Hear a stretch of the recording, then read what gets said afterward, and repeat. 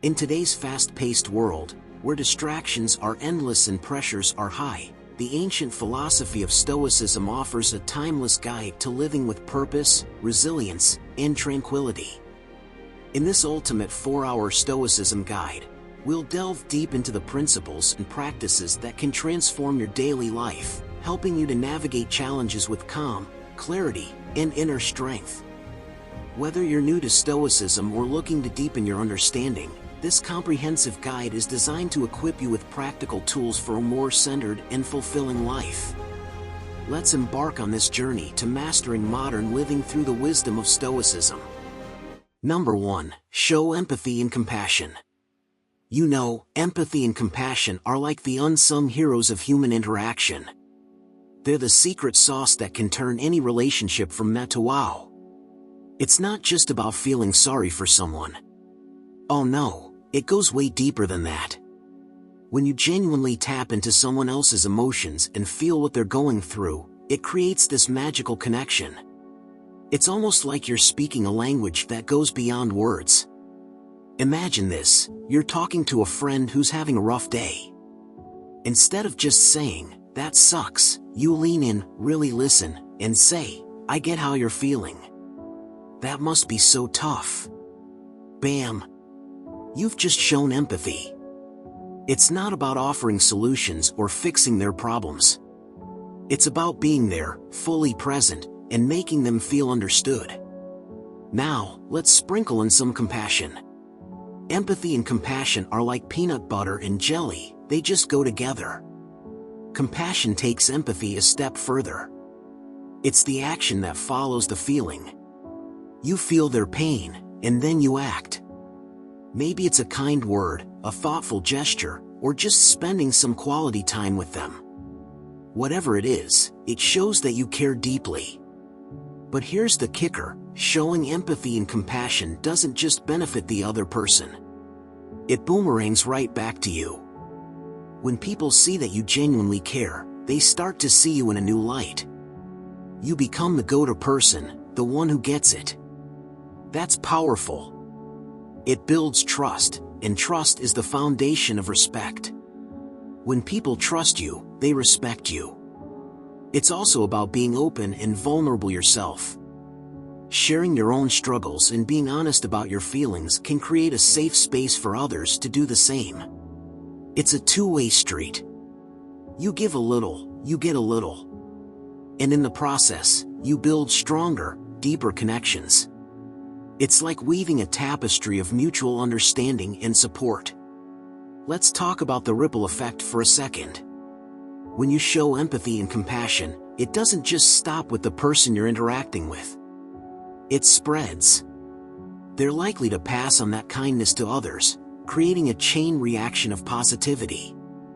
It's like tossing a pebble into a pond and watching the ripples spread out. You're making the world a better place, one interaction at a time. And guess what?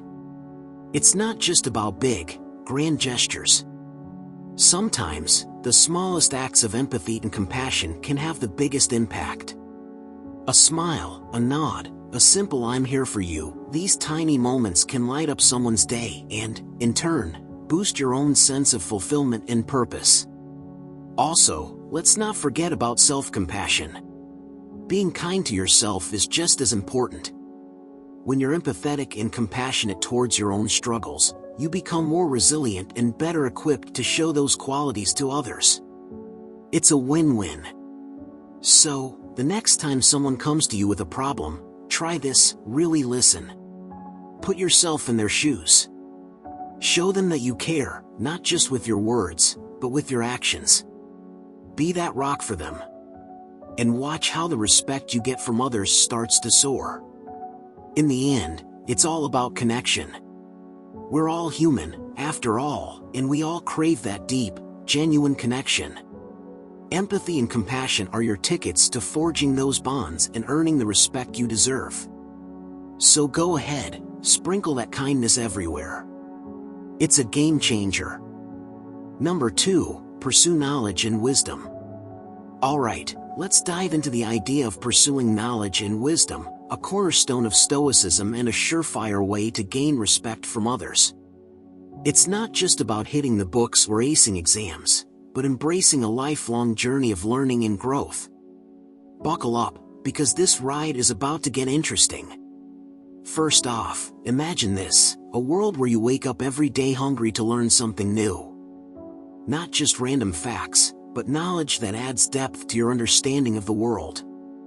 This isn't some boring, tedious task, but an exciting adventure. It's like being a detective, piecing together bits of wisdom to form a clearer picture of life's mysteries. When you actively seek knowledge, people can't help but notice. They see someone who values growth, who isn't content with the status quo. That's magnetic. That's respect-worthy. Now, let's talk about wisdom. It's not just knowing stuff, it's about applying that knowledge in meaningful ways. It's like having a toolbox, not just full of tools, but knowing exactly how and when to use them. Wisdom is the knack for making good decisions, seeing things from different angles, and understanding the deeper implications of your actions. It's the difference between being smart and being wise. People respect wisdom because it's rare. It's that special quality that sets you apart, makes you a beacon in a sea of mediocrity. The journey to wisdom and knowledge isn't a straight path. It's full of twists and turns, ups and downs. Sometimes, you'll find yourself in a rabbit hole, chasing one interesting fact after another. Other times, you'll hit a wall, struggling to understand a complex concept. But here's the thing, every bit of effort counts. Every challenge you overcome sharpens your mind and adds to your arsenal of wisdom. One key aspect of this journey is curiosity. Be that person who asks questions, who isn't afraid to dive deep into a subject. Curiosity is the spark that ignites the fire of knowledge.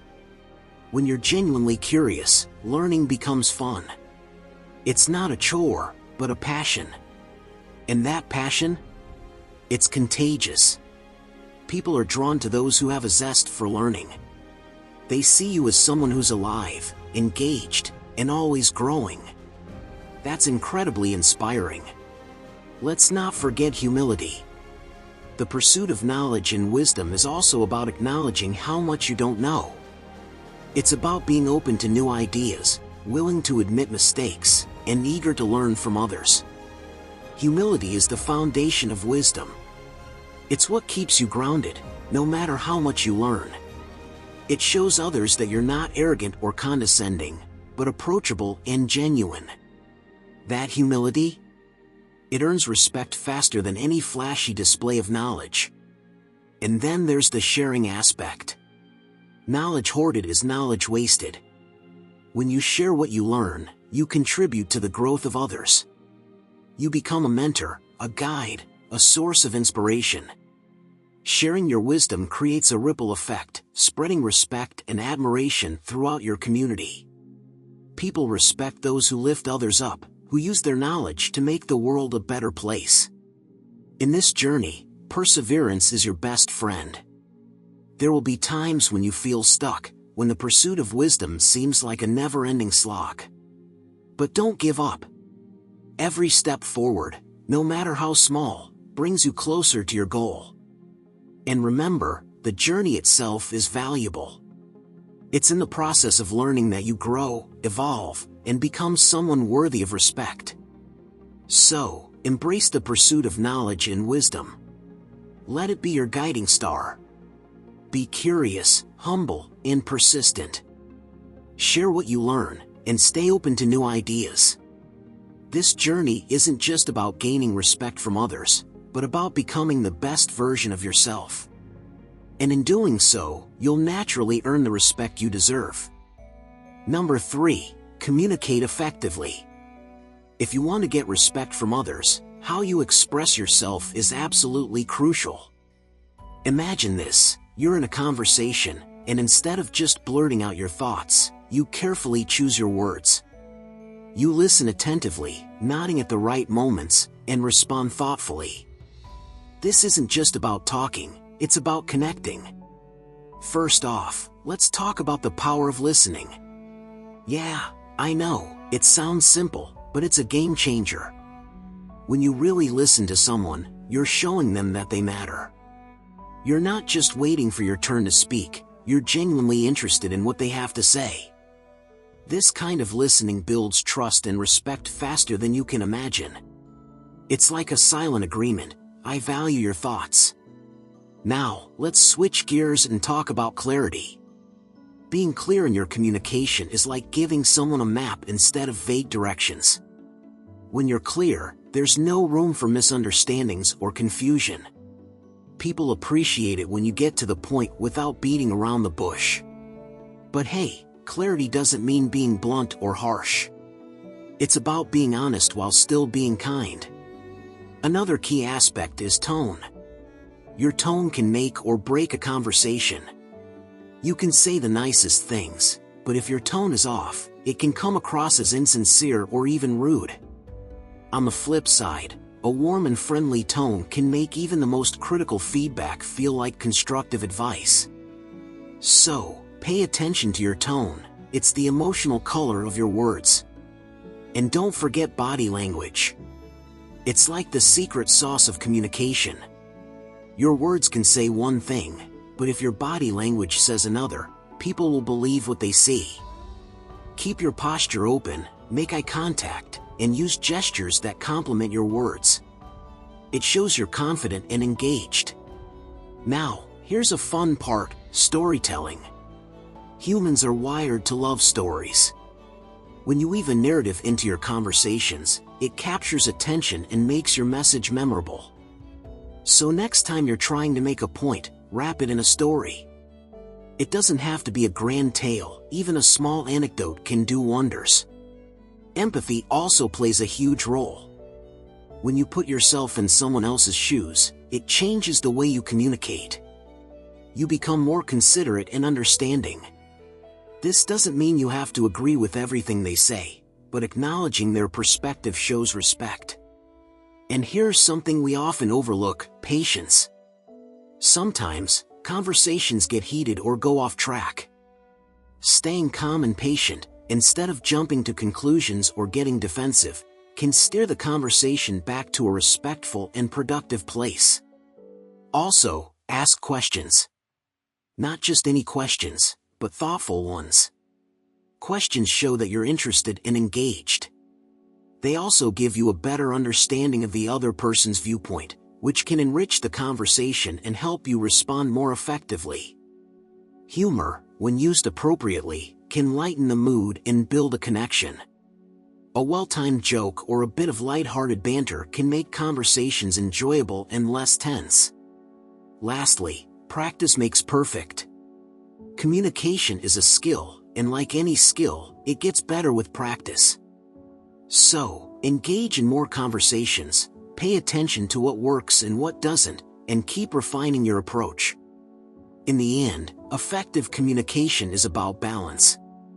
It's about blending listening with speaking, empathy with clarity, and seriousness with a touch of humor. When you get this balance right, not only do you earn respect, but you also build stronger, more meaningful connections. So, go ahead and start practicing these tips today. You might be surprised at how quickly you start seeing a difference in the way people respond to you. Number 4, practice mindfulness. So, let's talk about mindfulness. It's one of those buzzwords that gets tossed around a lot, but have you ever really dug into what it means and how it can change your life? Mindfulness isn't just about sitting in a quiet room, closing your eyes, and trying to empty your mind. No way. It's about being fully present in the moment, wherever you are, whatever you're doing. Sounds simple, right? But man, it can be a game changer. Picture this: you're in a conversation, and instead of thinking about what you're going to say next or letting your mind wander to your to-do list, you're fully engaged. You're listening with every fiber of your being. That's mindfulness in action. And guess what? People notice. They feel valued, heard, and respected when you give them your undivided attention. It's like you're telling them, "You matter to me." And that's huge. Mindfulness isn't just about listening, though. It's about how you react to things. Imagine you're in a stressful situation. Most people might freak out, react impulsively, or say something they regret. But if you're practicing mindfulness, you take a breath. You pause. You give yourself a moment to think before you respond. This calm and collected demeanor can earn you a ton of respect. People will start seeing you as someone who's in control, someone who can handle tough situations without losing their cool. And let's talk about self-awareness for a second. When you're mindful, you're more in tune with your own thoughts and feelings. You understand what's going on inside your head. This self-awareness can help you communicate more clearly and effectively. You're not just reacting to things out of habit or emotion. You're choosing your responses with intention. This kind of clarity and thoughtfulness can really impress people. It shows that you're mature and considerate, and those are qualities that naturally command respect. But there's more. Mindfulness can also help you be more empathetic. When you're fully present, you're more attuned to the emotions and needs of those around you. You can pick up on subtle cues and really understand what someone is going through. This deep level of understanding and compassion can strengthen your relationships and earn you respect. People appreciate when you truly get them and are there for them in a meaningful way. And hey, mindfulness isn't just about the big moments. It's about the little things too. Like enjoying a meal without distractions, feeling the warmth of the sun on your face, or just taking a moment to breathe and appreciate the present. These small practices can bring a sense of calm and joy to your life, which naturally makes you more pleasant to be around. People are drawn to positive, grounded individuals. They respect them. So, how do you get started with mindfulness? It's all about practice. Start small. Take a few minutes each day to sit quietly and focus on your breath. Pay attention to your senses. What do you hear? What do you feel? Gradually, try to bring this awareness into your daily activities. When you're talking to someone, really listen. When you're eating, savor each bite. When you're walking, feel each step. Before you know it, mindfulness will become a natural part of your life. And the respect you'll earn from others? It'll come naturally too. People will see you as someone who's present, thoughtful, and composed. Someone worth respecting. So, give it a shot. Embrace mindfulness and watch how it transforms your interactions and the way others see you. Number 5. Embrace silence. You might be thinking, silence? Really? But hear me out. Silence is like this super underrated tool that can work wonders in your quest for respect. It's not just about shutting up and zoning out. Nope, it's way more than that. It's about being comfortable with pauses, with letting thoughts marinate, and with allowing conversations to breathe. Picture yourself in a group conversation. Everyone's talking over each other, trying to get their point across. It's a chaotic mess. But then there's you, sitting back, listening intently, absorbing everything. When you do speak, it's thoughtful and impactful. That's the power of silence. It makes what you say stand out more. It's like, when you don't speak all the time, people listen more closely when you do. They respect your words because they know you're not just talking for the sake of talking. And let's be real, we live in a world that's always buzzing with noise. We're constantly bombarded with information, and it's exhausting. Embracing silence can be a refreshing change. It shows that you're not afraid to step back from the noise and find clarity in the quiet. It's almost like you're telling the world, I'm comfortable with myself. I don't need to fill every moment with words. That kind of confidence is magnetic. People respect it. They're drawn to it. Silence also gives you a chance to really think. When you're not constantly talking, you have time to process your thoughts and emotions. You can approach situations with a clear mind and a calm demeanor. This kind of thoughtful approach can make you seem wise and composed, qualities that naturally command respect. And there's another aspect to it, being a good listener. When you embrace silence, you're giving others the space to share their thoughts and feelings. You're not just waiting for your turn to speak, you're truly listening. This makes people feel valued and respected, and in return, they respect you more. It's like this beautiful cycle of respect that starts with just being silent and paying attention. Now, silence doesn't mean you should never speak up. Of course not. It's about knowing when to speak and when to listen. It's about using silence strategically. Maybe it's pausing before you respond to a question, or taking a moment of silence to gather your thoughts in a heated discussion. These pauses can give your words more weight and your presence more gravitas. And here's a fun fact: silence can also be a powerful tool in negotiations. Sometimes, staying silent can put a little pressure on the other person, making them reveal more or reconsider their position. It's like having this secret weapon that you can use to your advantage. So, how do you start embracing silence? It's all about practice. Next time you're in a conversation, try holding back a bit. Let others speak first. Take your time before you respond. Notice how it changes the dynamic. Notice how people start to pay more attention to what you say. And notice how you start to feel more in control and respected.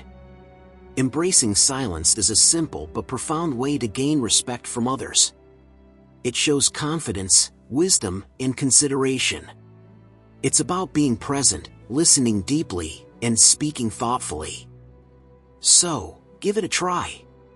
Embrace the power of silence and watch how it transforms your interactions and the way people see you.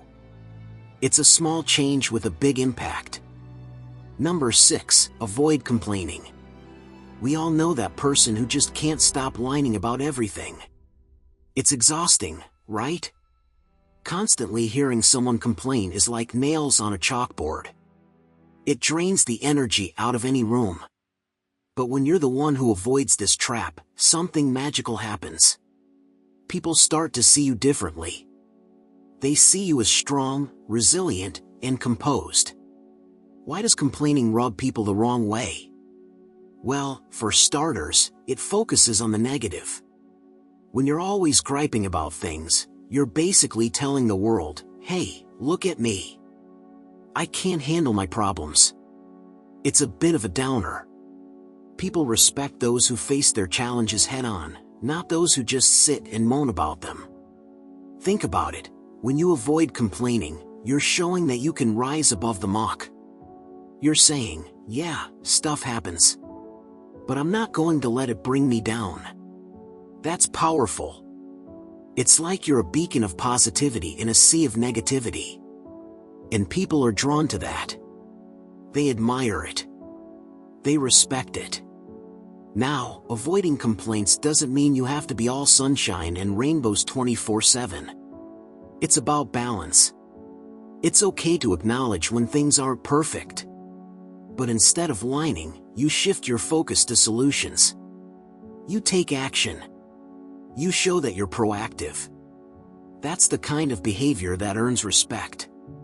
Another thing about not complaining, it makes you more pleasant to be around. Let's be honest, nobody likes Debbie Downer. When you're not constantly airing your grievances, people enjoy your company more. They see you as a source of positivity and strength. They want to be around you because you lift them up, rather than bringing them down. And here's a fun twist: avoiding complaints can actually make you feel better, too. When you're not fixated on what's wrong, you start to notice what's right. You find gratitude in the little things. Your mindset shifts. It's like a breath of fresh air. This positivity is contagious. Others pick up on it, and they respect you for it. So, how do you stop complaining? It's all about mindfulness. Catch yourself when you start to whine. Pause. Take a deep breath. Ask yourself, is this complaint productive? Can I do something about it? If the answer is no, let it go. If yes, then take action instead of complaining. Another tip: Reframe your thoughts.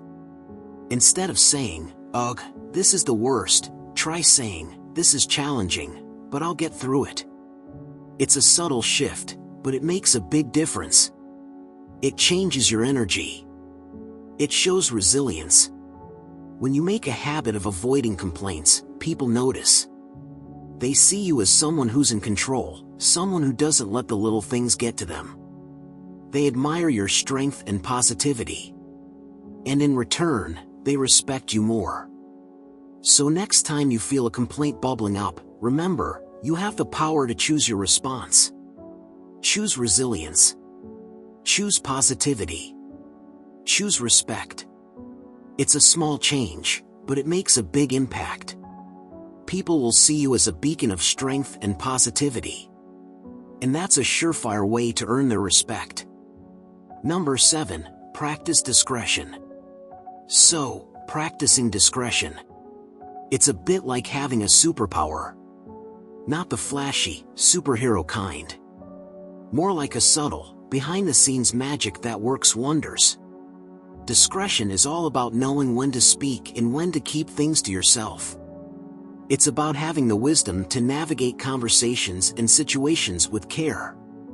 First off, discretion means you don't spill the beans on everything. You know how to keep a secret.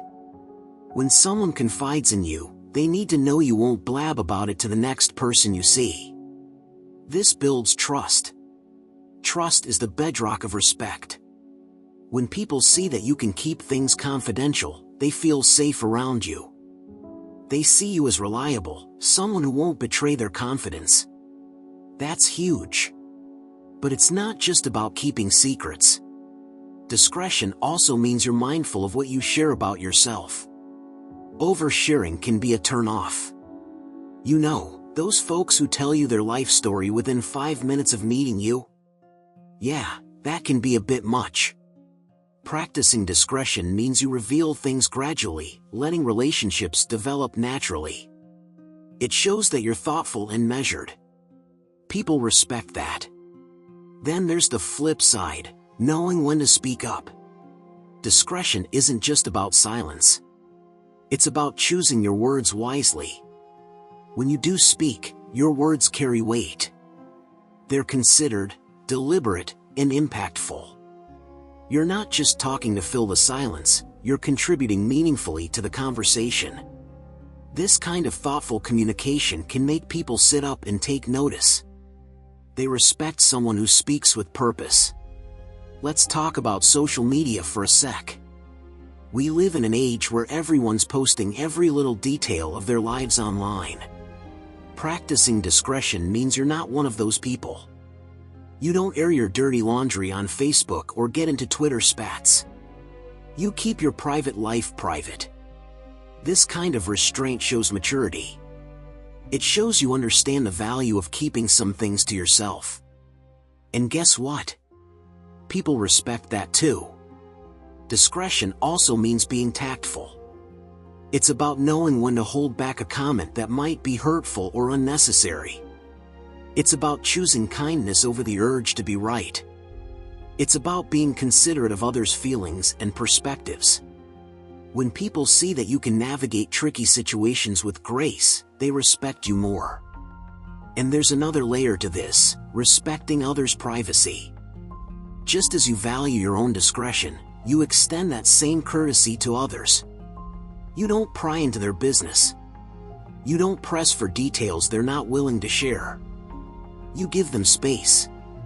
This kind of respect for others' boundaries reflects back on you. It's like a mirror, when you respect others, they respect you. So, how do you get better at practicing discretion? Start by listening more and talking less. Pay attention to what's being said and what's not being said. Be mindful of your own impulses to share. Ask yourself, is this necessary? Is this kind? Is this the right time? Think before you post online. Consider the long-term impact of your words. And most importantly, be kind and considerate in your interactions. Discretion isn't about being secretive or withdrawn. It's about being wise, thoughtful, and respectful. By practicing discretion, you're showing the world that you're someone who can be trusted, someone who values the privacy and feelings of others. And in return, you'll find that people hold you in high regard. They'll see you as someone worthy of respect. So, embrace the power of discretion. It's a small change with a big payoff. Number 8, foster equanimity. Picture this, a calm, unshakable core, no matter what life throws at you. Sounds amazing, right? Equanimity is that inner peace, that serene state of mind that keeps you steady amidst the chaos. And trust me, it's a trait people admire deeply. Imagine walking through a storm without flinching, staying cool while everyone else is losing their heads. That's equanimity in action. It's not about being emotionless or robotic, it's about mastering your reactions, staying balanced, and keeping your composure. This is the stuff of legends, the kind of calm that makes people sit up and take notice. When you're unflappable, people can't help but respect you. So, how do you get there? Start with your breath.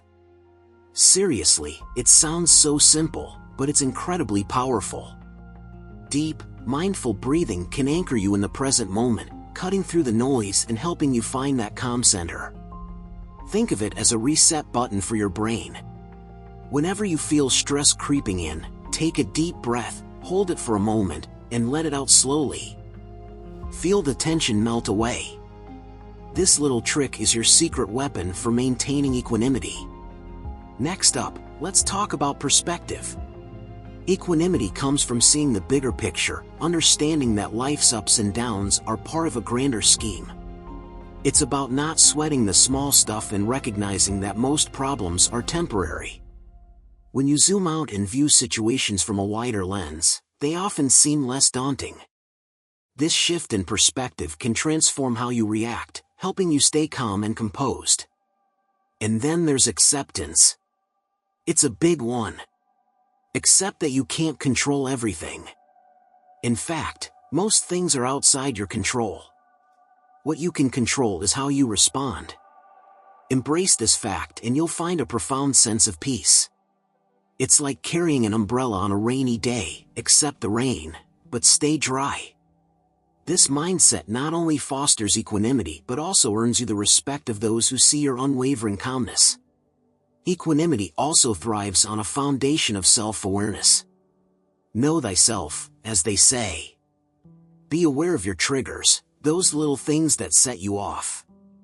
Once you know what they are, you can better manage your reactions. It's like being a captain who knows the treacherous waters, forewarned is forearmed. This awareness doesn't come overnight, it takes practice. But with time, you'll find yourself more in control, more balanced. And let's not forget detachment. This doesn't mean becoming a hermit or cutting off your emotions. It's about not getting overly attached to outcomes. Focus on your efforts, not the results. Do your best, and let go of the rest. This detachment helps you stay calm, no matter what happens. It's like being in a game where you give your all but don't hinge your happiness on winning. This attitude is not only liberating but also commands respect from others. Now, fostering equanimity isn't about being passive. It's about active engagement with life while maintaining inner peace. It's standing your ground, speaking your truth, but doing so calmly and respectfully. It's about being assertive, not aggressive.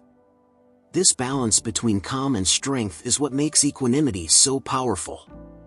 People respect those who can stand firm without losing their cool. And finally, let's talk about patience. Equanimity and patience go hand in hand. It's the patience to endure, to wait, to let things unfold in their own time. It's the understanding that everything happens in its own time, and rushing things only creates more stress.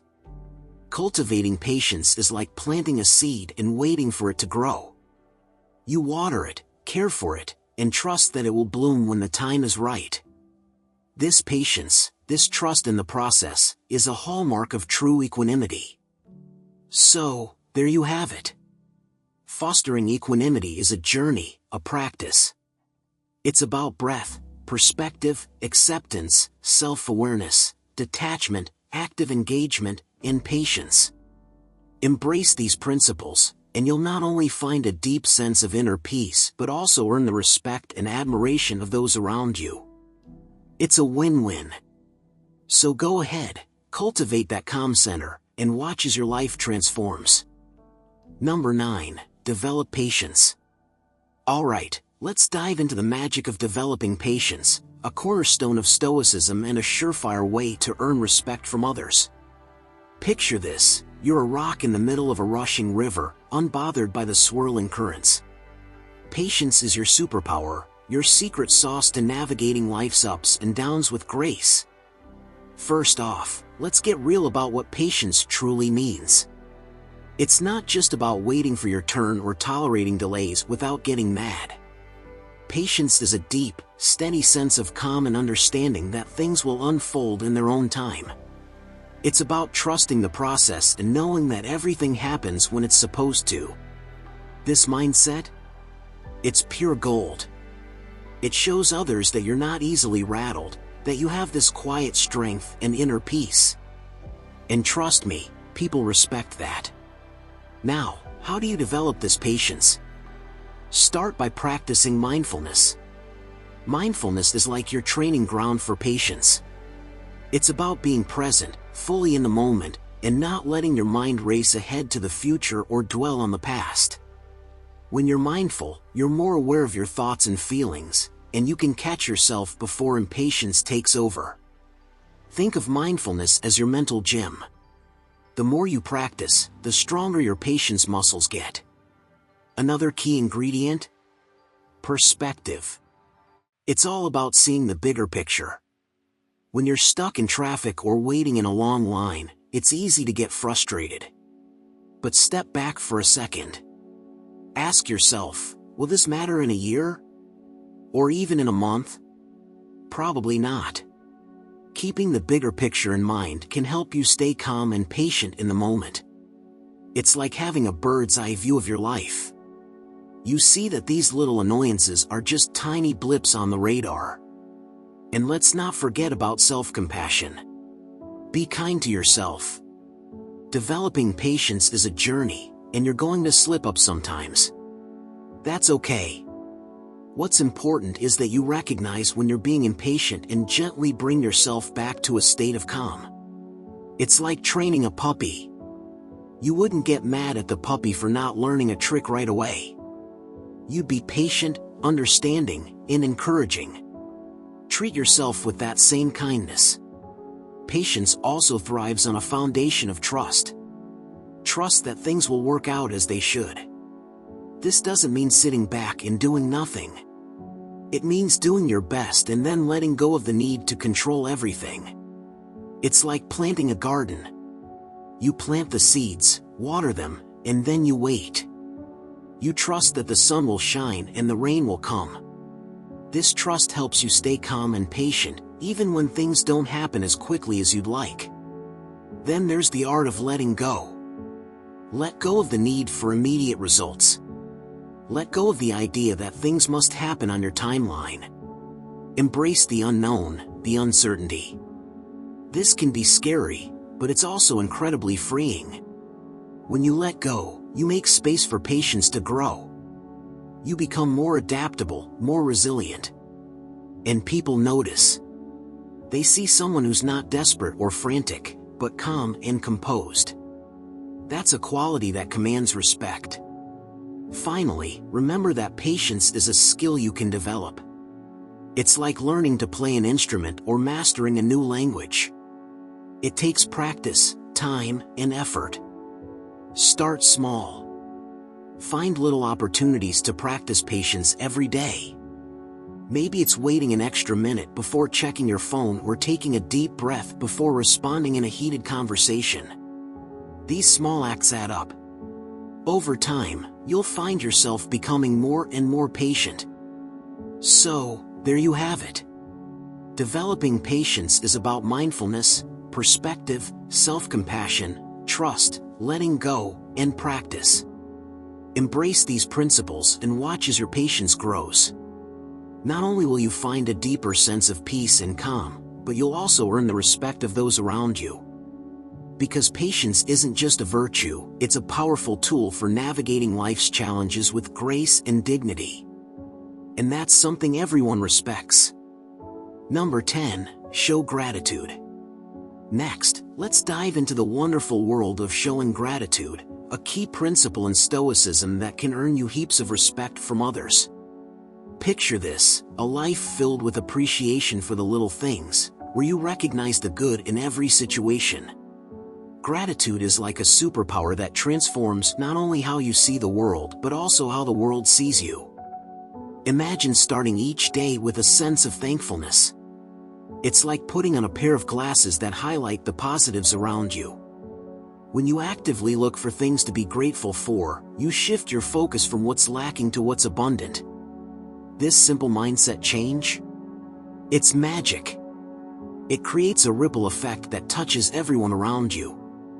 People see you as someone who appreciates life, who notices the small, often overlooked moments.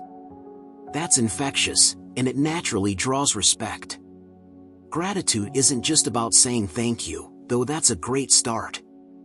It's about cultivating a deeper sense of appreciation. Think of it as nurturing a garden. You plant seeds of thankfulness, water them with recognition, and watch as your relationships bloom. When you express genuine gratitude, you're acknowledging the efforts and kindness of others. This makes people feel valued and seen. And guess what? When people feel appreciated, they respect you more. One way to practice gratitude is through mindfulness. Take a moment each day to reflect on what you're thankful for. It doesn't have to be grand or profound. Maybe it's the warmth of the sun on your face, the sound of birds chirping, or a kind word from a stranger. By being mindful of these moments, you train your brain to focus on the positive. This practice not only boosts your mood but also radiates positivity to those around you. People are drawn to positive energy like moths to a flame. They respect and admire those who can find a silver lining, no matter the situation. Let's talk about expressing gratitude. Don't hold back. Share your appreciation openly and sincerely. Compliment someone on a job well done. Thank a friend for their support. Write a note of thanks. These small acts of kindness create a powerful impact. They show that you don't take things for granted, that you recognize and value the contributions of others. This kind of acknowledgement builds trust and fosters mutual respect.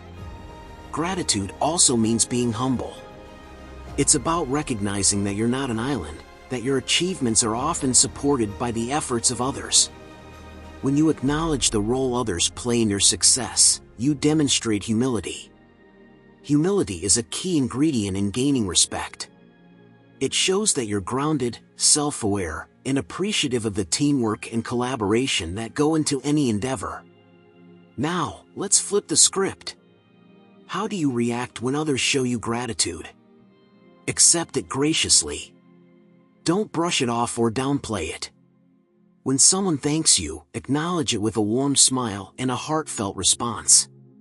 This not only validates their feelings but also shows that you're receptive to positive feedback. It's a beautiful cycle. The more you appreciate others, the more they'll appreciate you. Gratitude also extends to yourself. Be kind to yourself. Recognize your own efforts and achievements. Celebrate your small wins. This self-appreciation builds your confidence and self-respect, which naturally translates into earning respect from others. When you respect yourself, others will follow suit. Finally, let's talk about consistency. Make gratitude a daily habit. It's like exercising a muscle. The more you practice, the stronger it becomes. Incorporate gratitude into your routine. Maybe it's a gratitude journal, where you jot down things you're thankful for each day. Or perhaps it's a nightly reflection before bed. Whatever method you choose, be consistent. Over time, this practice will become second nature, and you'll notice a significant shift in how people perceive and respect you. So there you have it. Showing gratitude is about mindfulness, expression, humility, acceptance, self-appreciation, and consistency. Embrace these practices, and watch as your life fills with appreciation and respect from those around you. Gratitude isn't just a fleeting feeling, it's a powerful tool for building meaningful connections and earning the respect you deserve. Number 11. Live with purpose. Imagine waking up every day with a clear sense of direction, knowing exactly what drives you and why you're doing what you do. Sounds empowering, right? That's living with purpose. It's about having a vision, a mission that fuels your actions and decisions. Living with purpose starts with self-reflection. Take a moment to think about what truly matters to you. What are your values, your passions, your goals? This isn't a quick, one-time exercise but an ongoing journey of discovery. It's like peeling back layers of an onion. The more you explore, the clearer your purpose becomes. When you know your purpose, it acts like a compass, guiding you through life's twists and turns. And guess what? People notice. They see someone who's not just drifting aimlessly but is driven and focused. That kind of clarity and determination? It's magnetic. It's respectable. Now, having a purpose is one thing.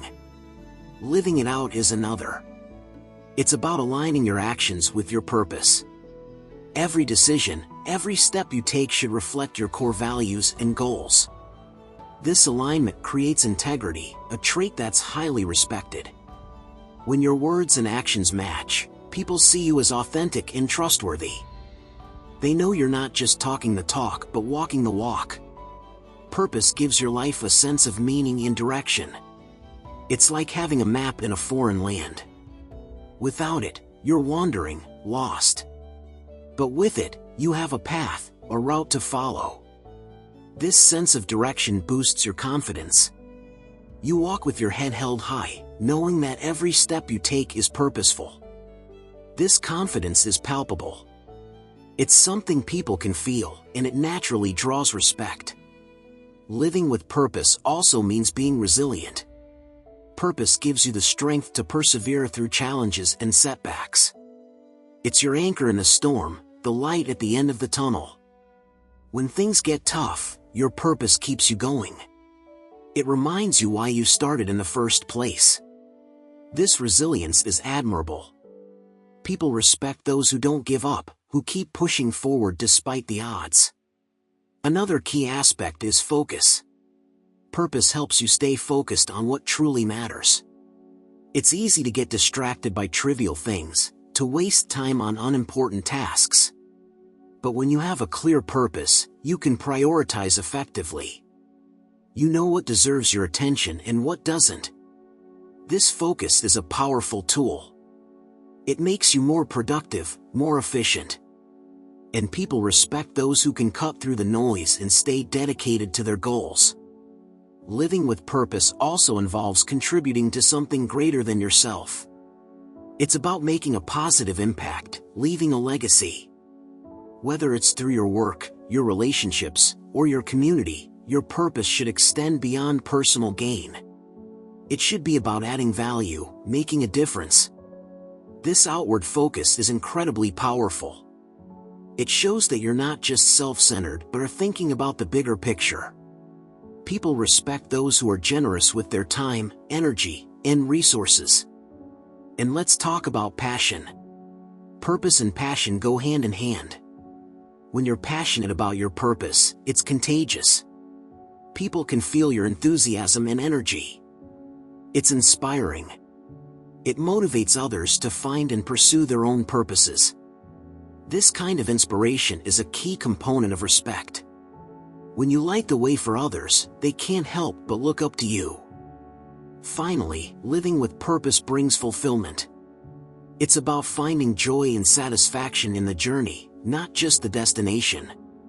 When you're aligned with your purpose, you're happier, more content. This inner fulfillment radiates outward. It's visible in your actions, your demeanor, your interactions. And it's highly respected. People are drawn to those who are genuinely happy and fulfilled. So, there you have it. Living with purpose is about self-reflection, alignment, integrity, resilience, focus, contribution, passion, and fulfillment. Embrace these principles, and you'll not only find a deeper sense of meaning and direction in your own life, but also earn the respect of those around you. Living with purpose isn't just a way to get respect, it's a way to lead a rich, meaningful, and impactful life. Number 12, act with justice. First things first, what does it mean to act with justice? It's about doing the right thing, even when it's hard. It's about fairness, treating people equally, and standing up for what's right.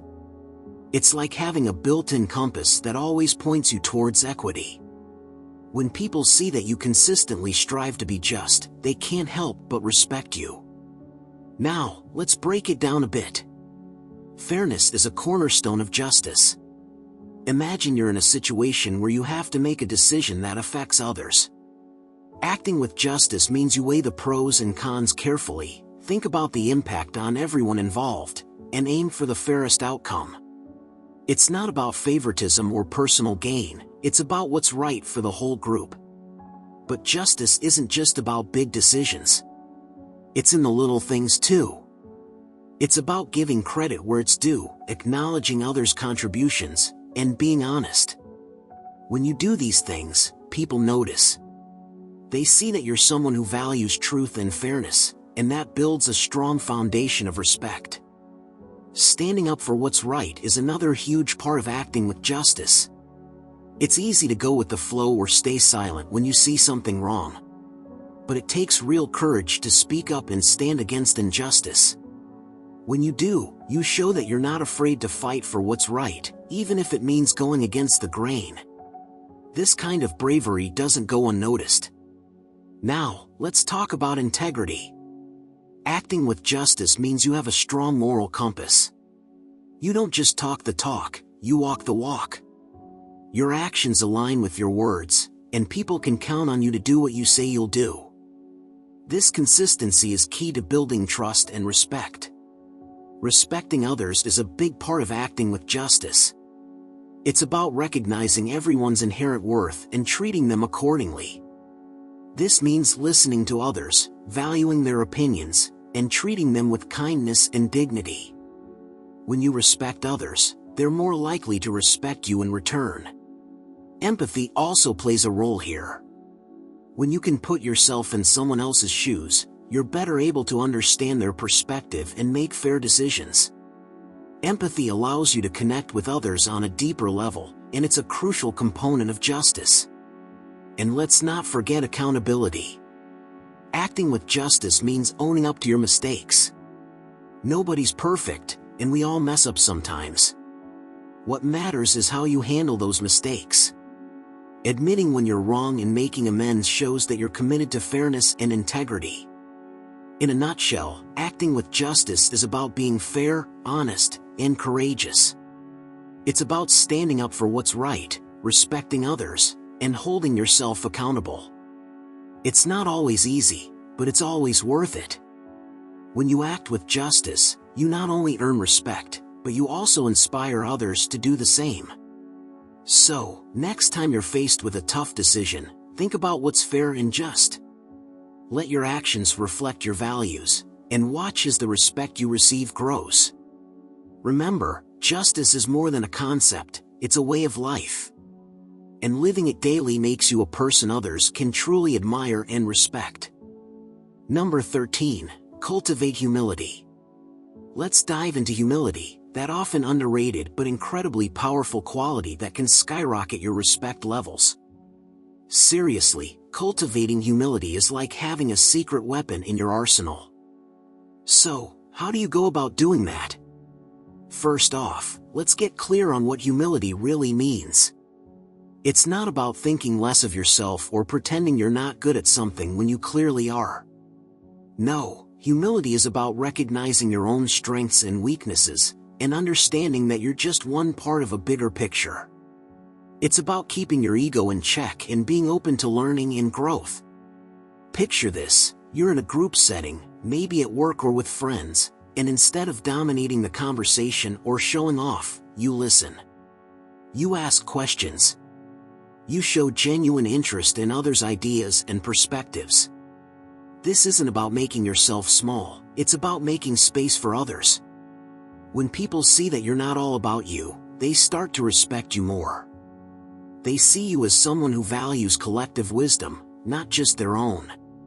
Now, let's talk about admitting mistakes. This one can be tough, but it's a huge part of humility.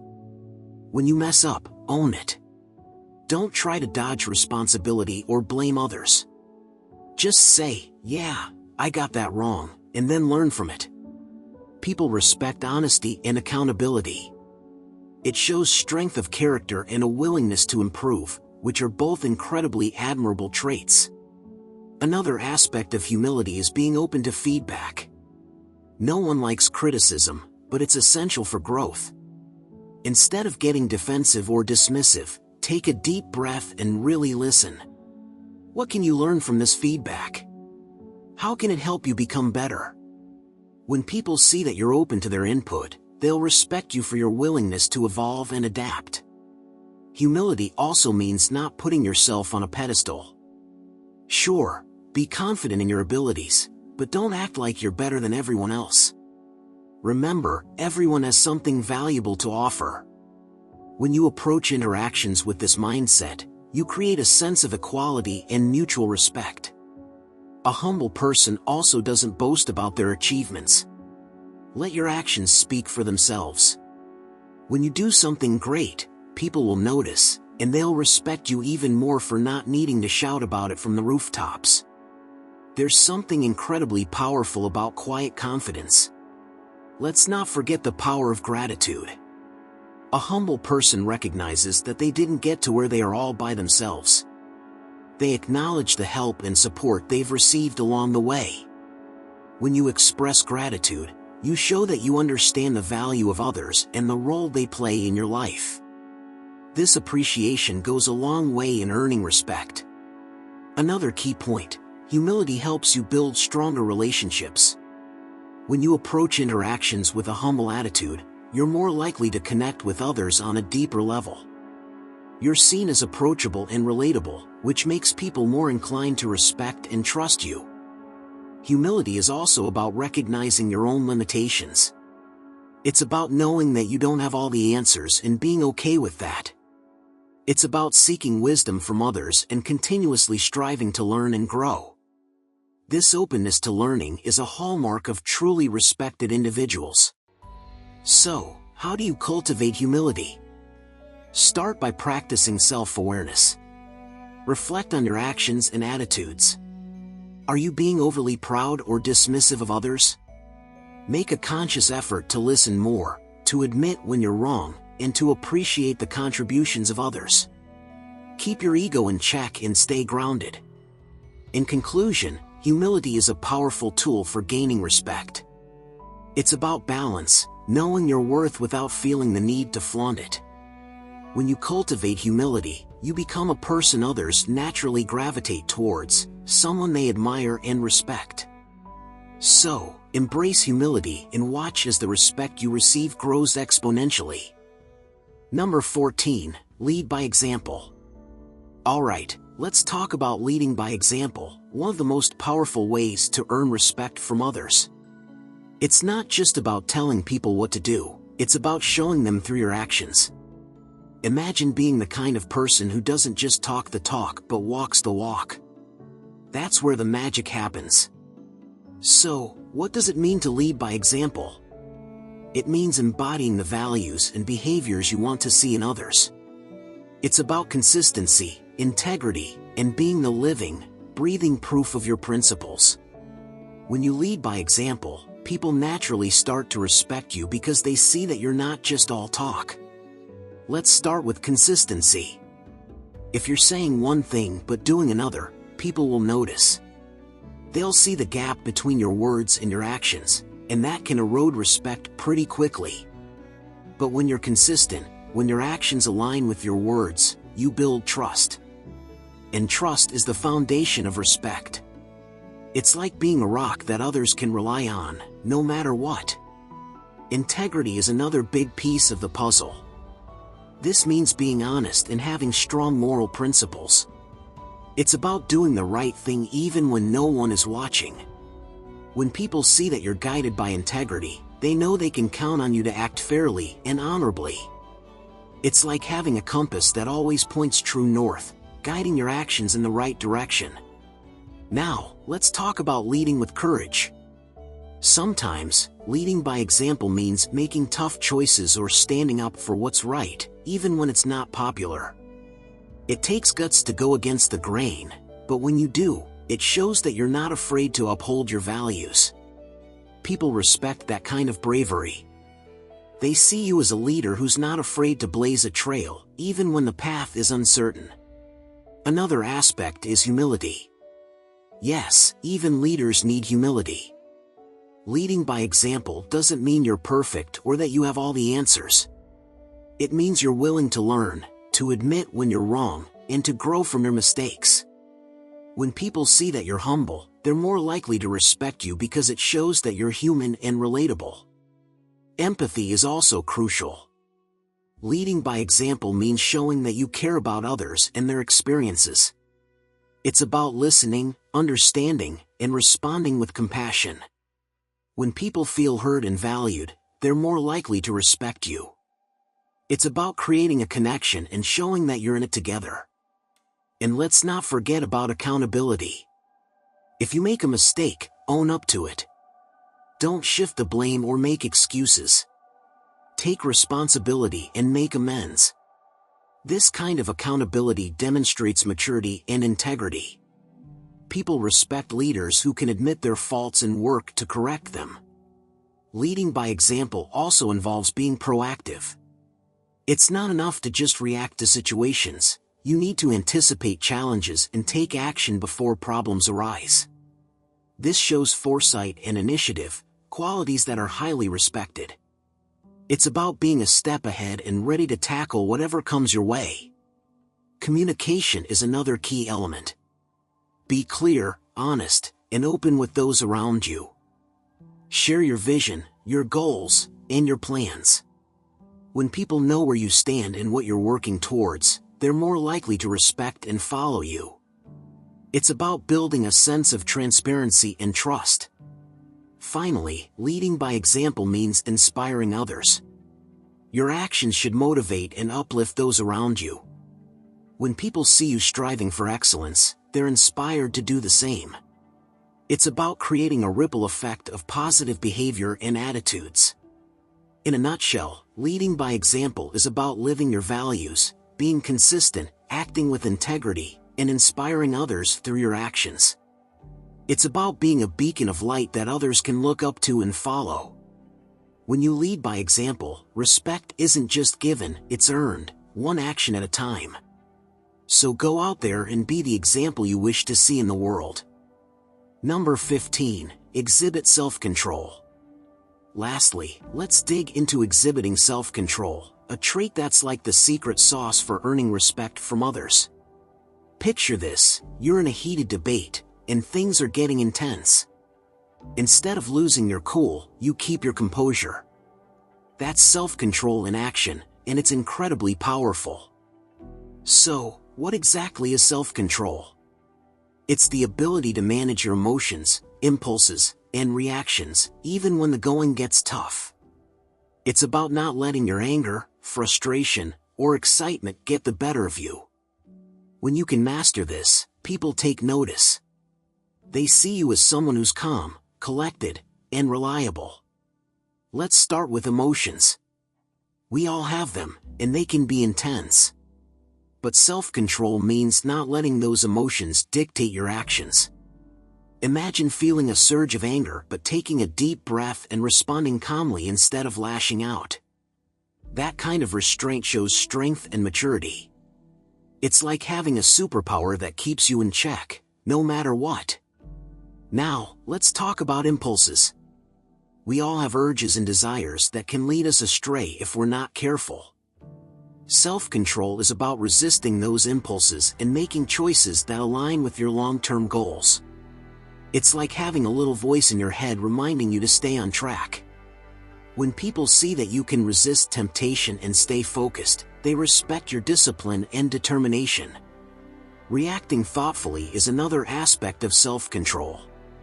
Instead of reacting impulsively, take a moment to think before you speak or act. This pause can make all the difference. It shows that you're not driven by knee-jerk reactions, but by careful consideration.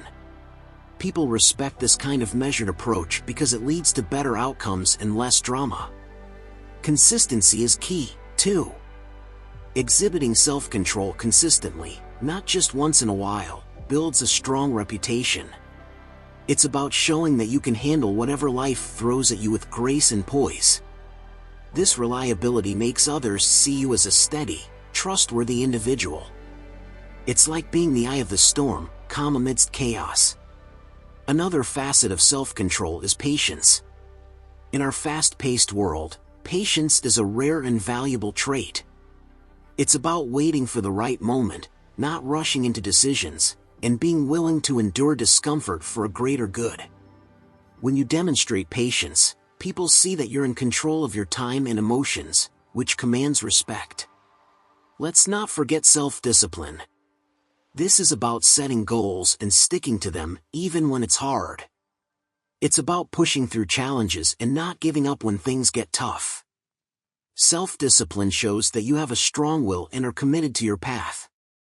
People respect those who can set their minds to something and see it through. And then there's self-awareness. Understanding your triggers and knowing when you're likely to lose control is crucial. This awareness helps you navigate tricky situations more effectively. It's like having a roadmap to your own mind, guiding you to make better choices.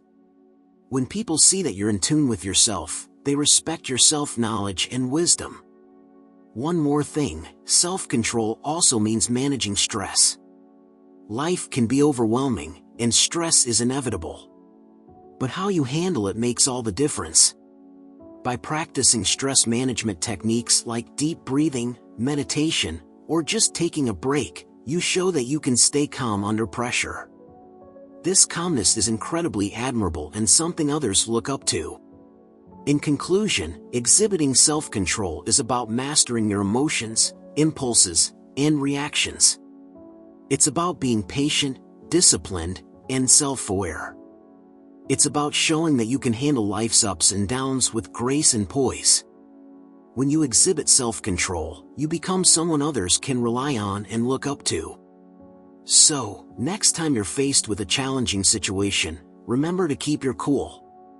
Not only will you earn respect, but you'll also become a stronger, more resilient person in the process. In the next section, we will go over some Stoic secrets to achieve sanity and success.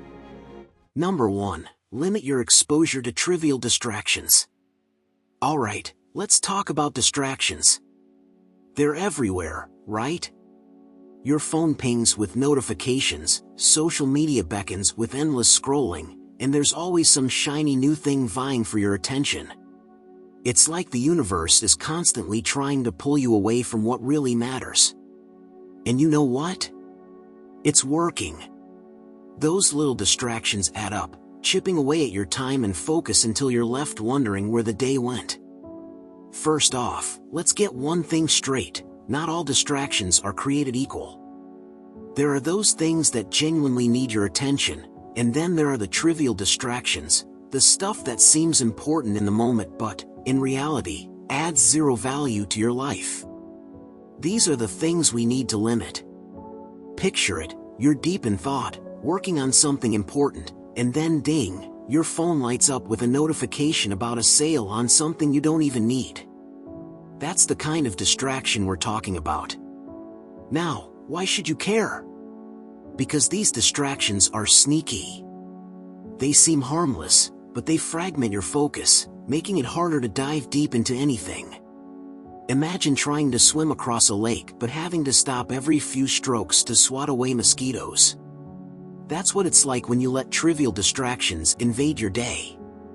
Your progress becomes slow, and before you know it, you're exhausted without having gone very far. Alright, so what can you do about it? Start by identifying your main culprits. Is it your phone? The constant influx of emails? Maybe it's the endless stream of social media updates. Figure out what pulls you away from your tasks the most. Once you know your distractions, you can start to manage them. Turn off non-essential notifications. Do you really need to know every time someone likes your post? Probably not. Creating boundaries is another powerful step. Set specific times for checking emails or social media, and stick to them. For example, you might decide to check your messages only twice a day, once in the morning and once in the evening. The rest of the time, focus on your tasks. It sounds simple, but it's incredibly effective. But what if the distraction is more physical, like people around you or noise? Here's a tip: carve out a dedicated workspace. Make it a zone free from interruptions.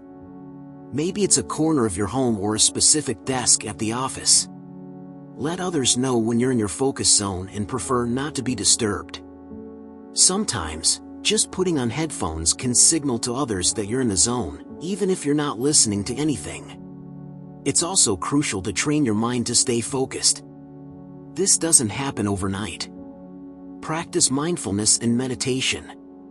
These tools can help you become more aware of when your attention starts to drift and gently bring it back.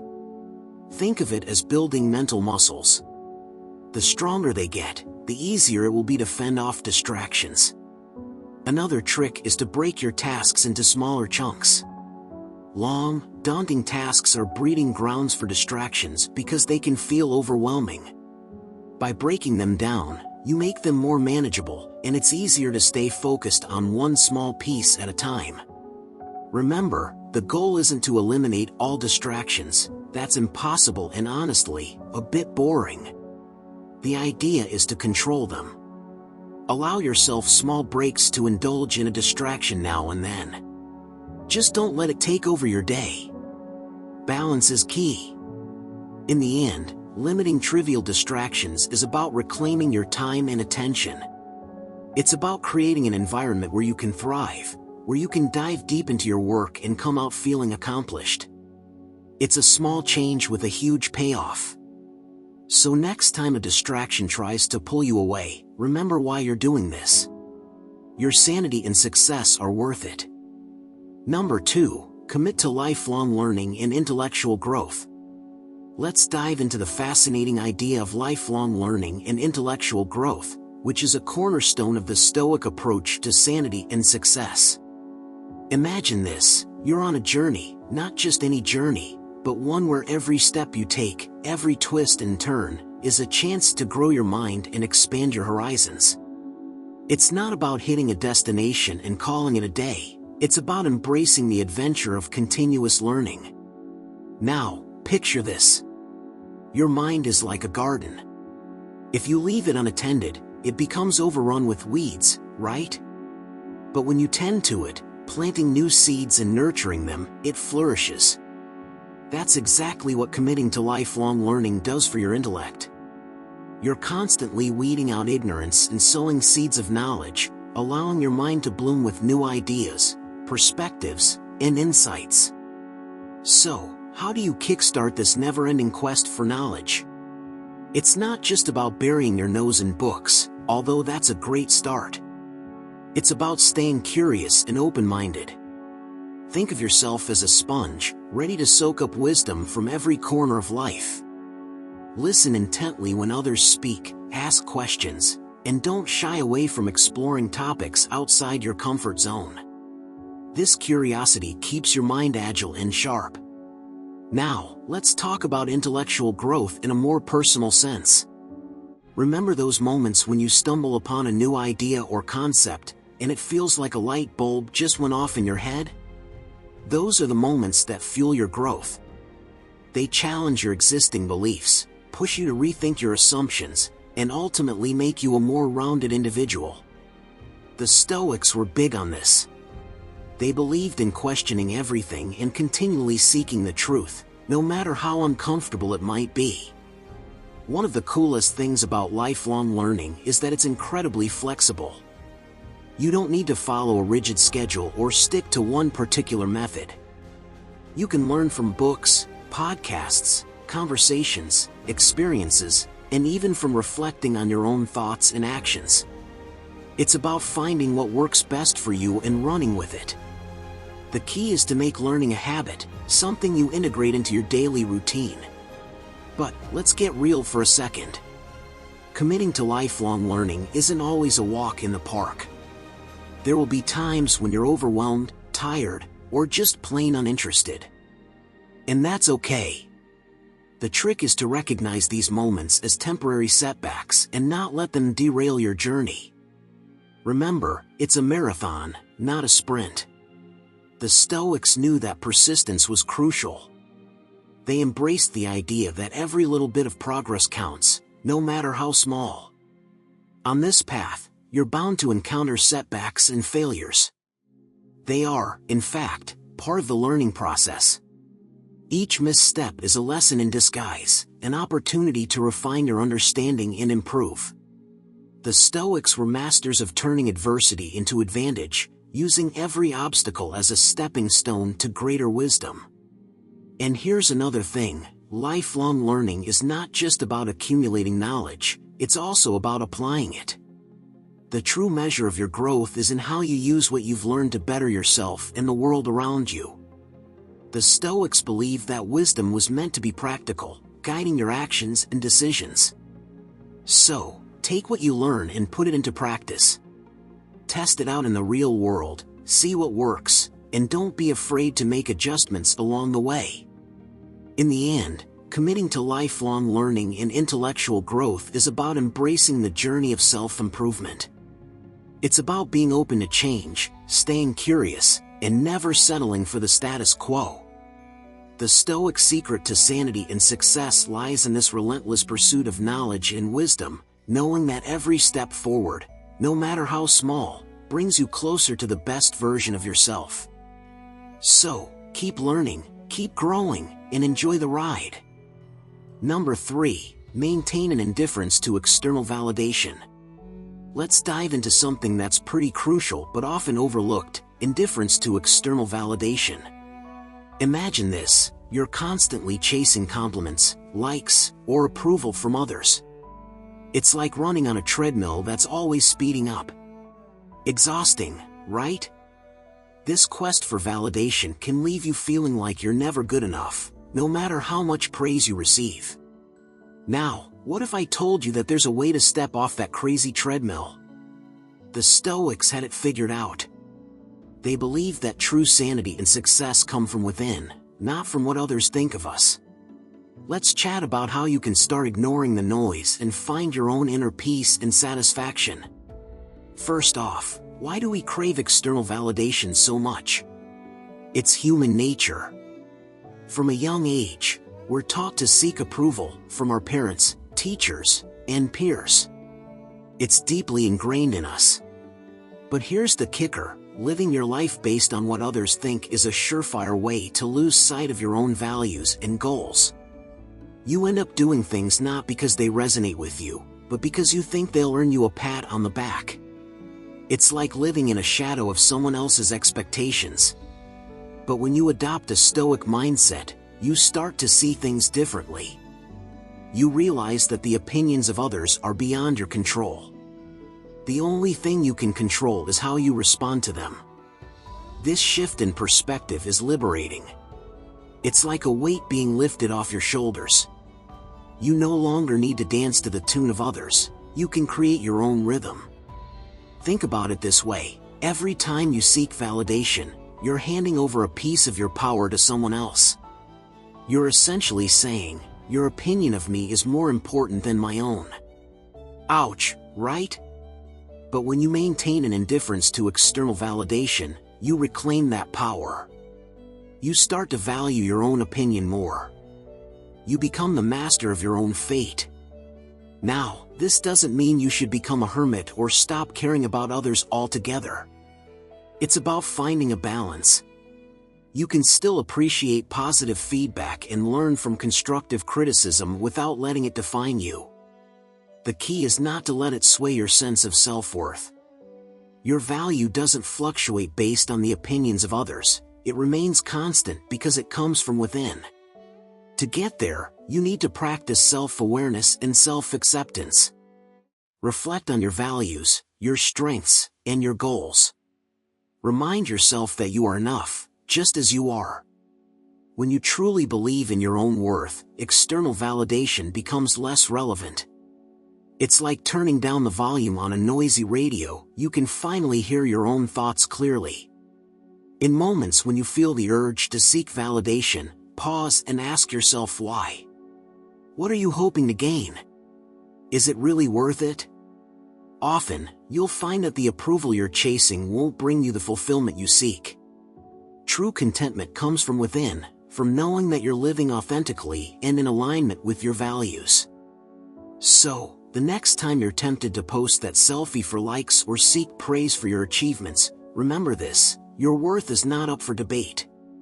It's inherent, unwavering, and independent of external opinions. By maintaining an indifference to external validation, you can find true sanity and success. You'll be grounded in your own sense of self, free from the exhausting pursuit of others' approval. And that, my friend, is the Stoic secret to a fulfilling life. Number 4, foster a sense of cosmopolitanism, seeing yourself as a citizen of the world. Let's dive into something pretty cool: cosmopolitanism. Sounds fancy, right? But it's actually a straightforward and powerful concept.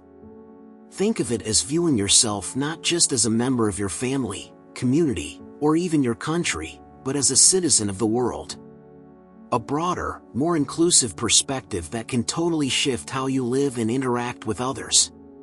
Imagine waking up each day with the thought that the whole planet is your home, and every person on it is part of your extended family. That's cosmopolitanism in action.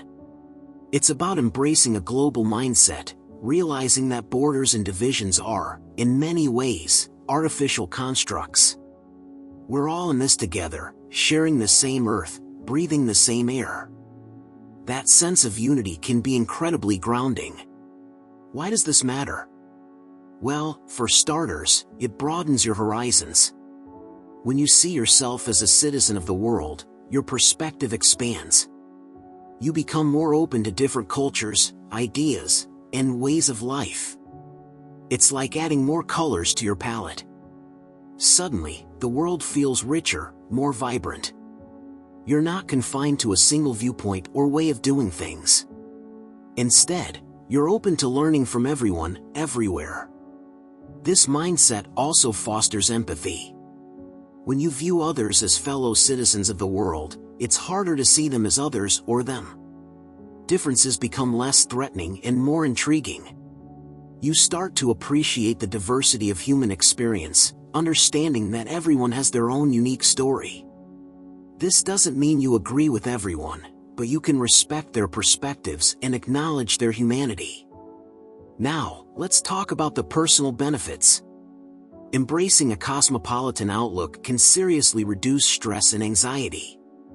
When you stop worrying about fitting into narrow categories or living up to certain labels, life becomes simpler. You're not constantly trying to prove yourself or measure up to some arbitrary standard.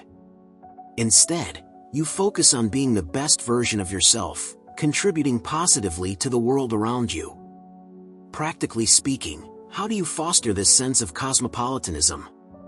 Start by learning. Read about different cultures, philosophies, and histories. Travel, if you can, even if it's just to a new part of your city or country. Engage with people from diverse backgrounds.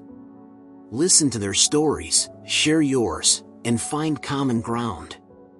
Every interaction is a chance to learn and grow. Another key aspect is breaking down prejudices. We all have biases, it's part of being human. But when you see yourself as a global citizen, you make a conscious effort to challenge those biases. You question stereotypes and strive to understand people as individuals, not just as representatives of a group. This makes you more compassionate and fair-minded.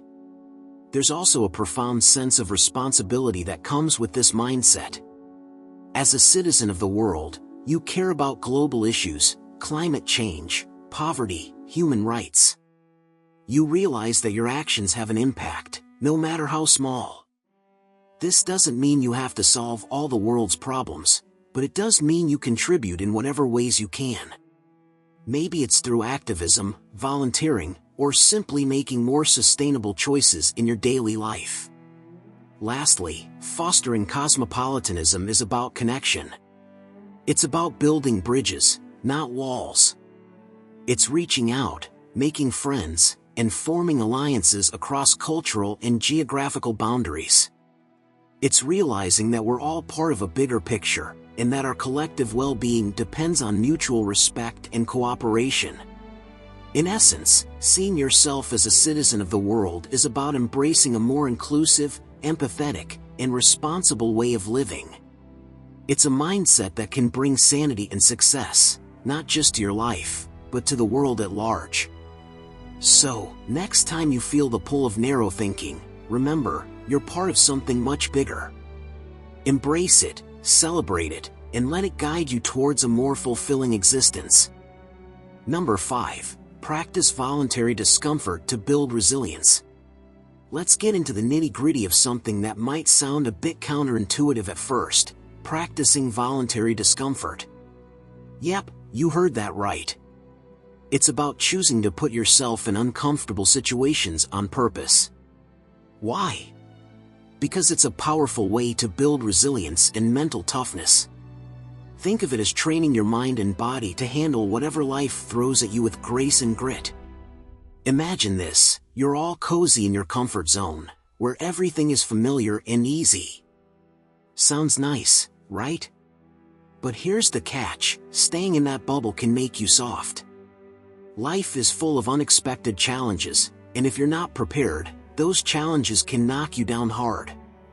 By introducing controlled discomfort into your life, you can toughen up and become more adaptable.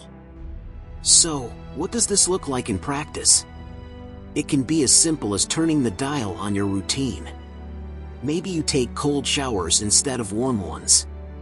The initial shock might be unpleasant, but over time, you get used to it. Your body adapts, and your mind learns to stay calm under stress. Or perhaps you skip a meal now and then, experiencing hunger and realizing it's not the end of the world. These small acts of discomfort train your brain to tolerate stress better. Now, why does this matter?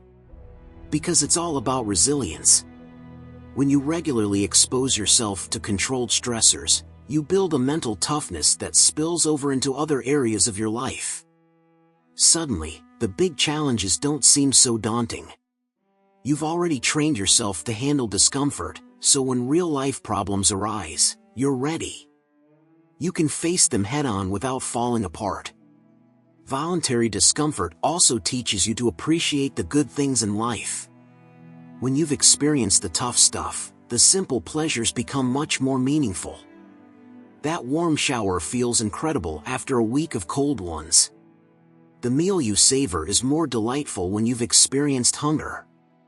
It's about cultivating gratitude through contrast. But let's get deeper.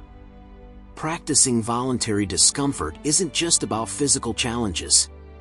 It's also about mental and emotional growth. Maybe you have a tough conversation you've been avoiding. Tackling it head-on can be uncomfortable, but it strengthens your resolve and communication skills. Or perhaps you put yourself out there in a new social setting, stepping outside your comfort zone and building confidence along the way. This practice also involves accepting failure and setbacks. By deliberately putting yourself in challenging situations, you're bound to stumble sometimes.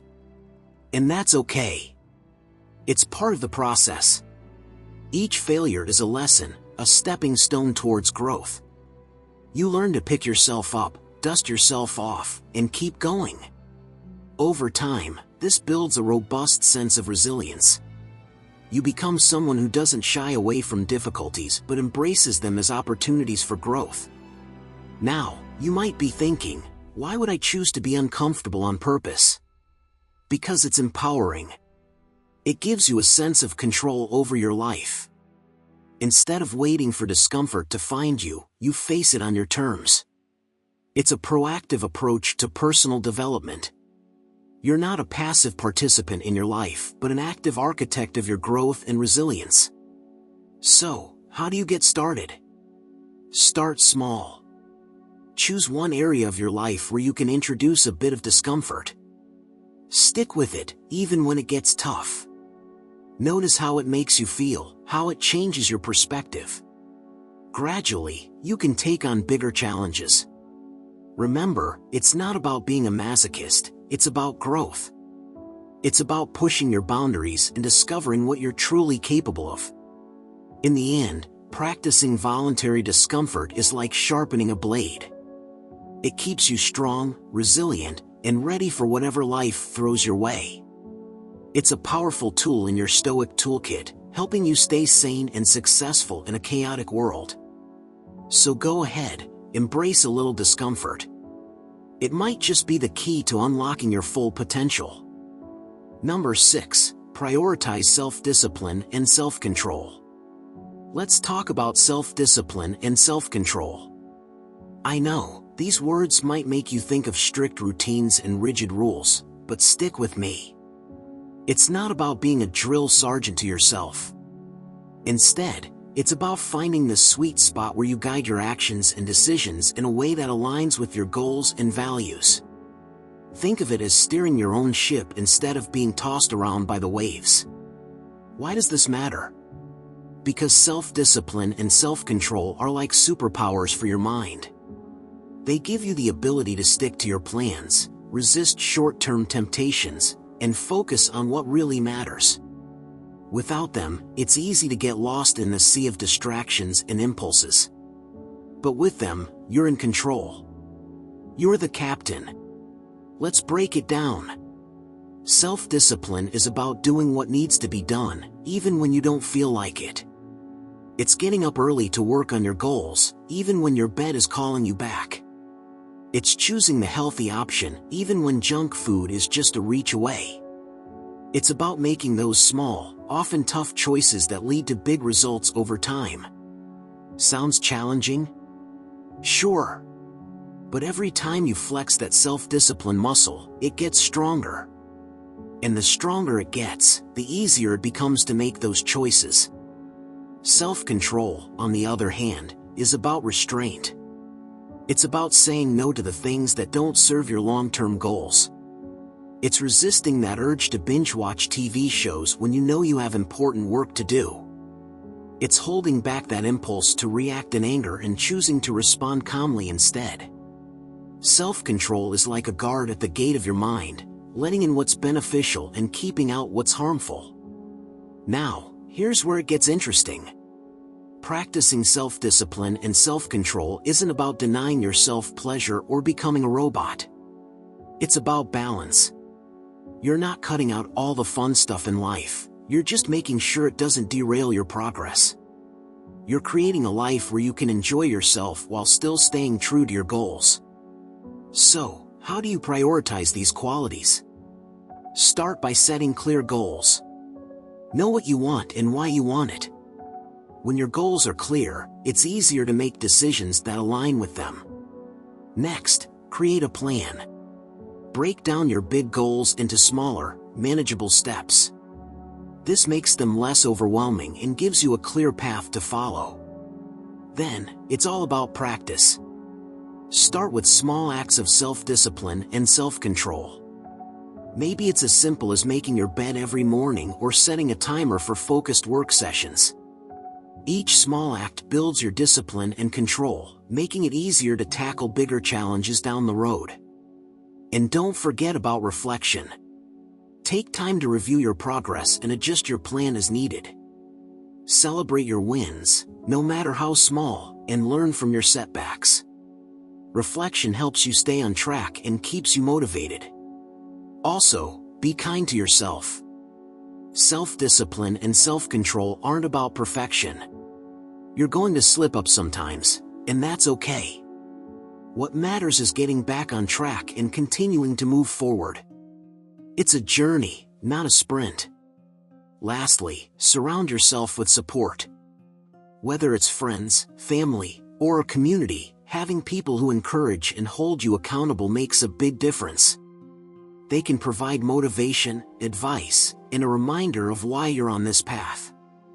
In the end, prioritizing self-discipline and self-control is about creating a life that's aligned with your values and goals. It's about being the author of your own story, making choices that lead to the success and sanity you seek. So, embrace these qualities. Practice them daily. They might just be the keys to unlocking your full potential and living a fulfilling, balanced life. Number 7, seek wisdom and continuous self-improvement. Let's chat about wisdom and the never-ending journey of self-improvement. It sounds lofty, but stick with me. This is about making your life richer and more fulfilling by constantly learning and growing. It's about realizing that you're never really done. There's always something new to discover, a better version of yourself to reach for. Think about wisdom for a second. It's not just about knowing a bunch of facts or being super smart. It's deeper. Wisdom is about understanding life, making good decisions, and seeing the bigger picture. It's like having a guide who helps you navigate the twists and turns of life with grace. And the best part? Anyone can seek wisdom. It's not reserved for the old or the exceptionally brilliant. It's about being curious, asking questions, and being open to learning from every experience. Now, let's mix that with continuous self-improvement. This isn't about beating yourself up or feeling like you're never good enough. Nope. It's about the opposite. It's about loving yourself enough to want to keep growing, to keep getting better. Imagine life as a never-ending book, and you're always writing new chapters. Each chapter is an opportunity to learn something new, to refine your skills, to deepen your understanding. How do you seek wisdom? Start by being a sponge. Soak up knowledge from everywhere. Read books, listen to podcasts, watch documentaries, have deep conversations.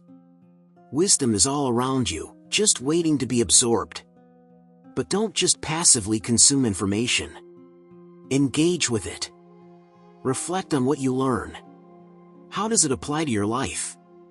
What can you take away from it? It's also about humility. Recognizing that you don't have all the answers, and that's okay. Be open to feedback, even if it stings a bit. Every piece of constructive criticism is a nugget of wisdom that can help you grow. It's like a compass pointing you in the right direction. Continuous self-improvement is a daily practice. It's not about making huge changes overnight. It's about small, consistent steps that add up over time. Maybe it's setting aside a few minutes each day to meditate or reflect on your goals. Maybe it's learning a new skill or hobby that challenges you. The key is to keep moving forward, no matter how small the steps. And let's not forget the power of setting goals. Clear, achievable goals give you something to strive for. They're like signposts on your journey of self-improvement. But be flexible. Goals aren't set in stone. As you grow and change, your goals might too. That's a good thing. It means you're evolving. Embrace discomfort. Growth often happens outside of your comfort zone. So don't shy away from challenges. See them as opportunities to stretch yourself, to become stronger and wiser. It's like working out a muscle. The more you use it, the stronger it gets. Remember to celebrate your progress. Self-improvement can be tough, and it's important to acknowledge how far you've come. Take a moment to pat yourself on the back for your achievements, no matter how small they might seem. Every step forward is worth celebrating. Connect with others who are on the same path. Surround yourself with people who inspire you, challenge you, and support your growth. Having a community makes the journey more enjoyable and keeps you motivated. Share your experiences, learn from theirs, and grow together. Ultimately, seeking wisdom and continuous self-improvement is about living a life of purpose and meaning. It's about being proactive in your growth, not just waiting for life to teach you lessons. It's about being the best version of yourself, not for anyone else, but for you. Because you deserve a life that's rich with knowledge, growth, and fulfillment. So, dive into the world with curiosity. Embrace the journey of self-improvement with enthusiasm. Seek wisdom in every experience, and watch how your life transforms. It's a journey worth taking, and it's never too late to start. Number 8. Maintain a sense of purpose and direction. Let's jump into the heart of this intriguing idea, maintaining a sense of purpose and direction. Imagine waking up every morning knowing exactly what you're striving for, having a clear vision that guides your steps, like a compass pointing north. Sounds empowering, right? That's the magic of having a purpose, and it's a key ingredient in the Stoic recipe for sanity and success. Think of purpose as your personal North Star. It's that shining beacon that keeps you focused and grounded, no matter how chaotic life gets. When you have a purpose, you're not just drifting aimlessly, you're steering your ship with intention. And that, my friend, is incredibly powerful. So, how do you find this elusive sense of purpose? It starts with introspection. Take a moment to sit with yourself, away from the noise and distractions. Reflect on what truly matters to you. What ignites your passion? What makes you feel alive? It's about digging deep and uncovering those core values and desires that drive you. Once you have a glimpse of your purpose, it's time to turn that vision into action. But here's the thing, it doesn't have to be grand or earth-shattering. Purpose isn't always about big, flashy goals. Sometimes, it's about the small, meaningful things that bring you joy and fulfillment. It's about aligning your daily actions with your core values and making choices that resonate with your true self. And hey, maintaining a sense of direction doesn't mean you won't encounter detours and roadblocks. Life is full of unexpected twists and turns. But when you have a clear sense of purpose, those challenges become easier to navigate.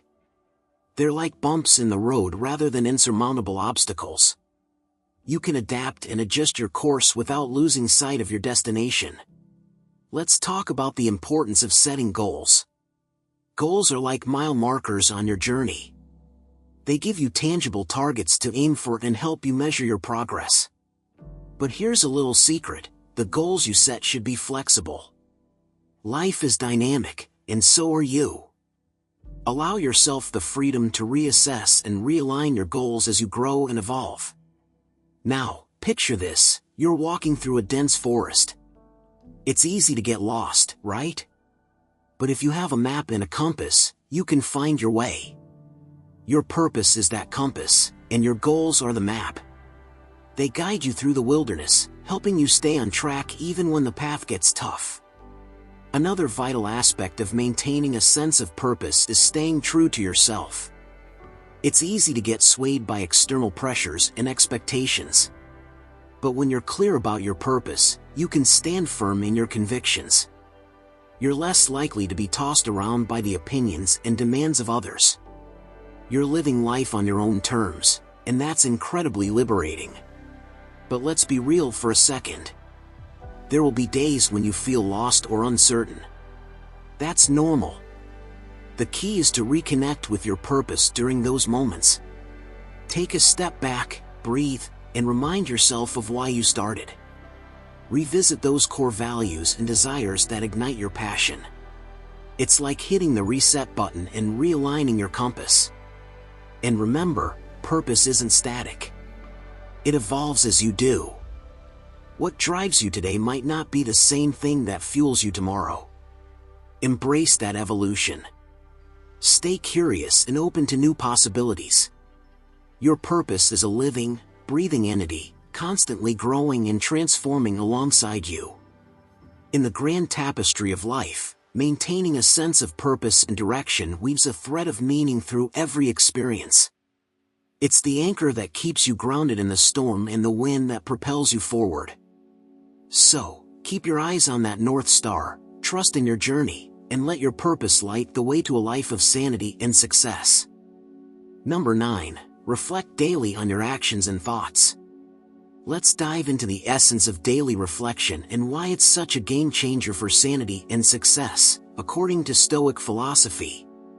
Imagine ending each day with a quiet moment, a little space carved out just for you, where you get to hit pause and take stock of your day.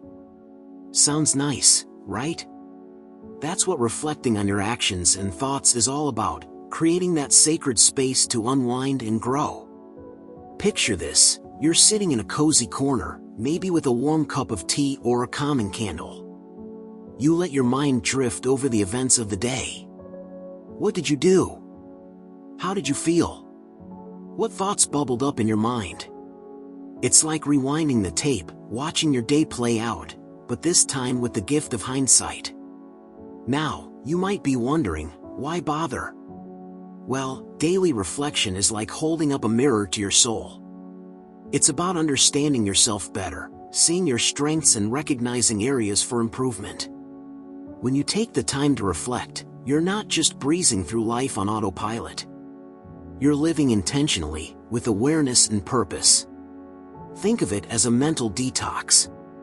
Throughout the day, your mind collects all sorts of experiences, emotions, and thoughts. Some are uplifting, while others can be a bit toxic. Reflecting daily helps you sort through this mental clutter. You get to keep the gems and toss out the junk, leaving your mind clearer and more focused. But how do you actually do it? It's simpler than you might think. Start by asking yourself a few key questions. What went well today? What didn't? How did I react to challenges? What can I do differently tomorrow? These questions aren't meant to judge or criticize, but to understand and learn. And here's a fun twist. Think of your mind as a garden. Your thoughts and actions are the plants. Daily reflection is like tending to this garden. You water the healthy plants, your positive thoughts and actions, and weed out the negative ones. Over time, your garden flourishes, filled with vibrant, positive growth. Now, let's talk about the magic of writing. There's something powerful about putting pen to paper. When you write down your reflections, you give them form and substance. It's like capturing a fleeting moment and making it tangible. Plus, it creates a record you can look back on, seeing how you've grown and evolved over time. But reflection isn't just about looking back, it's also about looking forward. By understanding your past actions and thoughts, you can chart a better course for the future. It's like being the captain of your ship, using your reflections as a map to navigate the waters ahead. And guess what? This practice also boosts your mental resilience. When you regularly reflect on your thoughts and actions, you build a stronger, more resilient mindset. You become better at handling stress, more adept at managing your emotions, and more capable of making wise decisions. It's like strengthening a muscle. The more you do it, the stronger you become. Now, don't worry if some days feel harder to reflect on than others. It's all part of the journey. The key is consistency. Even on days when you feel tired or uninspired, take a few moments to reflect. It doesn't have to be perfect.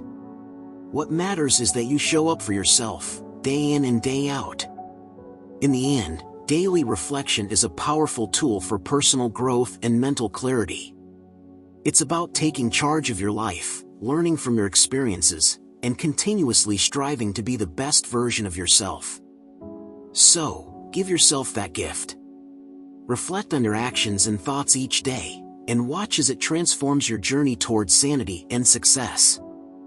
Number 10. Use negative visualization to appreciate what you have. Let's dive into the intriguing concept of negative visualization and how it can help you truly appreciate what you have. Now, this might sound a bit counterintuitive at first. Why would thinking about negative outcomes make you feel better about your life? But hang tight, because this Stoic practice is like a secret weapon for cultivating gratitude and contentment. Imagine this. You're sitting quietly, maybe in a comfy chair or lying in bed. You close your eyes and let your mind wander to a place where things aren't quite as rosy as they are now. Picture losing something you cherish, a job, a relationship, even a small daily comfort. Feel the weight of that loss. It's not about wallowing in sadness or fear, but about fully acknowledging the value of what you have by imagining its absence. Crazy, right? But here's the thing, when you picture life without these things, you start to see just how important they are. You realize how much joy and stability they bring to your life. It's like flipping a switch in your brain. Suddenly, the ordinary becomes extraordinary, and the mundane turns into something to be grateful for. Let's break this down a bit. Negative visualization is a mental exercise where you take a moment to envision worst-case scenarios. Not in a doom and gloom way, but in a mindful, deliberate manner. The Stoics believe that by contemplating potential losses, we can better appreciate our current blessings. It's like a mental rehearsal that prepares you for life's uncertainties while simultaneously making you more grateful for the present. Think of it as a gratitude amplifier. When you imagine life without your morning coffee, your cozy bed, or the laughter of a loved one, you start to see these everyday things in a new light. They become precious, almost sacred. And this shift in perspective is powerful. It's like putting on a pair of glasses that sharpens your vision, allowing you to see the richness of your life in vivid detail. But how do you actually practice this? Start small. Take a few minutes each day to reflect on different aspects of your life. Imagine what it would be like if they were taken away. How would you feel? What would you miss the most? Let those feelings sink in. Then, bring yourself back to the present moment, where these things still exist. Notice the sense of relief and appreciation that washes over you. Now, let's spice things up a bit. This practice isn't just about objects or people. You can apply negative visualization to your skills, opportunities, and even your health. Picture losing the ability to do something you love, like playing an instrument or going for a run. Imagine not having the opportunities you currently enjoy, whether it's in your career or personal life. Feel the gratitude for these abilities and chances, which you might have taken for granted. And here's the kicker, this practice isn't about being morbid or pessimistic. It's about embracing reality and understanding that change and loss are part of life. By facing these possibilities head-on, you're not only preparing yourself mentally but also fostering a deeper appreciation for what you have right now. It's a way of grounding yourself, anchoring your mind in the present, and cherishing the moments that make up your life. Let's get a bit poetic here. Imagine life as a beautiful tapestry, woven with threads of joy, sorrow, gain, and loss. Negative visualization helps you see each thread for what it is, understanding that without the dark threads, the bright ones wouldn't stand out as much. It's about seeing the full picture, appreciating the contrast, and finding beauty in the entire weave. So, next time you find yourself caught in the hustle and bustle, feeling like life's just a series of monotonous routines, pause for a moment. Close your eyes and imagine your life without the little things that bring you joy. Feel the impact. Then open your eyes and look around with a renewed sense of gratitude. Negative visualization is a powerful tool in the Stoic arsenal, helping you to appreciate the now, find contentment in the present, and ultimately, lead a life of greater sanity and success. Number 11. Apply the view from above to gain perspective.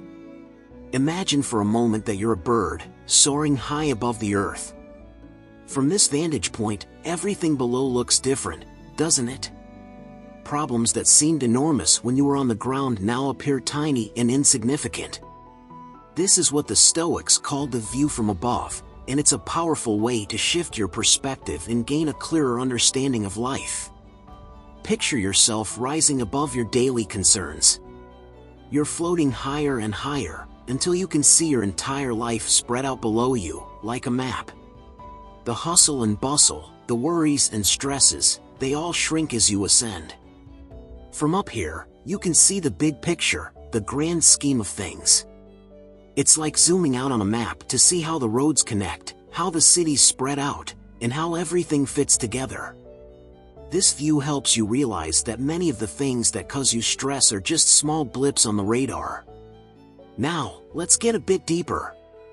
Imagine looking not just at your own life, but at the lives of everyone around you. See the interconnected web of humanity, each person living their own story, each with their own struggles and joys. This broader perspective can be incredibly humbling. It reminds you that you're just one small part of a much larger whole. Your problems, while important to you, are just one piece of the vast tapestry of life. Think about how this perspective can change the way you approach your day-to-day challenges. When you're stuck in traffic, dealing with a difficult colleague, or facing a personal setback, it's easy to get caught up in the frustration and stress. But what if you could step back and view the situation from above? Suddenly, the traffic jam is just a minor delay in the grand scheme of your life.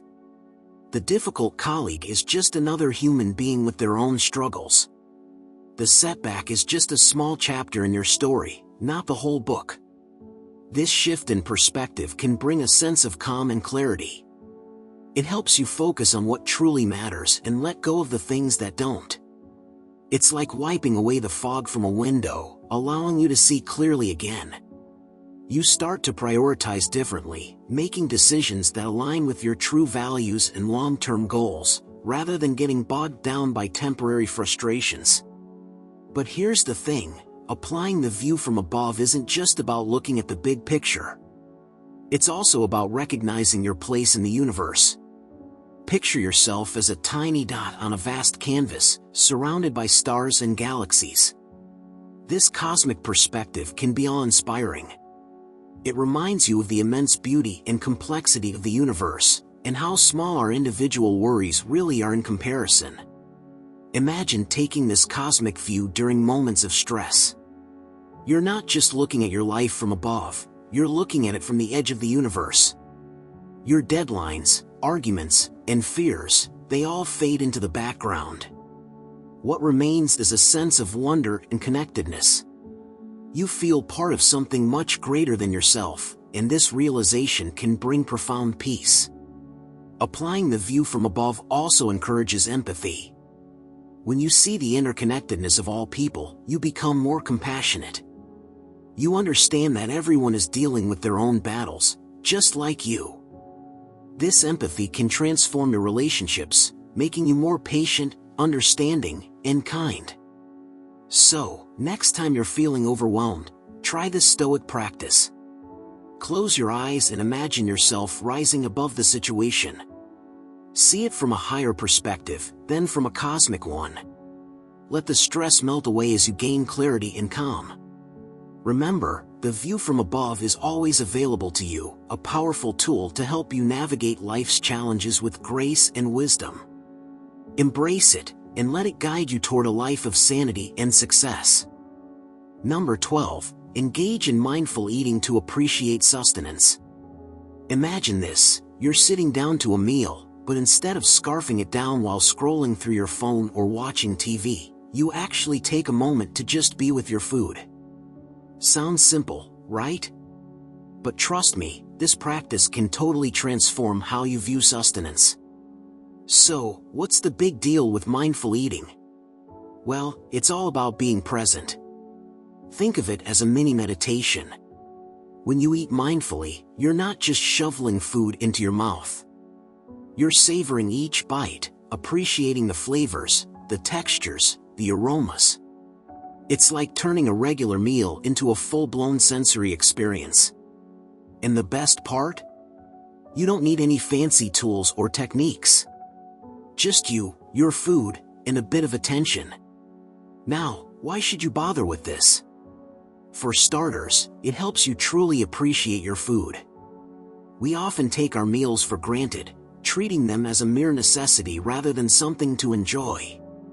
But when you slow down and really pay attention, you start to see your food in a whole new light.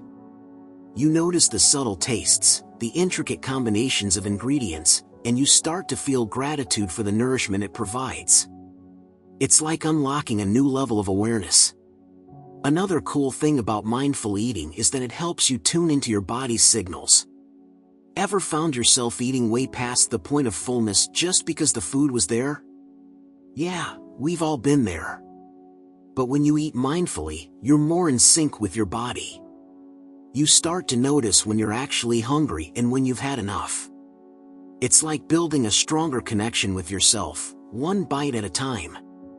And let's not forget the mental benefits. Eating mindfully can be a great stress reliever. When you focus on your meal, you're giving your mind a break from the constant chatter and distractions. It's a chance to reset, to find a moment of peace in your day. Plus, it can turn a mundane activity into something special, something you look forward to.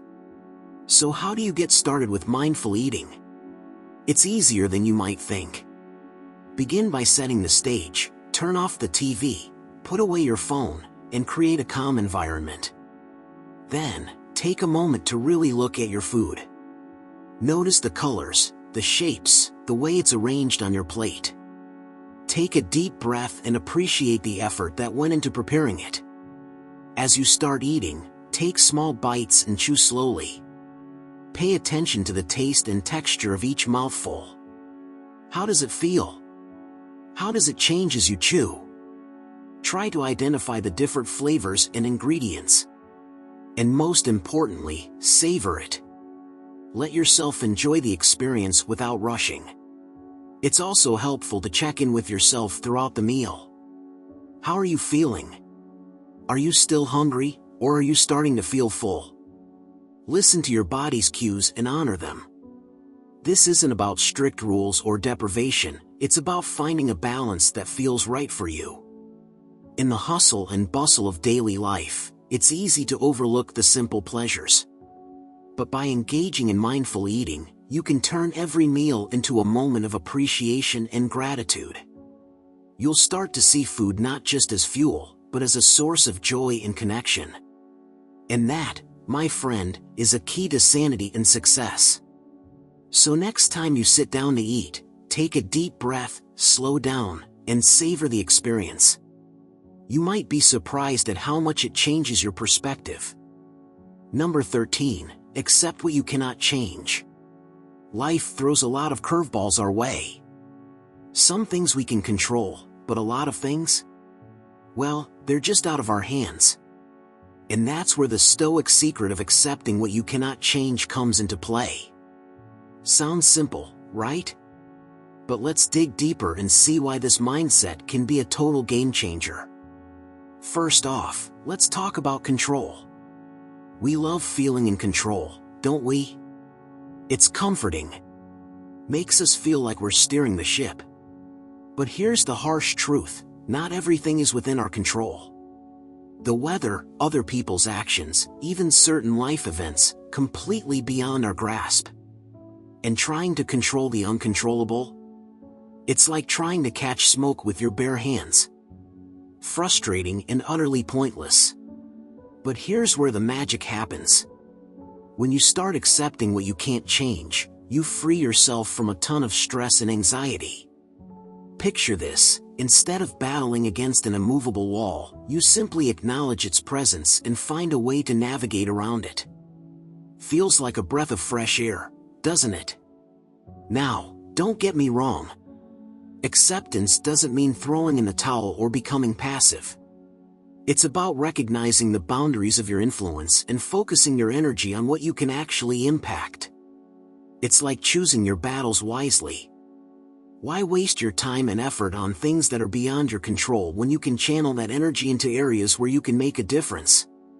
Think about it.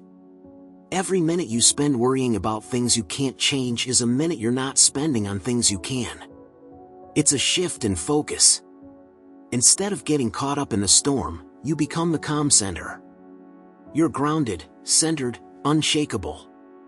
So how do you start embracing this mindset? Start with a bit of reflection. Take a moment to consider the things that are causing you stress or frustration. Ask yourself, can I control this? If the answer is no, let it go. Easier said than done, I know. But with practice, it becomes second nature. Another key part of this is letting go of the need for external validation. Often, our desire to change the uncontrollable is tied to how we want others to perceive us. But when you stop seeking approval and start valuing your own peace of mind, accepting the uncontrollable becomes a lot easier. You start living for yourself, not for others. It's also about embracing uncertainty. Life is unpredictable, and that's okay. Accepting what you cannot change means making peace with the unknown. It's about trusting that you can handle whatever comes your way, even if you can't foresee every twist and turn. And let's not forget about gratitude. When you focus on what you can control and let go of what you can't, you make room for gratitude. You start appreciating the little things, the things that are within your control. It's a shift from a scarcity mindset to one of abundance. So next time you find yourself getting worked up over something you can't change, take a step back. Breathe. Remind yourself that it's okay to let go. By accepting what you cannot change, you're not giving up, you're gaining freedom. You're choosing to invest your energy in a way that brings you peace and clarity. And that, my friend, is a true Stoic secret to sanity and success. Embrace it, live it, and watch how it transforms your life. Number 14, practice gratitude daily. Alright, let's dive into something that might seem super simple but is incredibly powerful, practicing gratitude daily. Yeah, I know, you've probably heard it a million times. But trust me, there's more to it than just saying thanks. When you make gratitude a daily habit, it can totally transform your mindset and bring some serious sanity and success into your life. First off, let's talk about what gratitude actually is. It's not just about saying thank you when someone holds the door open for you. It's about recognizing and appreciating the good things in your life, no matter how small. It's about shifting your focus from what's wrong to what's right. Sounds pretty straightforward, right? But it's more than just a feel-good exercise. Gratitude can actually rewire your brain. Yep, science backs this up. When you regularly practice gratitude, you start to train your brain to look for the positive, to notice the little blessings you might otherwise overlook. So, how do you get started? It's easier than you think. You don't need a fancy journal or a dedicated time slot. Just start by taking a few moments each day to reflect on what you're grateful for. It could be anything, a warm cup of coffee in the morning, the sound of birds chirping, or even just the fact that you woke up today. When you start paying attention to these little things, you'll be amazed at how many there are. One way to practice gratitude is by incorporating it into your daily routine. Maybe every morning, before you dive into your day, you take a minute to think about a few things you're thankful for. Or perhaps at night, before you go to bed, you reflect on the positive moments of the day. It doesn't have to be a big production. Just a simple, quiet acknowledgement of the good in your life. Now, you might be thinking, what's the big deal? How can something so simple make a difference? But that's the beauty of it. The simplicity is what makes it so powerful. When you focus on gratitude, you're not ignoring the challenges or pretending everything is perfect. You're just choosing to also recognize the good. It's like balancing the scales. And here's the kicker, gratitude isn't just about making you feel good. It actually helps you handle tough times better. When you're used to finding things to be grateful for, even on the hard days, you build resilience. You start to see that even in the midst of difficulties, there are still things to appreciate. It's a mindset shift that can help you navigate life's ups and downs with a bit more grace and a lot less stress.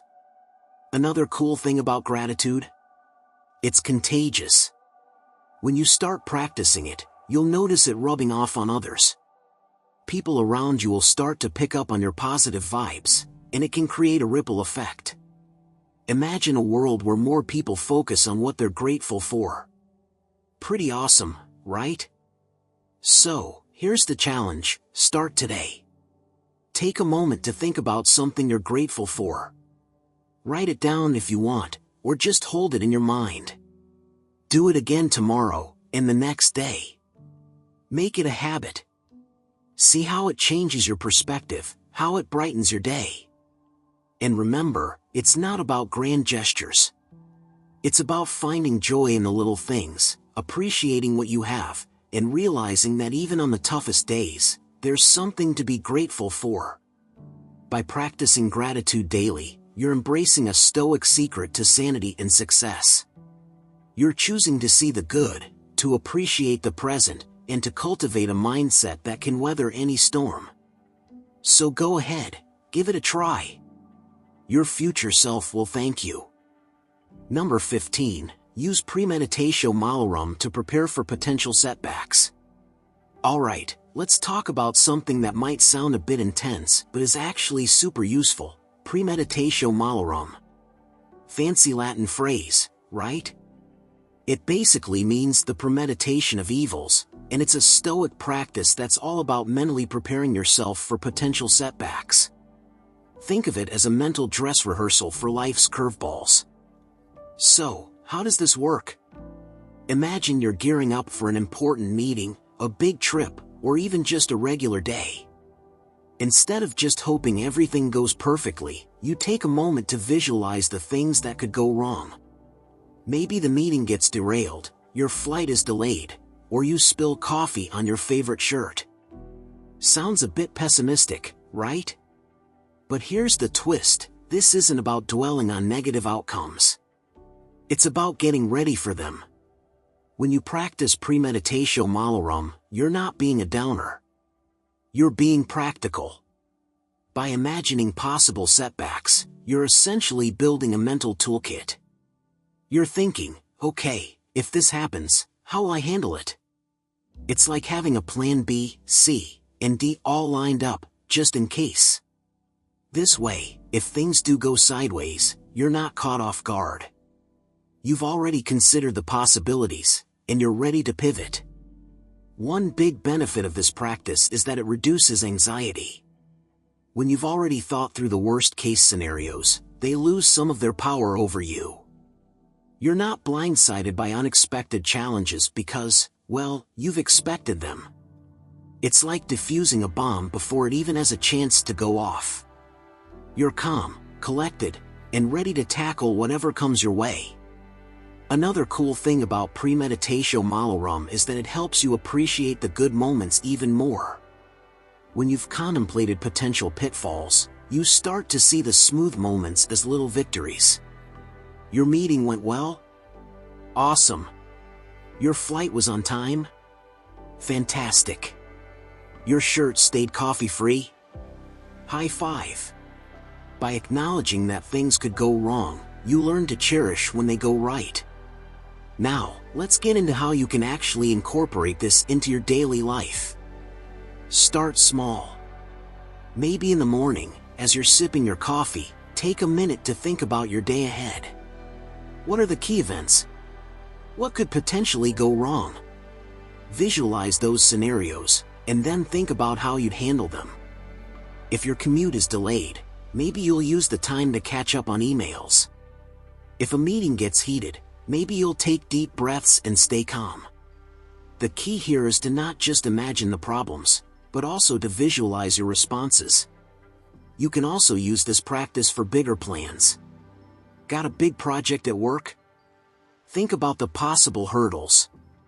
Tight deadlines, tech issues, team conflicts, whatever they might be. By doing this, you're not just preparing for setbacks, you're also sharpening your problem-solving skills. You're training your brain to stay flexible and adaptable, ready to tackle challenges head-on. And here's the thing, this practice isn't about being negative or paranoid. It's about being realistic and resilient. Life is unpredictable, and setbacks are inevitable. By using premeditatio malorum, you're embracing that unpredictability. You're saying, I know things might not go as planned, and that's okay. I'm ready for it. So, next time you're planning something, big or small, give this Stoic practice a try. Take a moment to think through the possible setbacks and how you'd handle them. you'll find yourself feeling more prepared, less stressed, and more appreciative of the smooth moments. It's like having a mental safety net, there to catch you when things get rocky.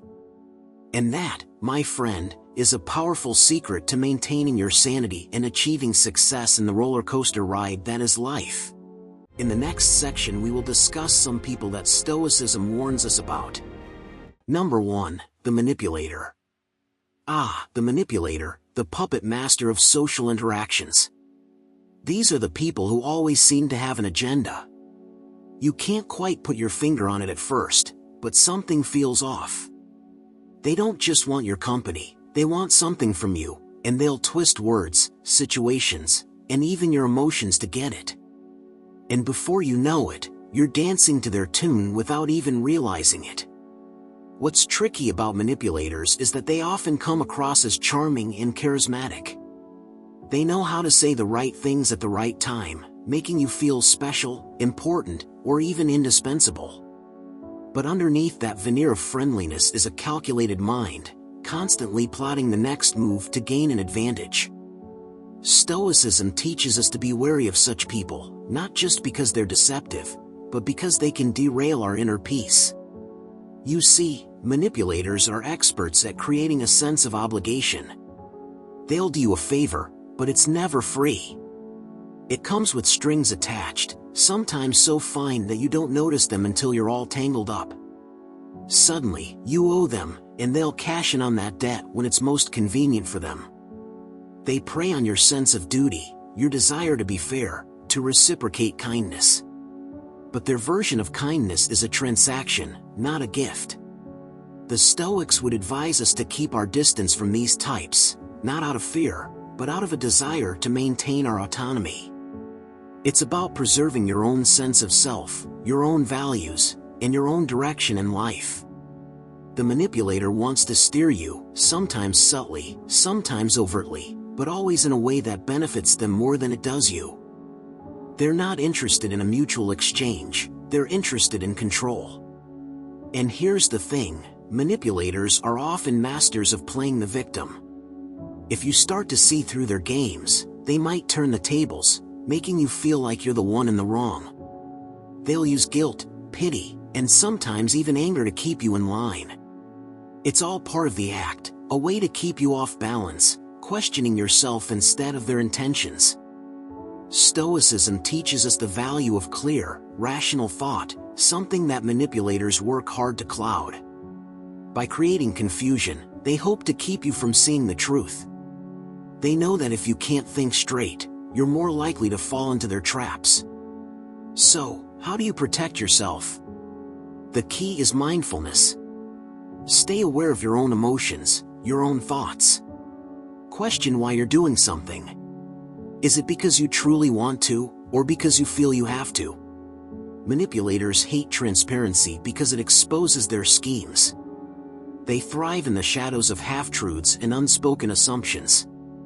Bringing things into the light, being direct, and asking the right questions can make them uncomfortable. And that discomfort is a sign you're on the right track.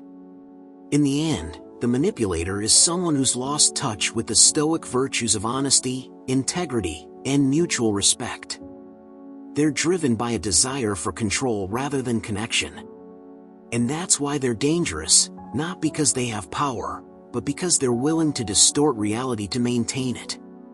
So, be cautious, keep your distance, and most importantly, stay true to yourself. After all, your peace of mind is worth more than any favor they could offer. Number 2, the complainer. When it comes to Stoicism, there's a lot of emphasis on finding peace within yourself, maintaining a strong mind, and living according to nature.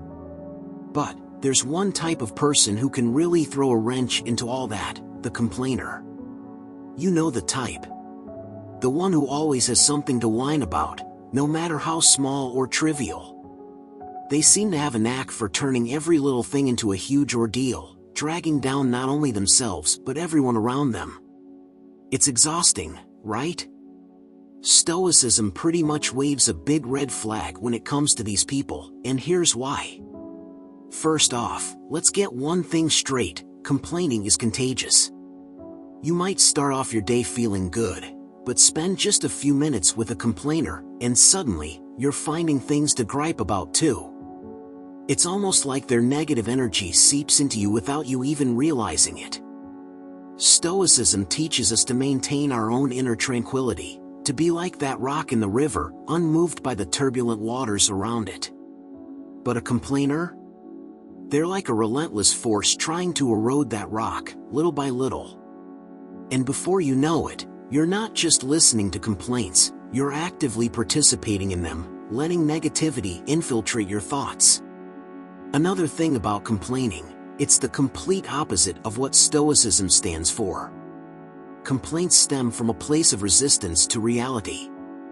The complainer is constantly at odds with how things are, unwilling to accept situations as they are. Marcus Aurelius, one of the great Stoic philosophers, often reminded himself, and by extension, us, that we should accept what happens as part of the natural order. But complaining? That's resistance in its purest form. It's like trying to push against a brick wall and getting frustrated that it won't budge. Stoicism, on the other hand, teaches us to focus on what we can control and let go of what we can't. The complainer? They're stuck, endlessly pushing against that wall, going nowhere, fast. And here's the thing, they're not just doing it to themselves. They're doing it to you, too. The more you're around them, the more you'll find yourself dragged into that same futile struggle. It's not just annoying, it's downright harmful to your mental state. Think of your mind as a garden. You want to plant seeds of positivity, resilience, and calm. But a complainer? They're like a weed, choking out the good stuff before it even has a chance to grow. Now, let's talk about time. Your time is valuable. Every moment spent listening to someone's complaints is a moment you'll never get back. Stoicism urges us to use our time wisely, to focus on meaningful pursuits, and to cultivate our inner peace. Complaints do the opposite, they waste time and energy on things that don't matter. What's worse, they leave you feeling drained, as if you've run a marathon, but without any of the benefits. It's a lose-lose situation. So, what's the Stoic way to handle the complainer? It's not about being rude or dismissive. Instead, it's about setting boundaries. Recognize that their endless stream of negativity is their burden to carry, not yours. You don't have to take it on. Distance yourself, if necessary. Protect your mental space like you would your home, allowing only those who bring value, not those who drain it. By doing so, you're not just avoiding negativity, you're actively choosing to cultivate a more peaceful, resilient mind. And that's exactly what Stoicism is all about. In the end, avoiding the complainer isn't just about keeping your sanity intact. It's about living in alignment with Stoic principles, focusing on what truly matters, and not letting unnecessary negativity pull you off course. Because, let's face it, life's too short to spend it mired in complaints, whether they're yours or someone else's. Number 3, the hypocrite. Let's talk about the hypocrite, the kind of person who says one thing but does another. Stoicism warns us about these people for a good reason. Imagine someone who preaches about honesty but then twists the truth whenever it suits them. Or someone who demands loyalty but is the first to break a promise. These folks can be tricky because, on the surface, they often seem genuine, like they've got it all together. But once you scratch beneath that surface, you find a disconnect between their words and actions that's hard to ignore. The problem with hypocrites is that they erode trust. How can you rely on someone whose actions never match their words? It's like trying to build a house on quicksand. No matter how solid things might appear initially, eventually, everything will crumble. Stoicism teaches us the importance of consistency, being true to your principles in all situations. A hypocrite, by definition, lacks this consistency. They live in a state of constant contradiction, and this creates an unstable foundation for any relationship or interaction. Hypocrites often justify their behavior, 2. They might tell themselves, "I'm doing what's best for everyone," or "this is just how things have to be." But deep down, there's an awareness that they're not walking the talk. This internal conflict can lead to frustration, bitterness, and even resentment, not just in them but in those around them. Being around a hypocrite can be exhausting because you're always trying to figure out what's real and what's just for show. What's worse, hypocrites can sometimes be quite charming. They know how to say the right things to get people on their side. They might even believe their own rhetoric, convincing themselves that their double standards are justified. This makes them even more dangerous because they're not just fooling others, they're fooling themselves, too. And once someone starts believing their own lies, it becomes nearly impossible for them to change. But Stoicism encourages us to avoid these people, not just for our own sanity, but for our growth. Associating with hypocrites can pull us into their web of contradictions, where we might start compromising our own values. You might find yourself excusing behavior that, under any other circumstances, you'd condemn. That's the insidious nature of hypocrisy. It's contagious.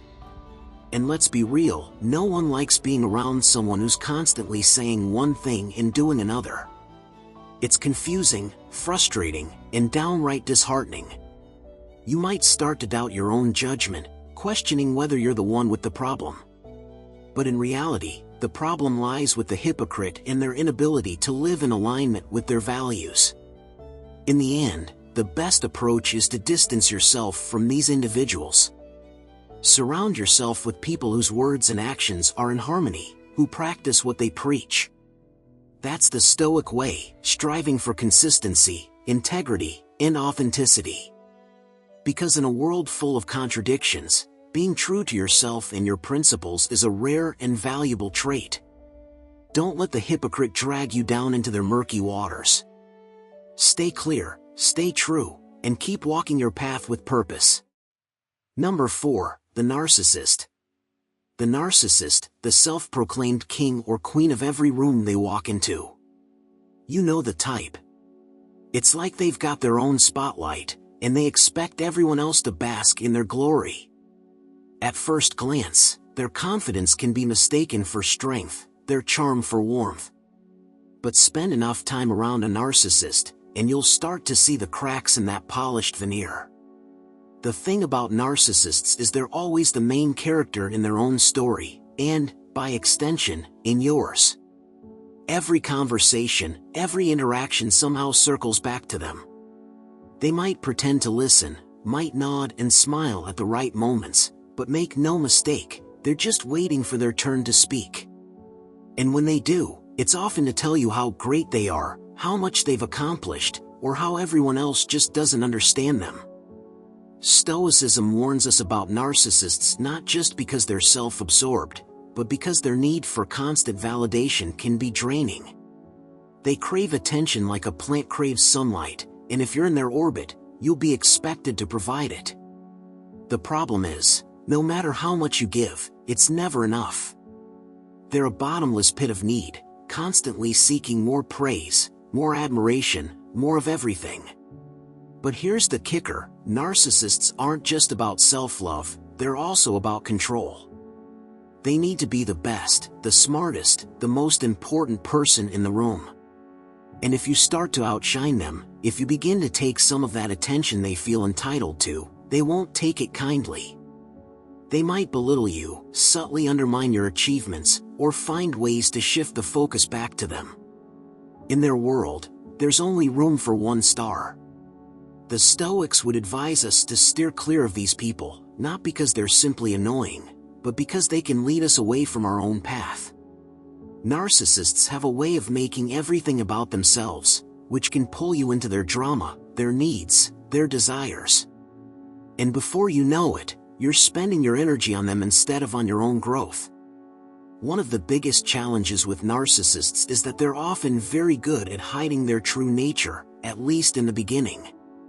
They can be incredibly charming, making you feel special just by being in their presence. But this charm is often a tool, a way to draw you in, to make you more likely to feed their ego. It's like they're always performing, always putting on a show, and you're just part of the audience. But remember, Stoicism teaches us to value what is truly important: virtue, wisdom, and inner peace. Narcissists, with their endless need for validation, can disrupt that peace, making it harder to focus on what really matters. They thrive on drama, on conflict, on the highs and lows of emotional roller coasters. And if you're not careful, they'll drag you along for the ride. So what's the solution? It's about setting boundaries, about recognizing when someone's self-interest is starting to infringe on your well-being. It's about choosing to spend your time with people who respect you as an equal, not those who see you as a tool to boost their own ego. The Stoics remind us that our time, our energy, our peace of mind, these are precious resources. We should guard them carefully, especially from those who would take them for their own gain.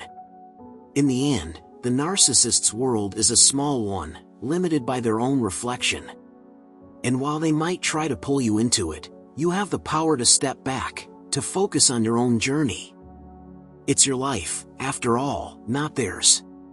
So let them bask in their own glory while you quietly, calmly, walk your own path.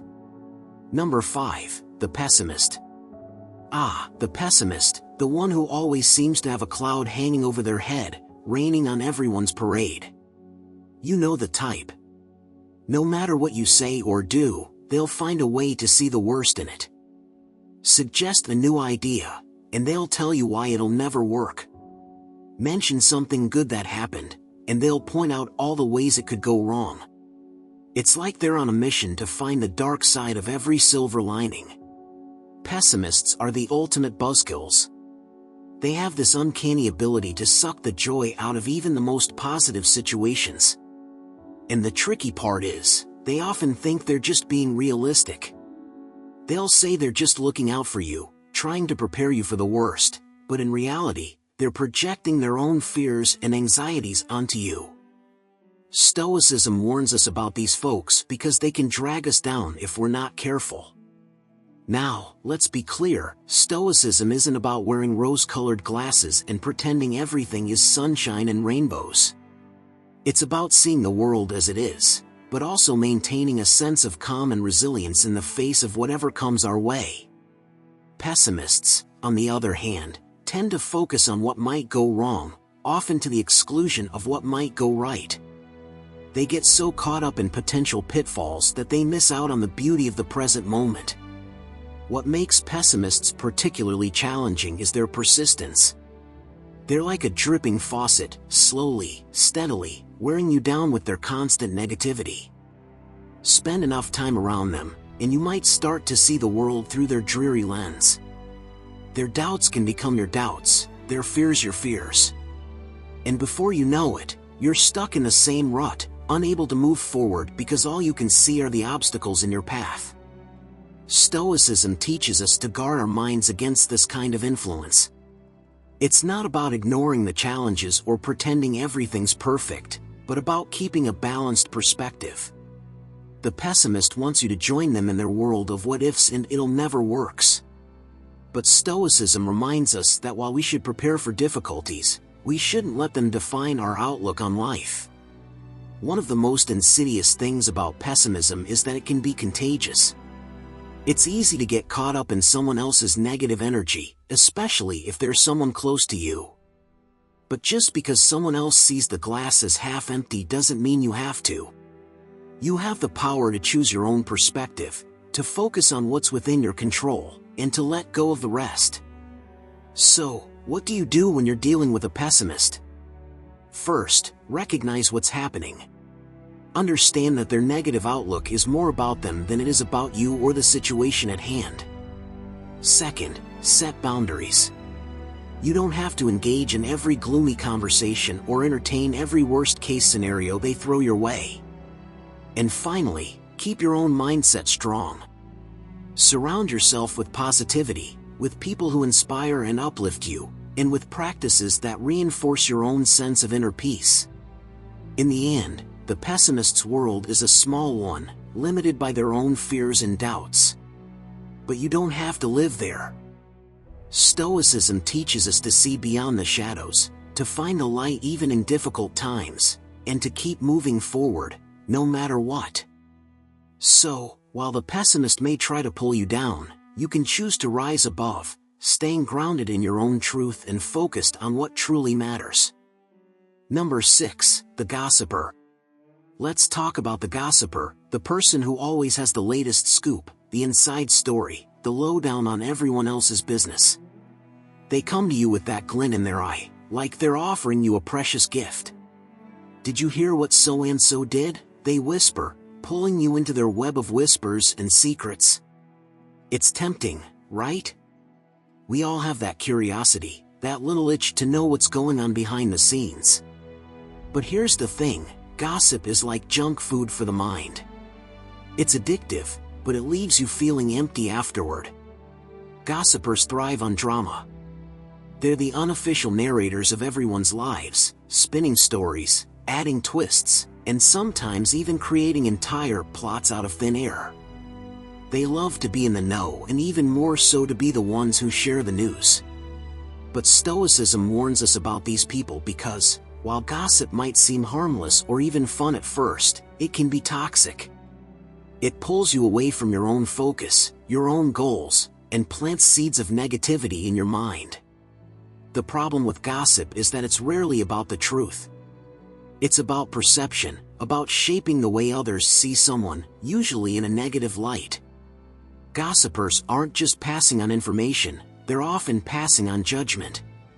And once you get sucked into that world, it's hard to see clearly. You start to view people not for who they are, but for who the gossiper says they are.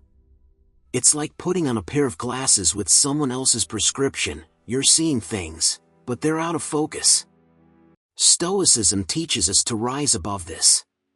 It reminds us to be wary of those who spend more time talking about others than focusing on their own lives. Gossipers are often trying to distract themselves from their own issues, using other people's lives as a smokescreen. But just because they're looking outward doesn't mean you have to join them. You have the choice to steer clear of those conversations, to keep your thoughts and words focused on what truly matters. Another thing about gossipers? They're not loyal. Today, they're talking to you about someone else. Tomorrow, they might be talking to someone else about you. It's a cycle that never ends, and no one is safe from their wandering tongue. Stoicism advises us to avoid getting caught in that cycle. Why waste your energy on tearing others down when you could be building yourself up? Gossip also erodes trust. Once you engage in it, you're participating in a behavior that, at its core, is about betrayal. The person being talked about isn't there to defend themselves, to give their side of the story. And by listening, by engaging, you're complicit in that betrayal. Stoicism values honesty, integrity, and respect, all things that gossip undermines. So, what's the Stoic approach? It's simple but powerful. Don't engage. Change the subject, steer the conversation towards something more meaningful, or if that doesn't work, walk away. You don't have to be part of that narrative. Your time and energy are too valuable to be wasted on something as trivial and damaging as gossip. In the end, gossipers may think they hold power with their stories, but the real power lies in choosing not to participate. By staying above the fray, by focusing on your own path, you protect your peace of mind and maintain your integrity. And that's something no amount of juicy gossip can ever replace. Number 7, the drama seeker. So, the drama seeker, someone who seems to live for the chaos, the conflict, and the emotional roller coaster of life. It's like they're addicted to the highs and lows, and they'll do whatever it takes to stir the pot. You know the type, they're the ones who somehow manage to turn the smallest disagreement into a full-blown saga. They're always involved in some kind of turmoil, and if there isn't any around, they'll create it. Stoicism gives us a clear warning: stay away from these people. Not just because they're exhausting, but because they can drag you into their whirlwind, pulling you off balance and away from your path. Drama seekers thrive on attention. They want to be at the center of everything, the main character in the drama they've scripted. And they don't care who gets caught in the crossfire, as long as they get their fix of excitement. They're like emotional adrenaline junkies, constantly seeking that next rush, that next confrontation. And they're good at pulling you in, too. They know how to push buttons, how to twist situations, how to make you feel like you need to take sides or get involved. But here's the thing, it's all a distraction. Drama seekers aren't interested in resolution or peace, they're interested in the thrill of the conflict. They don't want things to settle down, they want the storm to keep raging. And if you're not careful, you'll find yourself caught up in it, spending your time and energy on things that don't matter. Stoicism teaches us to guard our peace of mind, to focus on what's within our control, and to let go of the rest. Drama seekers? They want the opposite. They want you embroiled in the mess, tangled up in the drama. What's particularly insidious about drama seekers is how they mask their intentions. They might come across as passionate, as someone who just cares a lot. They might present themselves as victims of circumstance, always finding themselves in the middle of things. But in reality, they're often the ones pulling the strings, setting the stage for the next act of chaos. And the more you engage with them, the more you'll find yourself getting dragged into situations that have nothing to do with you. The Stoic response to drama seekers is clear: disengage. Don't feed into the chaos. Don't get sucked into the whirlwind of emotions they create. Maintain your focus, your calm, your sense of purpose. Drama seekers lose their power when they can't pull others into their games. Without an audience, without participants, their drama loses its sting. It's also important to recognize that drama seekers are often dealing with their own inner turmoil. They might not even realize that they're creating chaos because they don't know how to live without it. But that doesn't mean you need to be a part of their storm. Stoicism teaches us to have compassion, yes, but also to protect our own peace. You can care about someone without getting involved in their drama. You can offer support without getting pulled into their emotional maelstrom. So, next time you encounter a drama seeker, take a step back. Observe, but don't engage. Let them spin their web of chaos without getting caught in it. Your peace of mind, your focus, your path, they're worth more than any fleeting thrill that drama can offer. And in the end, staying true to your own values, your own calm, is the best way to navigate through the storms that others might try to create. Number 8. The passive-aggressive. The passive-aggressive type, they're a tricky bunch. On the surface, they might seem calm, even agreeable, but underneath, there's a simmering tension that's just waiting to bubble up. Instead of being direct and straightforward, they choose to express their frustrations in subtle, often confusing ways.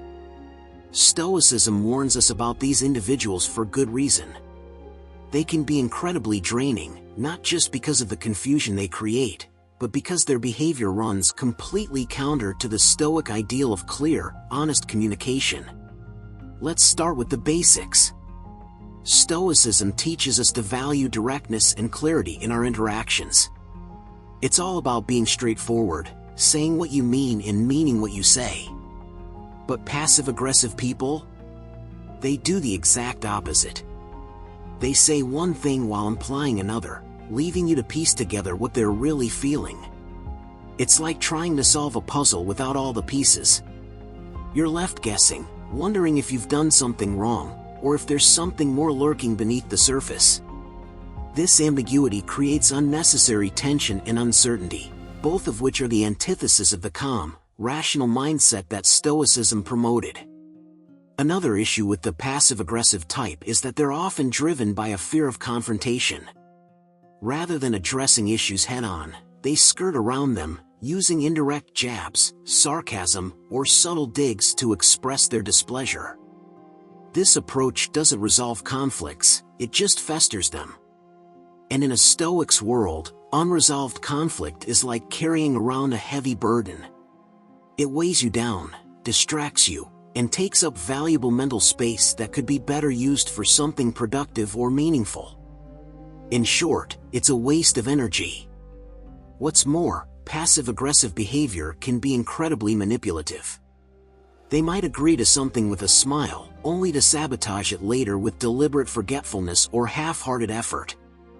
This kind of behavior not only erodes trust but also creates an environment of suspicion and doubt. And trust?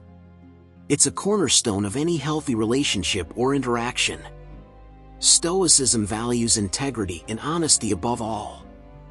When you're dealing with someone who says one thing and does another, it's hard to maintain any kind of genuine connection. You're left constantly on edge, wondering when the next subtle act of sabotage will occur. Now, let's talk about the impact on your own peace of mind. Being around a passive-aggressive person can leave you feeling frustrated, confused, and even angry. It's like being stuck in a mental maze, trying to figure out what's really going on. This kind of mental clutter is exactly what Stoicism advises against. The Stoic ideal is to maintain a clear, focused mind, free from unnecessary distractions. But with passive aggressiveness in the mix, your thoughts can become muddled, and your emotions stirred up, all of which detracts from your inner tranquility. So, what's the Stoic approach to dealing with the passive-aggressive? It's all about setting boundaries. Recognize that their behavior is a reflection of their own internal struggles, not a reflection of you. Don't get drawn into their games of indirect communication. Instead, be clear and direct in your own interactions. If they refuse to meet you halfway, it might be time to distance yourself. After all, your peace of mind is far too valuable to be compromised by someone else's inability to communicate openly. In the end, avoiding the passive-aggressive isn't just about dodging frustration or confusion. It's about protecting your own mental space, ensuring that your interactions are honest and direct, and staying true to the Stoic principles of clarity, integrity, and peace. Because at the end of the day, life's too short to be spent deciphering mixed messages and hidden agendas. Number 9. The fearmonger. The fearmonger. We've all encountered one at some point. You know, the person who always seems to have a worst-case scenario ready at the tip of their tongue. The one who, no matter what the situation, will find a way to inject a good dose of doom and gloom. Stoicism gives us a heads up about these folks, and for good reason. They can seriously mess with your headspace if you're not careful. Let's break it down. Stoicism is all about cultivating a calm, rational mind. It's about understanding that while we can't control everything that happens to us, we can control how we respond. But here's the thing, fearmongers thrive on pushing the idea that everything is out of control. They're like walking, talking anxiety machines, always ready to tell you why things are about to go horribly wrong. Their favorite word? What if? What if the economy crashes? What if you lose your job? What if this? What if that? Before you know it, they've got you spiraling into a pit of worry over things that might never even happen. The problem with the fearmonger is that they tap into a very primal part of our brain, the part that's wired for survival, always on the lookout for threats. In the Stoic worldview, this kind of constant fear is not just unhelpful, it's downright destructive. Marcus Aurelius, one of the great Stoic thinkers, often reminded himself to stay grounded in the present, to focus on what is real and true, not on what might happen. But the fearmonger? They pull you out of the present and plant you squarely in a future filled with shadows and phantoms. And the more time you spend worrying about those shadows, the less time you have to actually live your life. Another issue with fearmongers is that they're incredibly draining. Their constant barrage of negativity can leave you feeling exhausted, both mentally and emotionally. It's like being around a perpetual dark cloud. No matter how sunny the day might be, they'll find that one little patch of gray and magnify it until it covers the whole sky. And the worst part? Fearmongers rarely offer solutions. They're not interested in finding ways to make things better, they're just focused on amplifying the fear. And that's where Stoicism really draws the line. Stoicism teaches us to be proactive, to take control of what we can, and to let go of what we can't. Fearmongers, on the other hand, are all about feeding helplessness, making you feel like the world is this big, scary place where you have no agency. So, how do you deal with the fearmonger? First, recognize their behavior for what it is, an attempt to drag you into their world of endless worry. Then, set boundaries. You don't have to absorb their fear. You can listen, sure, but you don't have to internalize it. Keep your focus on what you can control, on staying grounded in the present. And if they keep pushing their fear agenda, it might be time to distance yourself. After all, your peace of mind is worth protecting. In the end, avoiding the fearmonger is about more than just dodging a constant stream of negativity. It's about preserving your own mental clarity, staying true to the Stoic principles of calm, rational thought, and refusing to let someone else's fears dictate your life. Life's uncertain, sure, but that's no reason to live in fear. Stoicism teaches us to face uncertainty with courage, not with endless what-ifs and worst-case scenarios. And that's a lesson worth holding on to, no matter how loud the fearmonger's voice might be. Number 10, the eternal procrastinator. The eternal procrastinator. We've all known one, or maybe, at times, we've been one. This is the person who always has grand plans, big dreams, and endless to-do lists, but somehow, nothing ever gets done. There's always tomorrow, right? Well, Stoicism throws up a big red flag when it comes to these folks, and for a good reason. Their constant delays can be infectious, and before you know it, their habit of putting things off might just rub off on you. Let's dive into why the eternal procrastinator is someone you want to avoid, or at least, be cautious around. Stoicism is all about action, about living in the present and seizing the moment. Marcus Aurelius, one of the big names in Stoicism, reminded himself daily that life is short, and we should make the most of every moment. But the procrastinator? They live as if they've got all the time in the world. They'll tell you, "I'll do it tomorrow," or "I'm just waiting for the right time." But here's the kicker, tomorrow never comes. The right time is always just out of reach. And while they're busy waiting for that perfect moment, life is passing them by. Now, the problem isn't just that they're not getting things done. It's that their procrastination can start to affect you too. Spend enough time around a procrastinator, and you might find yourself adopting that same mindset. You might start thinking, well, if they can wait, why can't I? And suddenly, tasks that should be tackled today get pushed to tomorrow, then the next day, and so on. It's a slippery slope, and Stoicism warns us against it for a reason. The more you put things off, the more you're missing out on living fully and intentionally. Another issue with the eternal procrastinator is that they're often full of excuses. They'll tell you they're waiting for inspiration, or that they work better under pressure. But let's be real, these are just ways to avoid facing the fact that they're not taking action. Stoicism teaches us to be honest with ourselves, to take responsibility for our own lives and choices. The procrastinator, though, they're all about deflecting that responsibility. And that's not just frustrating, it can be downright toxic if you're trying to stay focused and productive in your own life. What's more, procrastination often breeds regret. The procrastinator might not feel it now, but eventually, they'll look back and realize how much time they wasted, how many opportunities they let slip through their fingers. And Stoicism? It's all about living without regret, about making the most of each day so that, at the end of it all, you can look back and know that you gave it your all. Hanging around with someone who constantly puts things off can lead you down that same path of missed chances and what-ifs. So, how do you deal with the eternal procrastinator? It's not about cutting them off completely, but more about being aware of their influence. Encourage them to take action, sure, but don't let their delays drag you down. Keep your own priorities in check, and remember that the best time to act is now, not later. If their procrastination starts to impact your own progress, it might be time to create some distance.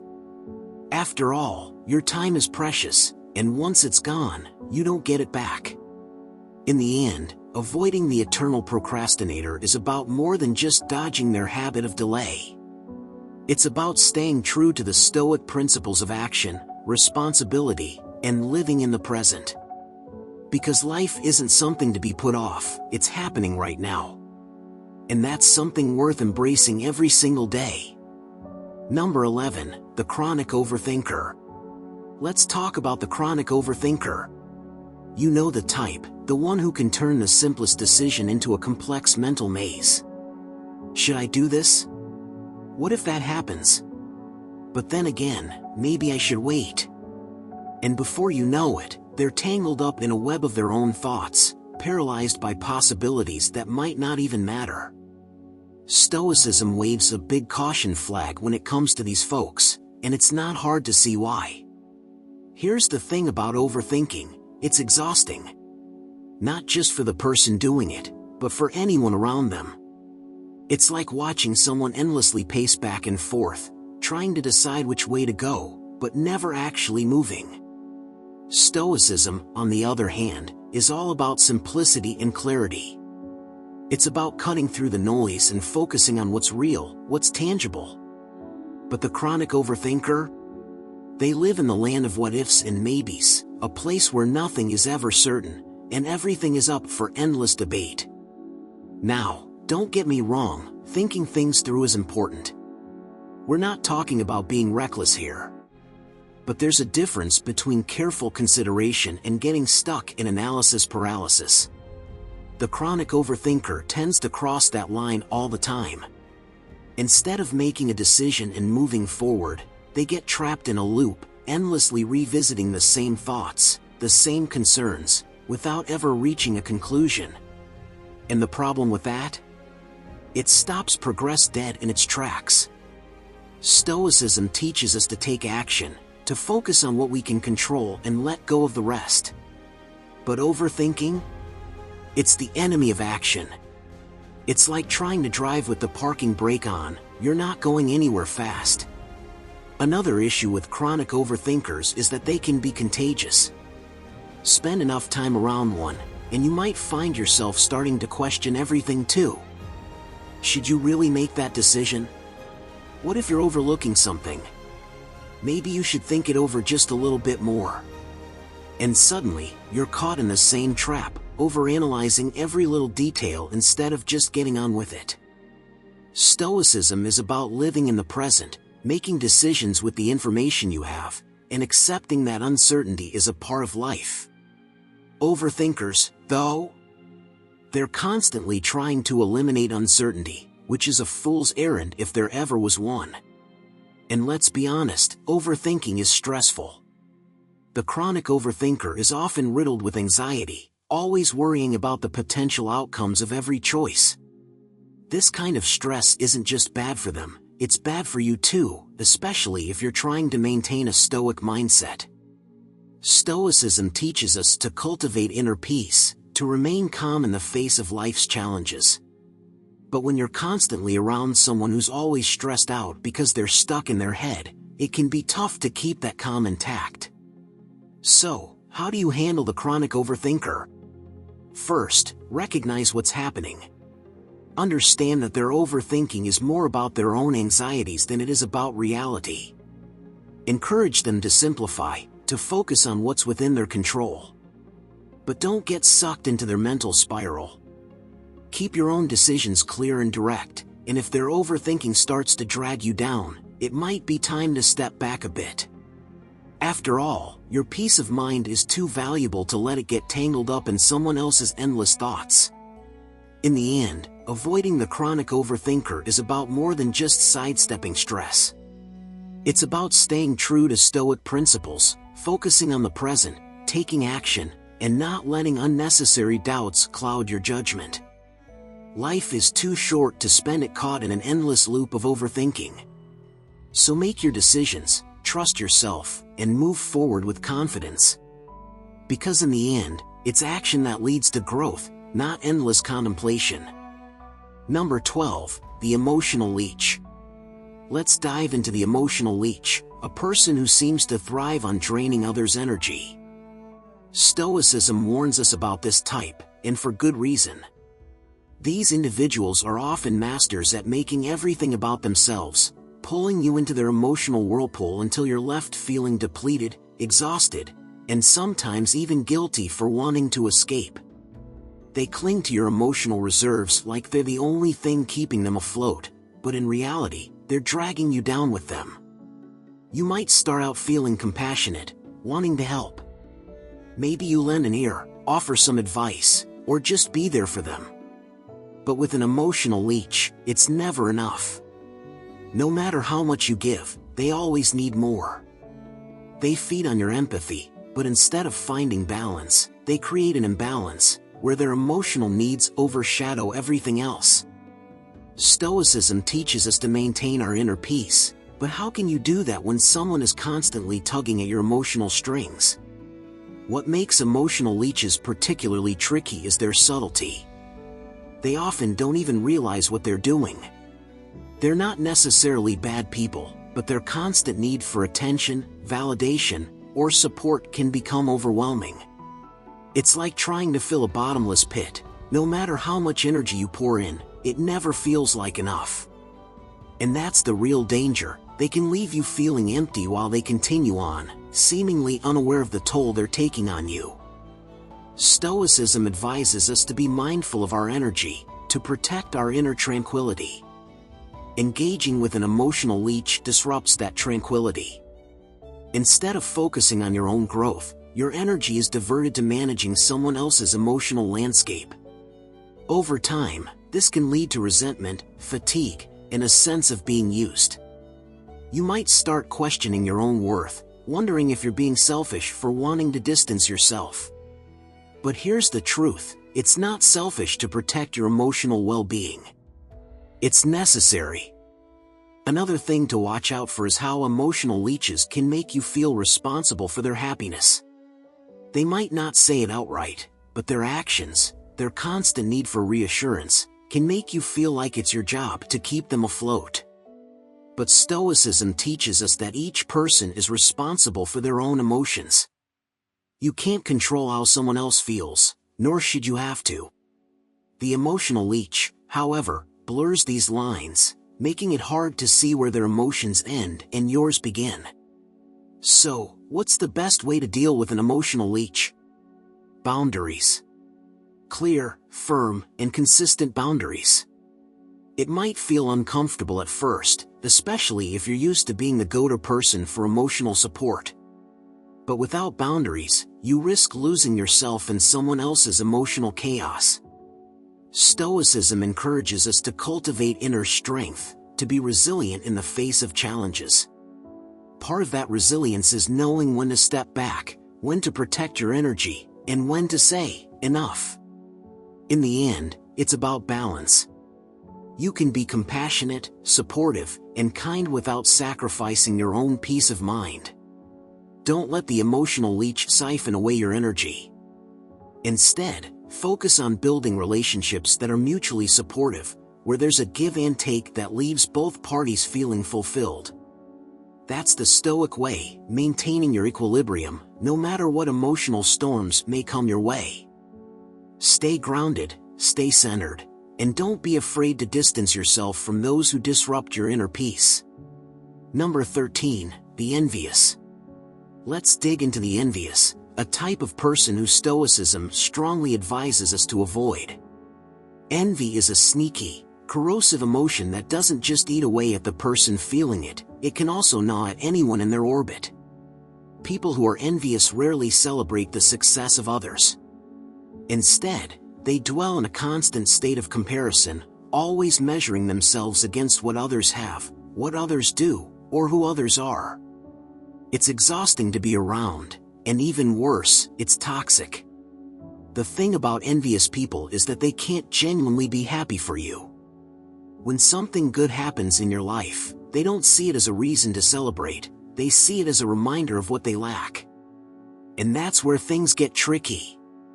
They might smile and nod, say all the right things, but underneath, there's this simmering resentment, this frustration that you have something they don't. Stoicism teaches us to be content with what we have, to focus on our own path, but the envious person does the opposite. They're perpetually stuck in the mindset that the grass is greener on the other side. What makes envy particularly insidious is that it often masquerades as something else. It might come across as criticism, a backhanded compliment, or even as concern. "Oh, I'm just worried you're taking on too much," they might say, but what they're really thinking is, "Why do you get to succeed when I'm struggling?" Stoicism calls for honesty and integrity, but envy distorts both. It warps perception, turning every achievement into a competition, every success into a slight. Now, you might think that it's harmless, that their envy is their problem, not yours. But here's where Stoicism offers a different perspective. Envy is like a weed. If you let it grow unchecked, it spreads. It can poison relationships, create unnecessary tension, and even cause you to question your own accomplishments. When someone is constantly comparing themselves to you, it's easy to get pulled into that game, to start doubting yourself or feeling guilty for your successes. And that's the last thing you want, to let someone else's insecurity make you second-guess your worth. So, what's the Stoic approach to dealing with the envious? Distance. Not in a cold or callous way, but in a protective, self-preserving way. It's about recognizing that you can't control how others feel or what they choose to focus on, but you can control your own environment. Surround yourself with people who uplift you, who genuinely celebrate your victories, and who don't see your success as a reflection of their shortcomings. Stoicism isn't about isolating yourself, but it is about being mindful of the company you keep. At the end of the day, the envious person is trapped in a cycle of dissatisfaction. They're constantly chasing something external to fill an internal void. But you don't have to be dragged into that cycle. Stay grounded, stay focused on your own journey, and don't let someone else's envy cast a shadow over your light. Stoicism teaches us to find contentment within ourselves, to cultivate a sense of inner peace that isn't swayed by the opinions or emotions of others. By keeping your distance from the envious, you're protecting that peace, ensuring that your path remains clear and your mind remains unclouded. Number 14, the unreliable. Let's chat about the unreliable, the ones who Stoicism strongly suggests we should steer clear of. Picture this, you've made plans, you're counting on someone, and then, poof, they disappear, leaving you hanging. It's frustrating, right? That's the thing with unreliable people, they're all talk, no action. They make promises, but when it's time to deliver, they vanish like a ghost, leaving you to pick up the pieces. Now, the tricky part with unreliable folks is that they often come across as well-meaning. They don't usually intend to let you down, but the result is the same. You're left scrambling, trying to figure out what went wrong, and more importantly, why you trusted them in the first place. Stoicism teaches us to value our time and energy, to be discerning about where we invest them. But when you're dealing with someone who's unreliable, it's like throwing those precious resources into a black hole. And here's where it gets even messier. Unreliability breeds uncertainty. It creates this constant state of limbo, where you're never quite sure if you can count on someone or if you'll be left holding the bag again. It's exhausting. You start second-guessing yourself, questioning whether you're asking too much or if you're being too demanding. But let's be real, reliability isn't a high bar. It's the basic expectation that people will do what they say they're going to do. What's worse is that unreliable people often have a knack for making excuses.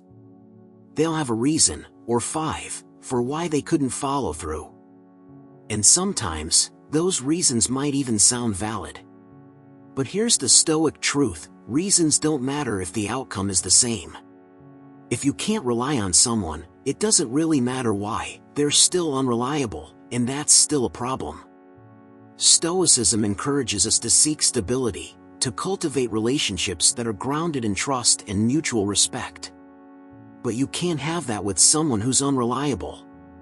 Trust is built on consistency, on knowing that when someone says they'll do something, they'll actually do it. When that consistency is missing, the whole foundation of the relationship starts to crumble. It's like building a house on sand. No matter how strong the structure is, it's eventually going to collapse. So, how do you deal with unreliable people? It might sound harsh, but sometimes the best move is to minimize their impact on your life. That doesn't mean cutting them off completely, unless you need to, but it does mean adjusting your expectations. Don't put yourself in a position where you're relying on someone who's already shown you they can't be counted on. Protect your peace, your time, your energy. And remember, Stoicism isn't about being cold or detached. It's about being wise. It's about recognizing patterns in people's behavior and making choices that align with your values. If someone has a track record of letting you down, it's okay to step back and protect yourself. Surround yourself with people who are dependable, who value your trust, and who follow through on their commitments. Because in the end, reliability isn't just about showing up, it's about showing up consistently. And that consistency is what builds strong, lasting relationships, the kind that Stoicism encourages us to cultivate. So, keep your circle tight, your standards high, and don't waste your time on those who can't be bothered to keep their word. Number 15, the ingrate. Let's talk about the ingrate, the person who Stoicism advises us to avoid like the plague. You know the type, the one who never says thank you, who takes and takes but never acknowledges what's given. Ingrates are those who seem to think the world owes them something, and no matter how much they receive, it's never enough. Stoicism teaches us the value of gratitude, of recognizing and appreciating the good in our lives, but ingrates operate on a completely different frequency. The thing about ingrates is that they have this uncanny ability to make you feel like nothing you do is ever enough. You go out of your way to help, to support, to give, and what do you get in return? Silence. Or worse, complaints. They'll find something wrong with even the most generous of gestures. Oh, you got me this? But I wanted that. It's draining. It's demoralizing. And it's a huge red flag that this is someone you might need to distance yourself from. Stoicism isn't just about enduring life's hardships with grace, it's also about cultivating an attitude of appreciation, about seeing the value in even the smallest things. But an ingrate turns that on its head. They're like a bottomless pit of dissatisfaction, always wanting more, never content with what they have. And that mindset? It's contagious. Spend enough time around someone like that, and you might start questioning whether what you have is really enough, whether you should be wanting more, expecting more, demanding more. What's even more frustrating is that ingrates often don't see themselves as the problem. In their mind, they're just being honest, just expressing their needs. But there's a fine line between being honest and being ungrateful. And once that line is crossed, it's hard to come back from it. Stoicism teaches us to be content, to find peace within ourselves, but ingrates disrupt that peace. They make you feel like you're constantly on trial, like no matter what you do, it's never going to measure up. The best way to handle an ingrate? Set boundaries. And be firm about them. It's not about being harsh or unkind, it's about protecting your own well-being. Stoicism reminds us that we can't control how others act, but we can control how we respond. If someone constantly fails to appreciate what you do, it's okay to take a step back. You don't have to keep pouring your energy into a relationship that's a one-way street.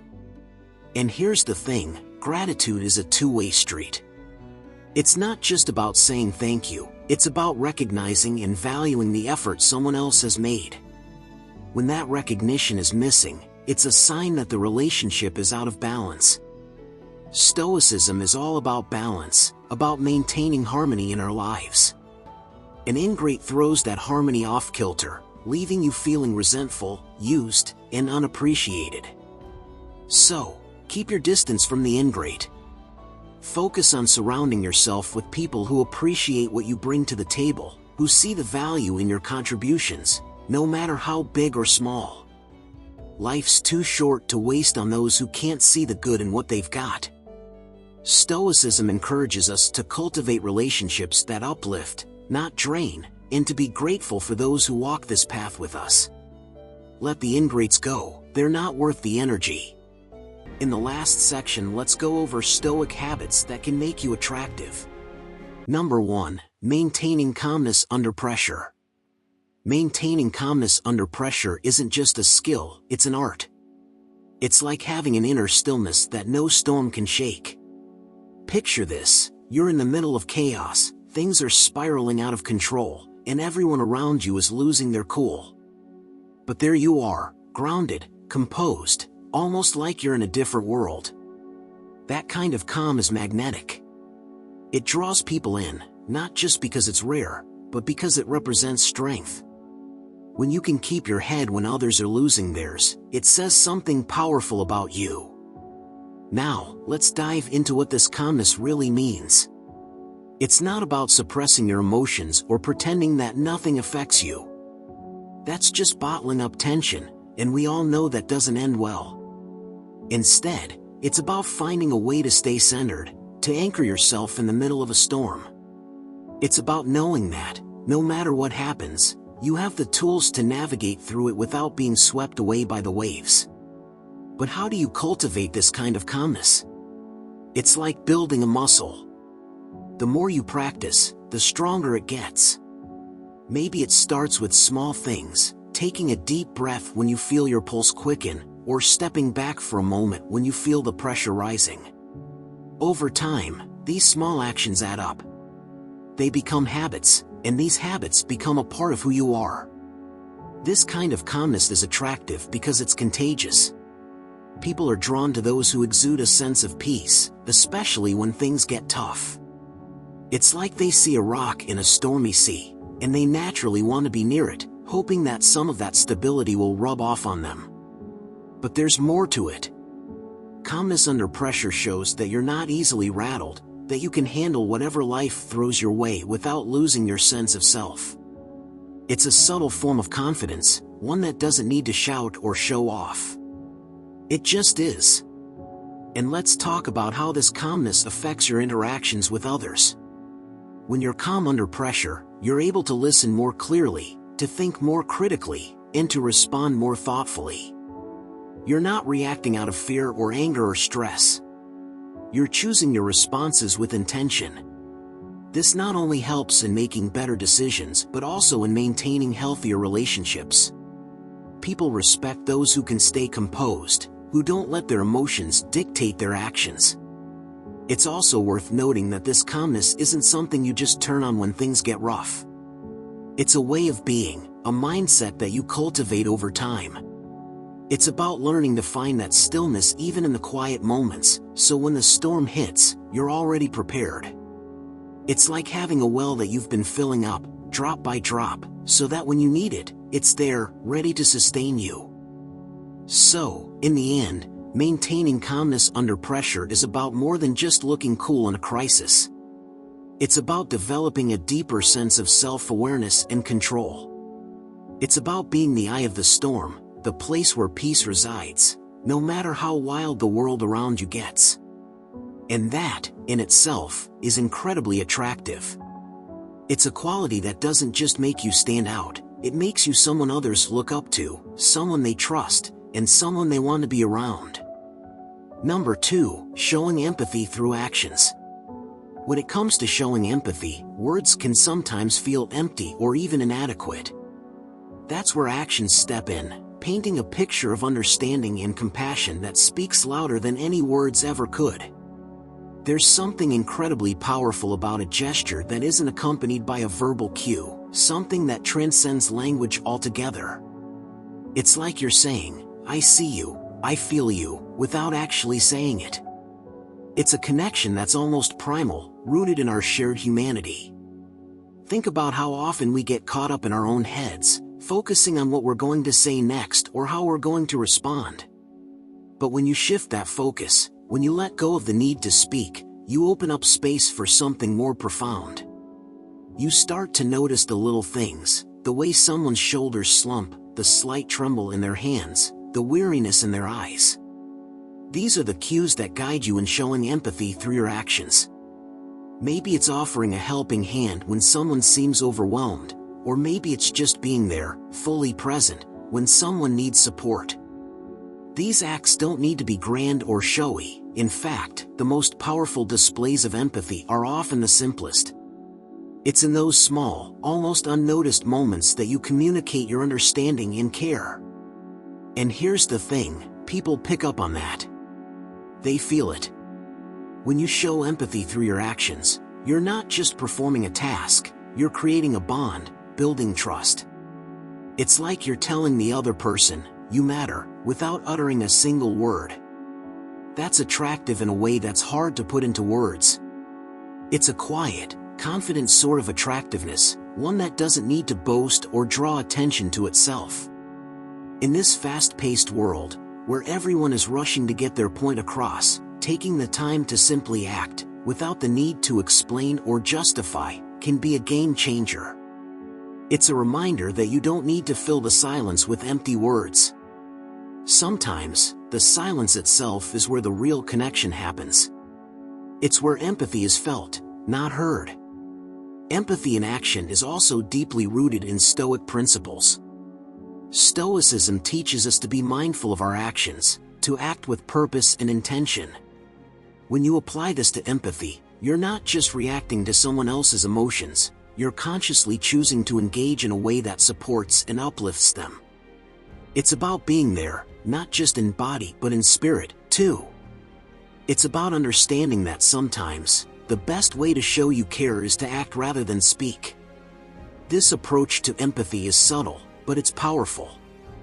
It's the kind of thing that doesn't need to be acknowledged because it's felt on a deeper level. The other person might not even realize why they feel closer to you, why they trust you more. But they do. And that's the magic of showing empathy through actions. It's a silent conversation that says everything without saying anything at all. So, next time you're in a situation where words feel like they might fall short, try letting your actions do the talking. Be the steady hand, the calm presence, the quiet support that someone needs. In doing so, you not only embody Stoic principles, but you also become someone who's deeply attractive, not in a flashy or obvious way, but in a way that resonates on a deeper, more meaningful level. Number 3, exhibiting emotional resilience. Exhibiting emotional resilience is like having a superpower that you don't need to flaunt. It's not about being unshakable or pretending that nothing ever gets to you. Rather, it's the art of bouncing back, of finding your center when life tries to knock you off balance.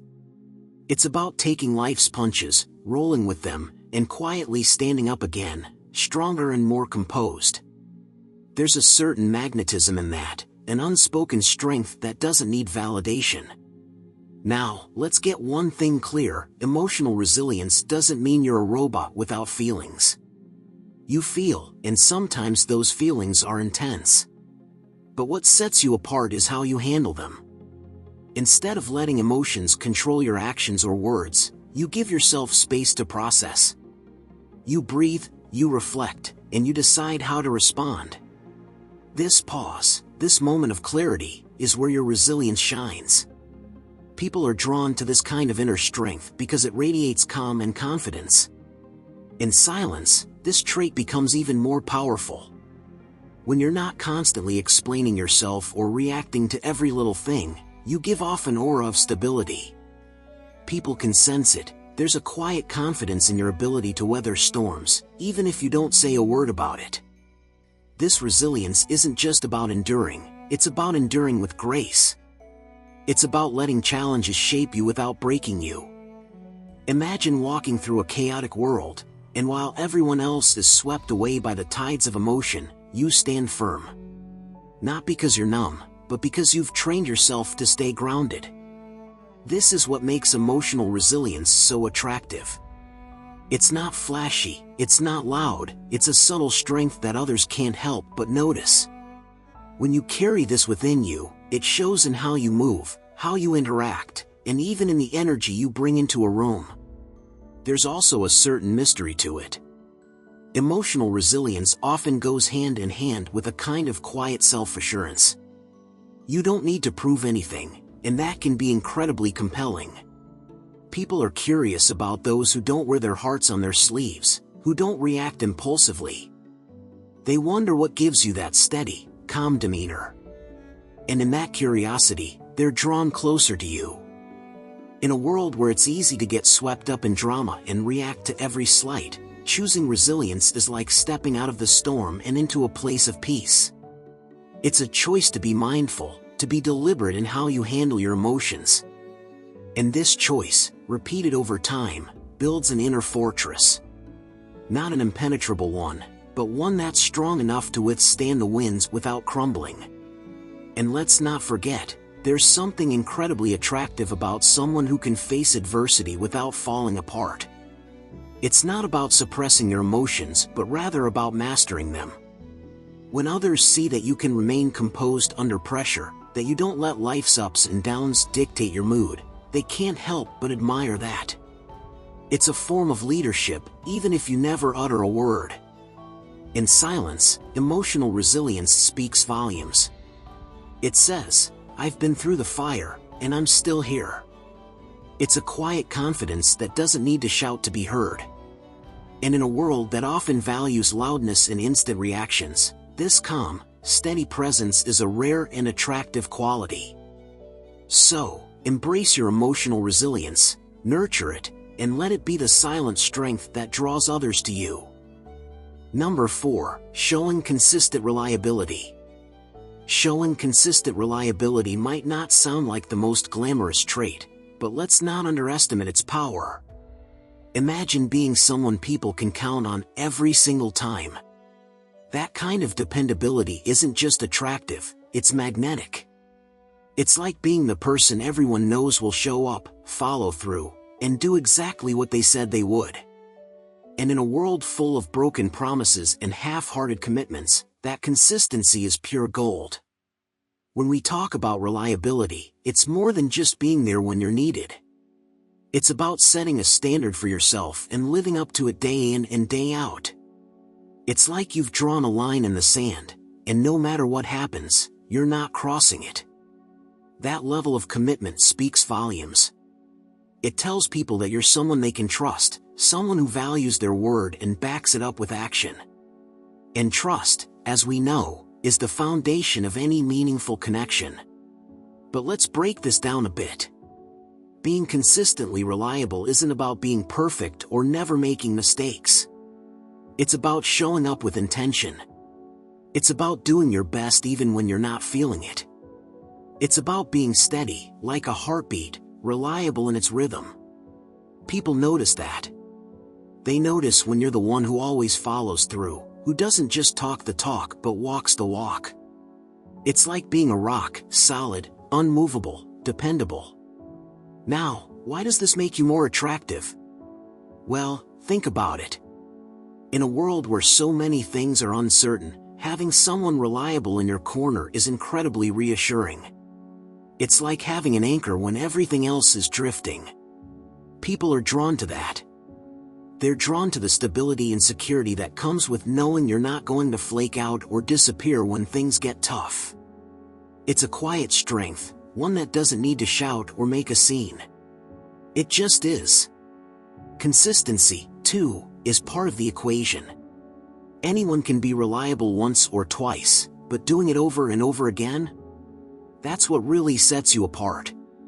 It shows that your reliability isn't a fluke, it's who you are. And that's where the real attraction lies. People want to be around those who are steady, who aren't going to let them down or leave them hanging. It's a rare quality, and when people find it, they value it deeply. There's also something to be said about the respect that comes with being reliable. When people know they can count on you, they start to see you differently. They start to see you as someone who has integrity, who takes their commitments seriously. And that kind of respect is incredibly attractive. It's not just about being liked, it's about being valued for who you are and what you bring to the table. But, of course, being consistently reliable isn't always easy. It requires effort, dedication, and sometimes a bit of sacrifice. It means doing what you said you'd do, even when it's inconvenient, even when no one's watching. But here's the thing, it's worth it. Because when you show up for others, they show up for you. And that creates a bond, a connection that goes deeper than just surface-level attraction. So, showing consistent reliability isn't just about being dependable. It's about embodying a quality that others can rely on, time and time again. It's about being a person of your word, someone who people can trust without question.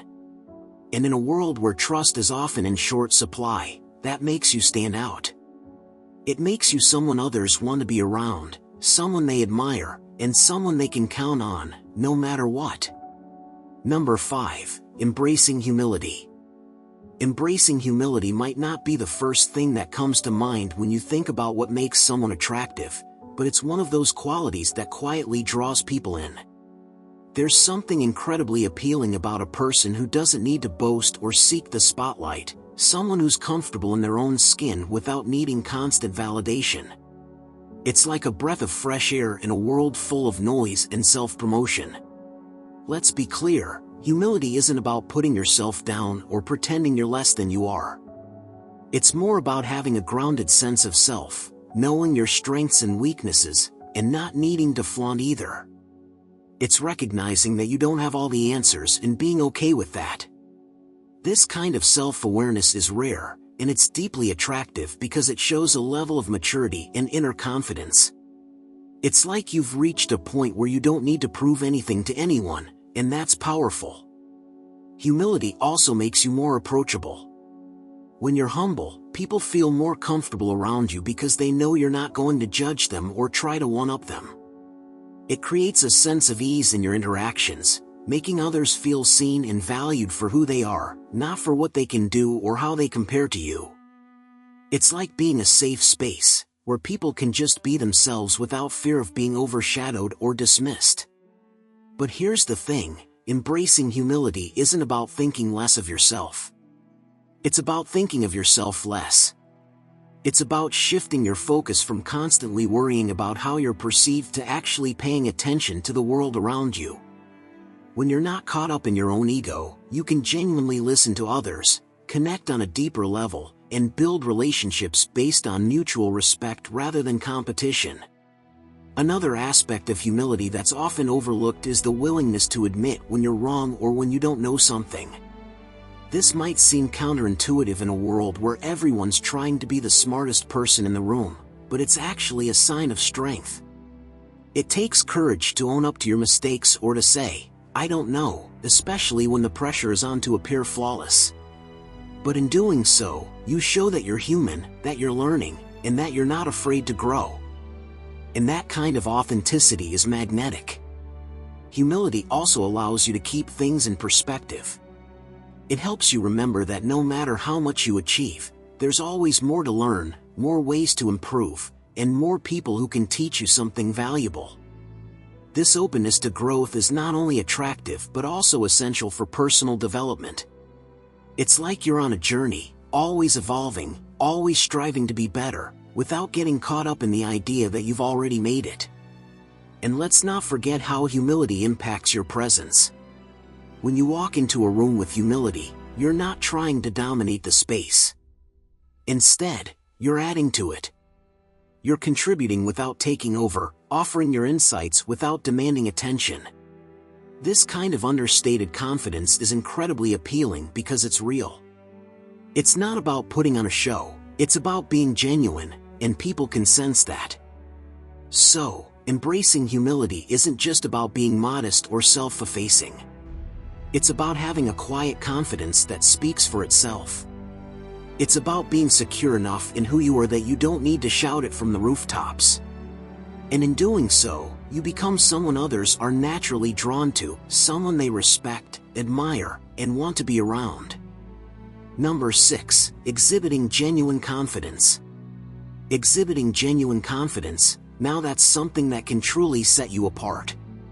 But let's get one thing straight, real confidence isn't about being the loudest person in the room or flaunting your achievements. No, it's something much deeper.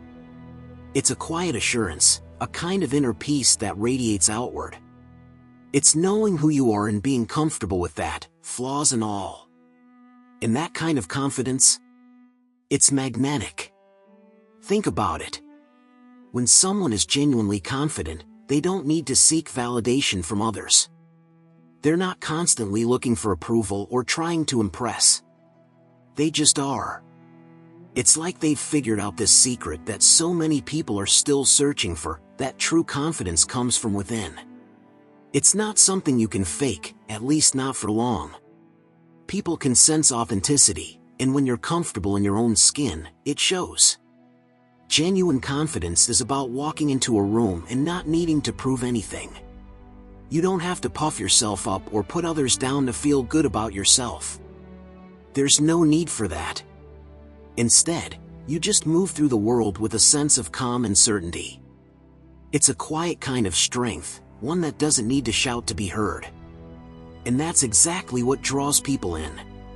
They're attracted to that stability, that sense of knowing who you are and being okay with it. But here's the thing, genuine confidence isn't the same as arrogance. There's a fine line between the two, and it all comes down to how you view yourself in relation to others. When you're genuinely confident, you don't see yourself as better than anyone else.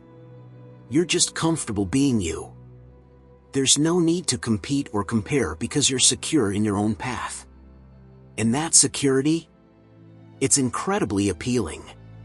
Another key aspect of genuine confidence is how it affects your interactions with others. When you're truly confident, you're not threatened by other people's success or talents. In fact, you're able to celebrate them without feeling like it takes anything away from you. This kind of confidence allows you to connect with others on a deeper level, without the need for pretense or posturing. You can just be real, and that's what makes your presence so refreshing. This confidence also shows up in how you handle challenges. When things don't go your way, you're not easily shaken. Instead, you take it in stride, knowing that you have the strength to get through it. It's not about being fearless, it's about trusting yourself to face whatever comes your way. And that's a kind of confidence that doesn't just shine in the good times, but in the tough moments too. It's steady, unwavering, and resilient. And let's talk about how this kind of confidence influences your decisions. When you're genuinely confident, you're able to make choices that align with your values and goals, without being swayed by outside opinions. You trust your instincts, and that trust allows you to move forward with conviction. People notice that. They see that you're not easily influenced, that you stand firm in your beliefs. And that firmness? It's attractive because it shows that you know where you're going, and you're not afraid to get there. So, exhibiting genuine confidence isn't about being the center of attention or always having the right answers. It's about having a quiet assurance in who you are and where you're headed. It's about moving through life with a sense of purpose and calm, not needing to prove anything to anyone. And in doing so, you naturally draw people to you, not because you're trying to, but because confidence, real confidence, is something everyone is drawn to. It's a light that shines from within, and it's impossible to ignore. Number 7, practicing active listening. Practicing active listening, now that's a habit that can really set you apart. It's one of those things that sounds simple, but when done right, it's incredibly powerful. You see, everyone likes to feel heard, truly heard. But in a world where everyone is eager to speak, to get their point across, active listening is like a breath of fresh air. It's rare, and that's what makes it so attractive. So, what does it mean to practice active listening? It's not just about hearing the words someone is saying. It's about being fully present in the moment, tuning into the person speaking, and giving them your undivided attention. It's about letting them know that, in that moment, nothing else matters. You're there, with them, fully engaged. And that's a game changer. When you practice active listening, you're not just waiting for your turn to talk. You're actually absorbing what the other person is saying, taking it in, and processing it. You're listening not just to respond, but to understand. And that kind of listening creates a connection, a bond that's hard to find in casual conversations. It's like you're saying, I see you, I hear you, and what you're saying matters to me. That's powerful. Let's talk about what active listening looks like. It's more than just nodding along or throwing in a few ahas to show you're paying attention. It's about engaging with the conversation on a deeper level. You might ask questions, not to interrupt, but to delve deeper into what's being said. You might reflect back what you're hearing, just to make sure you're on the same page. It's these little things that show you're not just hearing the words, but you're really getting the message. And here's the thing, people can tell when you're truly listening. They can feel it. There's something magnetic about being with someone who's fully present, who's not distracted by their phone or their own thoughts. It's like you're giving them a gift, the gift of your attention. And that's something people crave, whether they realize it or not. It makes them feel valued, appreciated, and understood. Active listening also changes the dynamic of a conversation. When you're really listening, you're not just waiting for your turn to speak. You're not formulating your response while the other person is talking. You're there, in the moment, letting the conversation flow naturally. And that creates a sense of ease, a kind of rhythm that's hard to describe but easy to feel. It makes the conversation more meaningful, more genuine. But practicing active listening isn't just about making others feel good. It also has a profound impact on you. When you listen actively, you learn more. You pick up on things you might have missed if you were only half listening. You gain insights, not just into what's being said, but into the person saying it. It's like you're opening yourself up to a deeper understanding of the world around you, one conversation at a time. And let's not forget how practicing active listening builds trust. When people know you're really listening, they're more likely to open up to you, to share their thoughts and feelings. They feel safe, knowing that you're not going to judge them or dismiss what they're saying. That kind of trust is invaluable. It's the foundation of strong relationships, whether they're personal or professional. So, practicing active listening isn't just a skill, it's a way of being.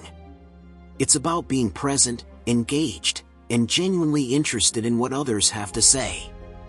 It's about creating connections that go beyond the surface, connections that are real and lasting. And in a world where everyone's talking, being the one who truly listens, that's not just attractive, it's irresistible. Number 8, demonstrating quiet determination. There's something undeniably captivating about someone who carries a sense of quiet determination.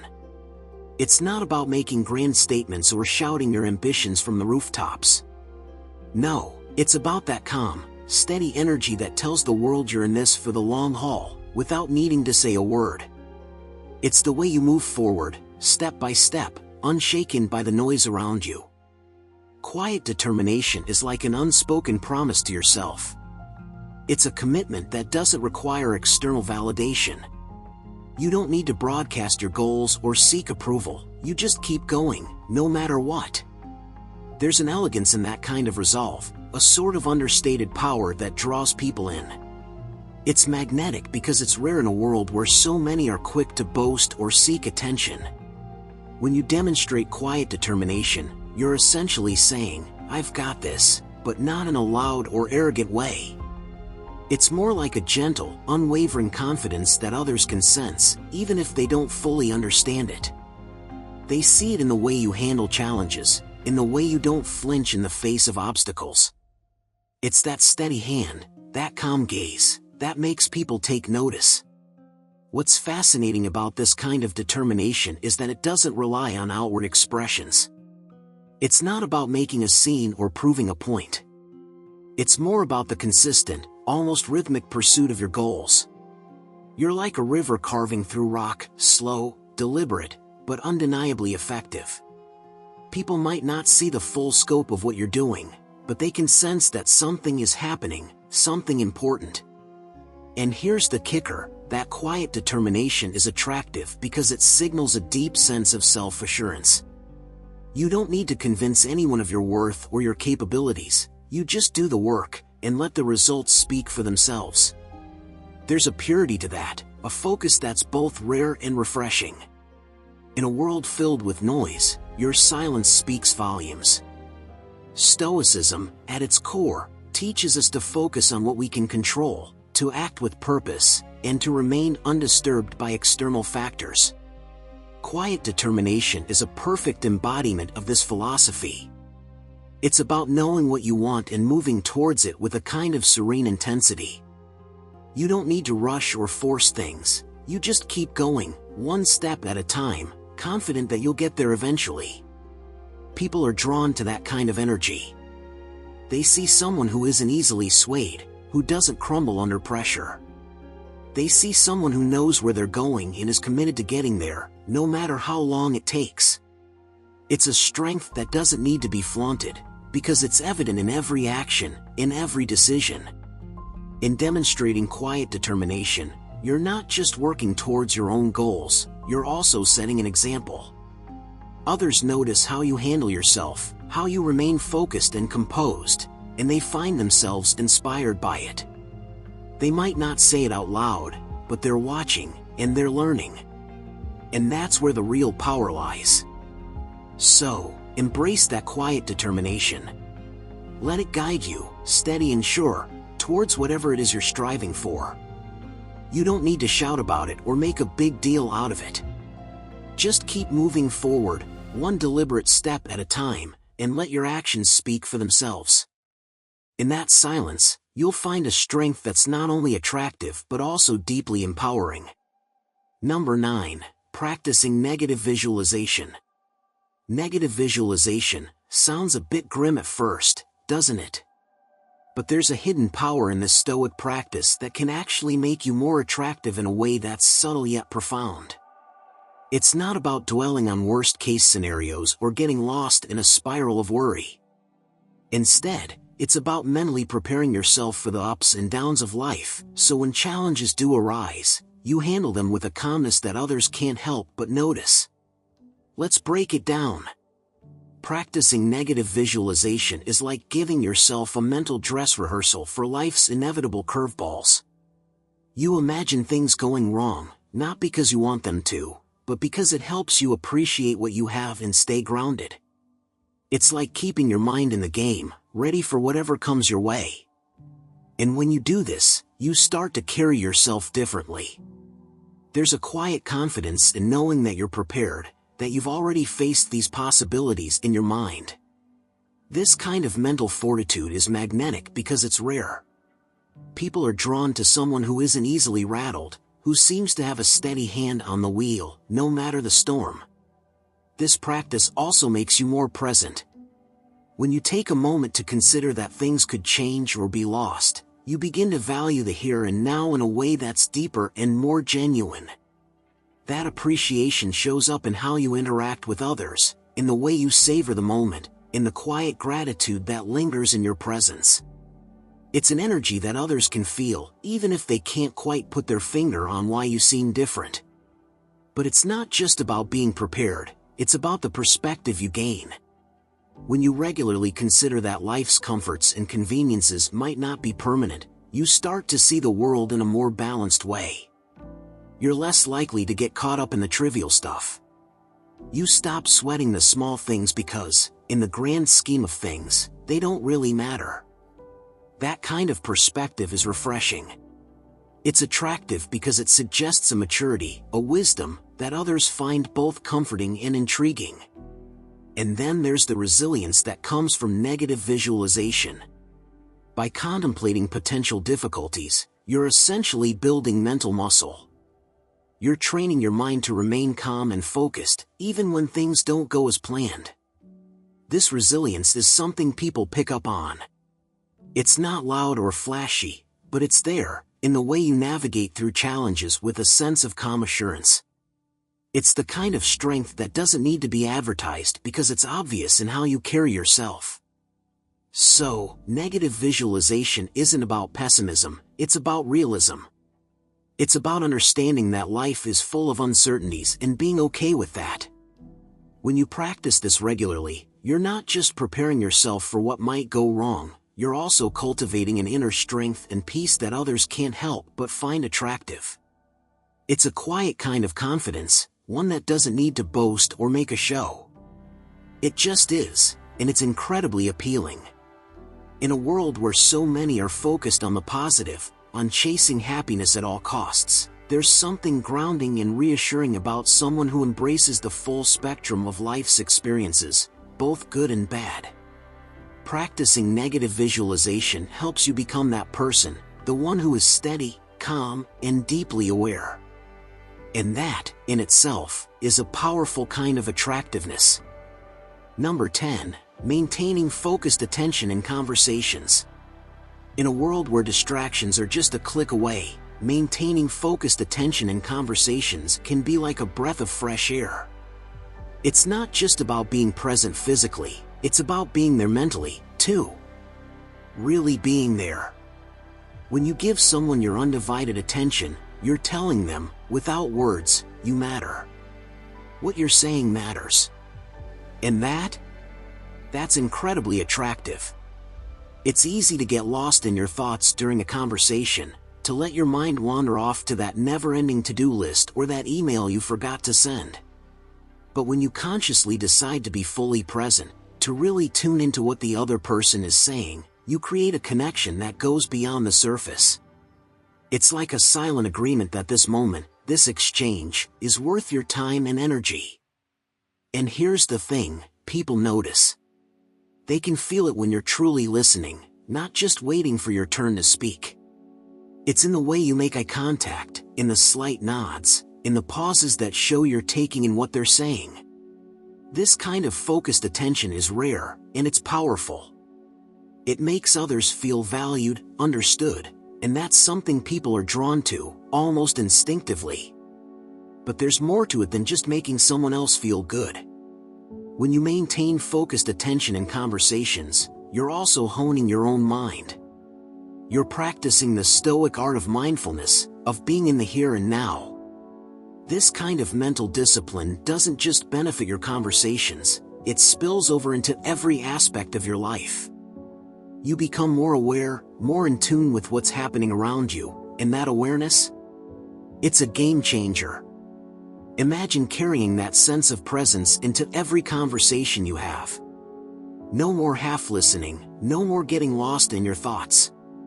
Just pure, focused attention. It changes the dynamic, makes interactions more meaningful. It's like turning up the volume on life, making everything just a little bit richer, a little bit deeper.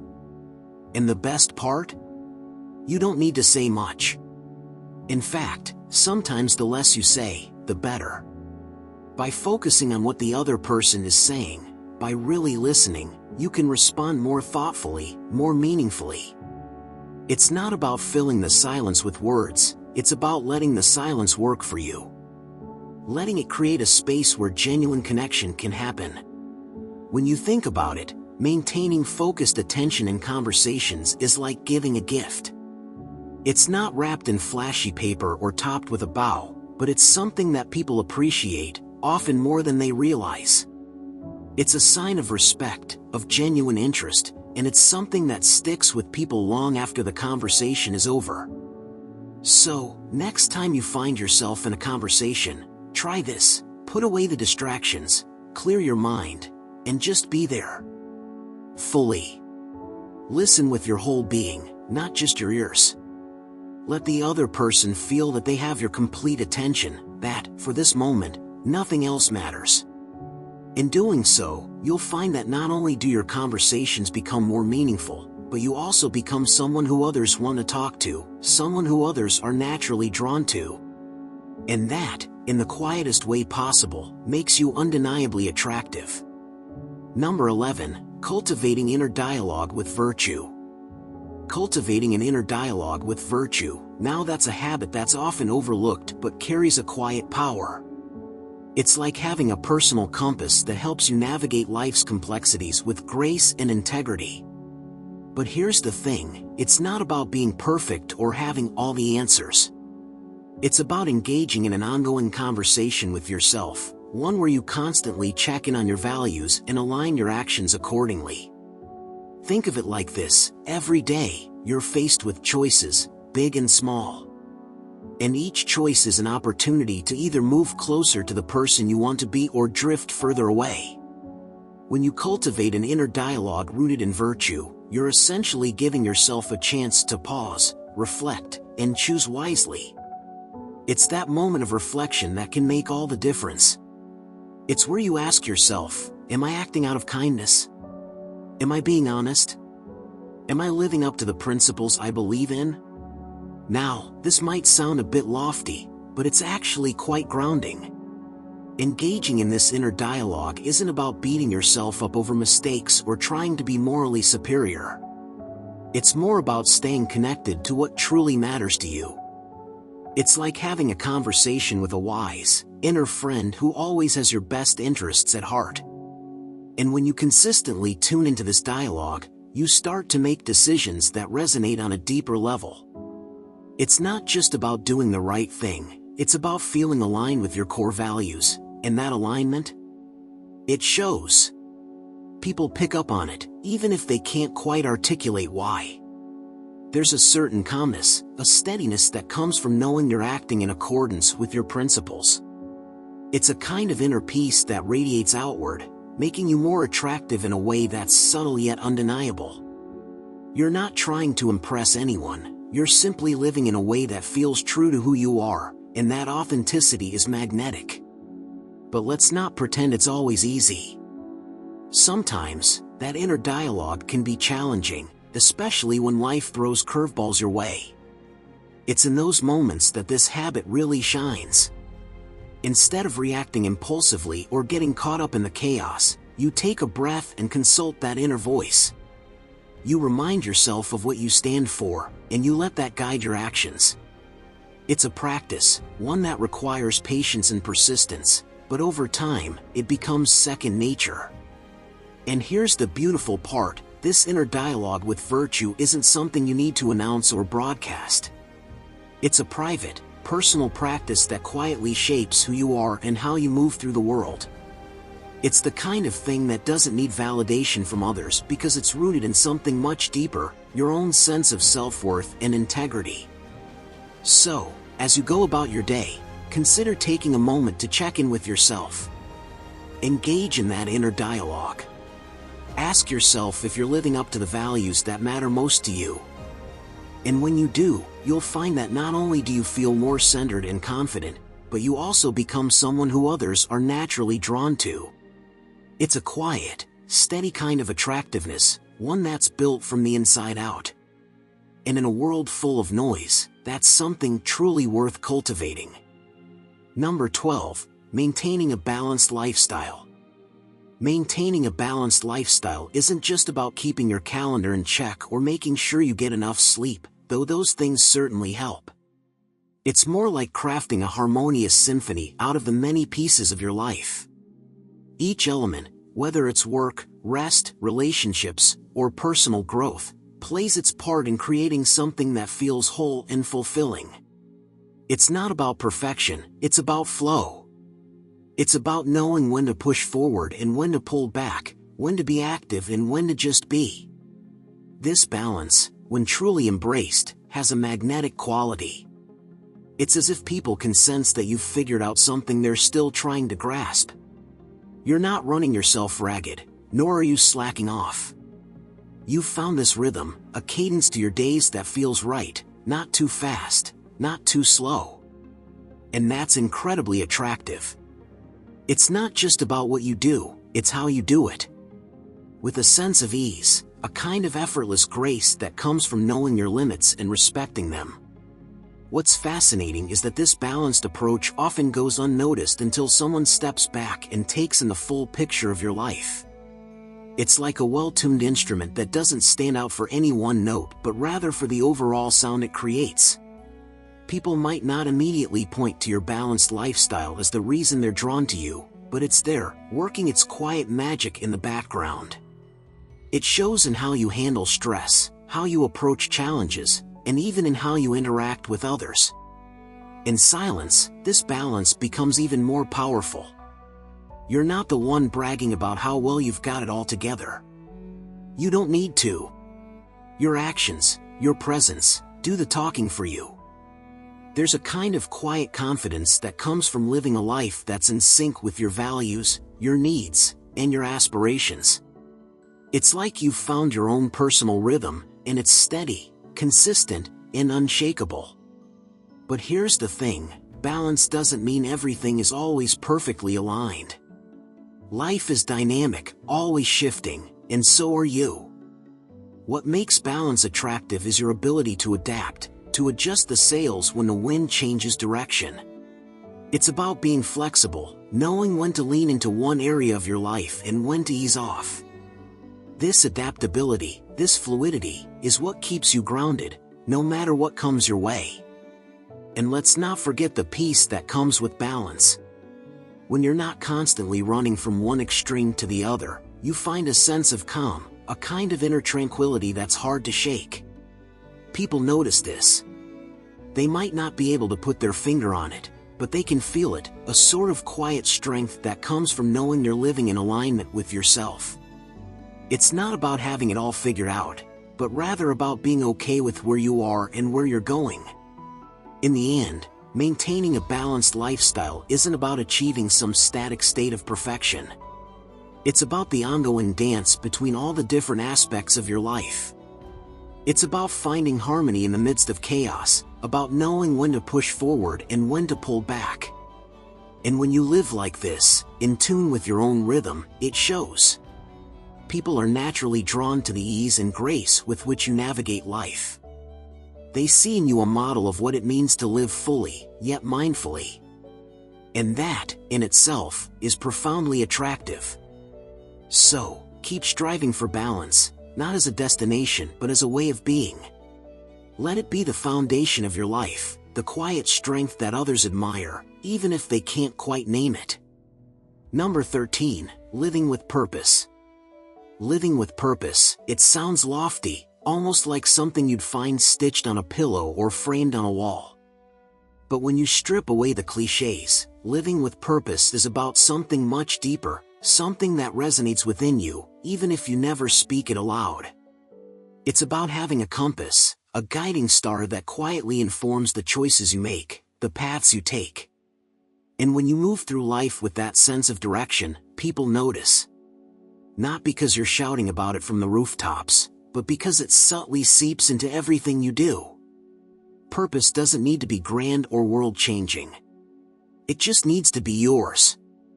It's that underlying why that keeps you going, even when the going gets tough. It's the reason behind your actions, the motivation that keeps you aligned with what matters most to you. And when you live with this kind of intentionality, it creates a kind of aura around you. There's a quiet magnetism in knowing where you're headed, even if the road isn't always clear. What's intriguing about purpose is how it transforms the mundane into something meaningful. When you have a sense of purpose, even the smallest tasks take on a new significance. You're not just going through the motions, you're moving with intention. This sense of purpose brings a kind of energy, a vibrancy, that's hard to ignore. It's not flashy or over the top, it's steady, consistent, and undeniably compelling. In silence, your purpose becomes even more pronounced. You're not out there broadcasting your goals or trying to convince others of your direction. You don't have to. Your actions, your focus, speak for themselves. There's a kind of power in that. People are drawn to those who move with purpose because it suggests a certain depth, a richness of character that isn't easily swayed by external forces. You know what you're about, and that's attractive. Living with purpose also brings a sense of fulfillment that's palpable. When you're aligned with your purpose, you carry yourself differently. There's a calm confidence, a sense of peace that comes from knowing you're on the right path for you. It's not about having all the answers or achieving some final destination. It's about the journey, the process of continually aligning your actions with your values. And in that process, there's growth, there's evolution, and there's an undeniable allure. But let's be real, living with purpose isn't always easy. It requires reflection, self-awareness, and sometimes, making tough decisions. It's about saying no to what doesn't serve you, even when it's tempting, and saying yes to the things that might push you out of your comfort zone. This kind of intentional living takes courage, but it also brings a deep sense of satisfaction. It's like walking through life with a sense of clarity, even when the world around you is chaotic. And here's the thing, when you live with purpose, it's contagious. People can't help but be inspired by someone who knows what they want and isn't afraid to pursue it. It's not about being rigid or inflexible, it's about being committed to something that truly matters to you. That kind of commitment, that kind of dedication, is rare and incredibly attractive. So, living with purpose isn't about making grand declarations or having everything figured out. It's about quietly, confidently aligning your life with what's meaningful to you. It's about moving through the world with intention, with a sense of direction that doesn't need validation. And when you live this way, others can't help but be drawn to you, not because of what you say, but because of how you live. Number 14, embracing minimalism. Embracing minimalism, now that's a concept that's often misunderstood. It's not about stripping your life down to the bare bones or living with as little as possible. Instead, it's about making space for what truly matters. It's the art of clearing out the clutter, both physically and mentally, so you can focus on what really adds value to your life. And when you embrace minimalism, it creates a certain allure, a quiet kind of attraction that doesn't shout but whispers with intent. Minimalism is about intentionality. It's choosing what you keep in your life with a sense of purpose. This could be the objects you surround yourself with, the commitments you take on, or even the thoughts you entertain. When you start to cut away the excess, you're left with what's essential, what truly resonates with you. And there's something deeply attractive about a person who knows what they want, who isn't weighed down by unnecessary baggage. It's like they move through life with a lightness, a clarity that others can't help but notice. What's interesting is that minimalism isn't just about things. It's about mindset. It's about simplifying your mental landscape so you can focus on what's important. This might mean letting go of old habits, outdated beliefs, or even toxic relationships. When you clear out the mental clutter, you make room for growth, for new perspectives, for peace. And this inner simplicity has a way of reflecting outward. People can sense when you're not bogged down by the noise of the world, and that kind of presence is magnetic. In silence, minimalism becomes even more powerful. You're not flaunting your simplicity, you're living it. There's no need to announce that you've embraced a minimalist lifestyle because it shows. It shows in how you carry yourself, in the choices you make, and in the energy you bring into a room. There's a calmness, a focus that comes from not being distracted by the unnecessary. And that calmness? It's contagious. Others can't help but feel drawn to the peace you exude. But minimalism isn't about deprivation. It's not about denying yourself joy or comfort. It's about being discerning, about knowing what truly brings you joy and focusing on that. It's about quality over quantity. When you choose to live with less, you often find that what you do have is richer, more meaningful. And that sense of contentment, of satisfaction with what you have, is incredibly attractive. It's like you've tapped into a secret that others are still searching for. And let's be real, there's something liberating about letting go of what doesn't serve you. When you're not constantly chasing after the next thing or trying to keep up with the latest trends, you free up so much energy. Energy that can be spent on what truly matters to you. This freedom, this lightness, is something people notice. They see it in the way you move, in the way you live, and it draws them in. So, embracing minimalism isn't about having less for the sake of it. It's about making room for what truly matters, for what adds value to your life. It's about living with intention, with purpose, and with a sense of clarity that others can't help but find attractive. In a world that's often chaotic and cluttered, this kind of simplicity stands out. It speaks volumes without saying a word. It's a quiet confidence, a deep contentment, that doesn't need to be broadcasted. And in that silence, you find a strength and an allure that's undeniably compelling. Minimalism, then, is more than just a lifestyle choice. It's a way of being, a way of moving through the world with grace, with purpose, and with a focus on what truly matters. And when you live like that, in tune with what's essential, others can't help but be drawn to you, not because of what you have, but because of what you've chosen to let go. Number 15. Practicing self-discipline. Practicing self-discipline is like having a superpower that doesn't need to be flashy to be effective. It's that quiet resolve, the inner strength that keeps you on track when distractions are pulling at you from every direction. It's about making choices that align with your goals, even when the easier path is tempting you. And when you master this, it's incredibly attractive, not in a loud, look-at-me way, but in a subtle, commanding kind of way that others can't help but respect. Self-discipline isn't about being rigid or denying yourself pleasures. It's more about finding balance, about knowing when to indulge and when to hold back. It's about setting boundaries for yourself and sticking to them, not because you have to, but because you choose to. This kind of control, this ability to steer your own course, is something people notice, even if they don't say it out loud. There's an unspoken admiration for someone who can keep their word, especially to themselves. In silence, self-discipline becomes even more powerful. You're not out there broadcasting your sacrifices or boasting about your willpower.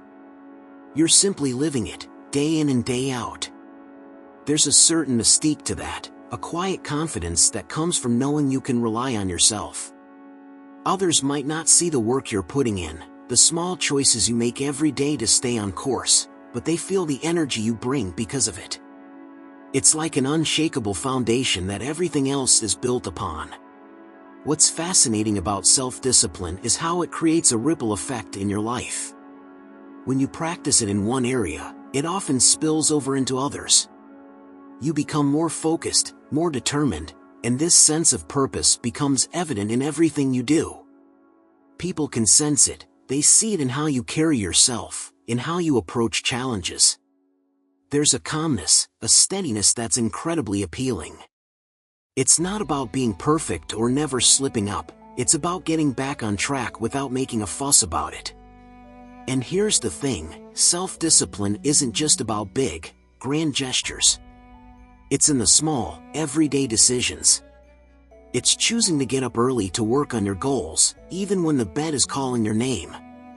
It's about saying no to that extra helping, not because you have to, but because you've decided that something else is more important. These little acts of discipline add up, and over time, they shape you into someone who is dependable, consistent, and strong. But let's be real, self-discipline isn't always easy. There are moments of struggle, moments when you question why you're even bothering. And that's okay. What matters is that you keep going, that you keep choosing discipline over ease, even when it's hard. This resilience, this refusal to give up on yourself, is what makes self-discipline so attractive. It's a kind of inner fire, a determination that others can't help but admire, even if they don't fully understand it. In the end, practicing self-discipline is about more than just achieving your goals. It's about becoming the kind of person who can set their sights on something and follow through, no matter what. It's about building trust in yourself, about knowing that you have the strength to do what needs to be done, even when no one is watching. And when you live with that kind of integrity, that kind of quiet commitment to yourself, it shows. It shows in how you move through the world, in the decisions you make, and in the respect you command, all without saying a word. Self-discipline, then, is a quiet force.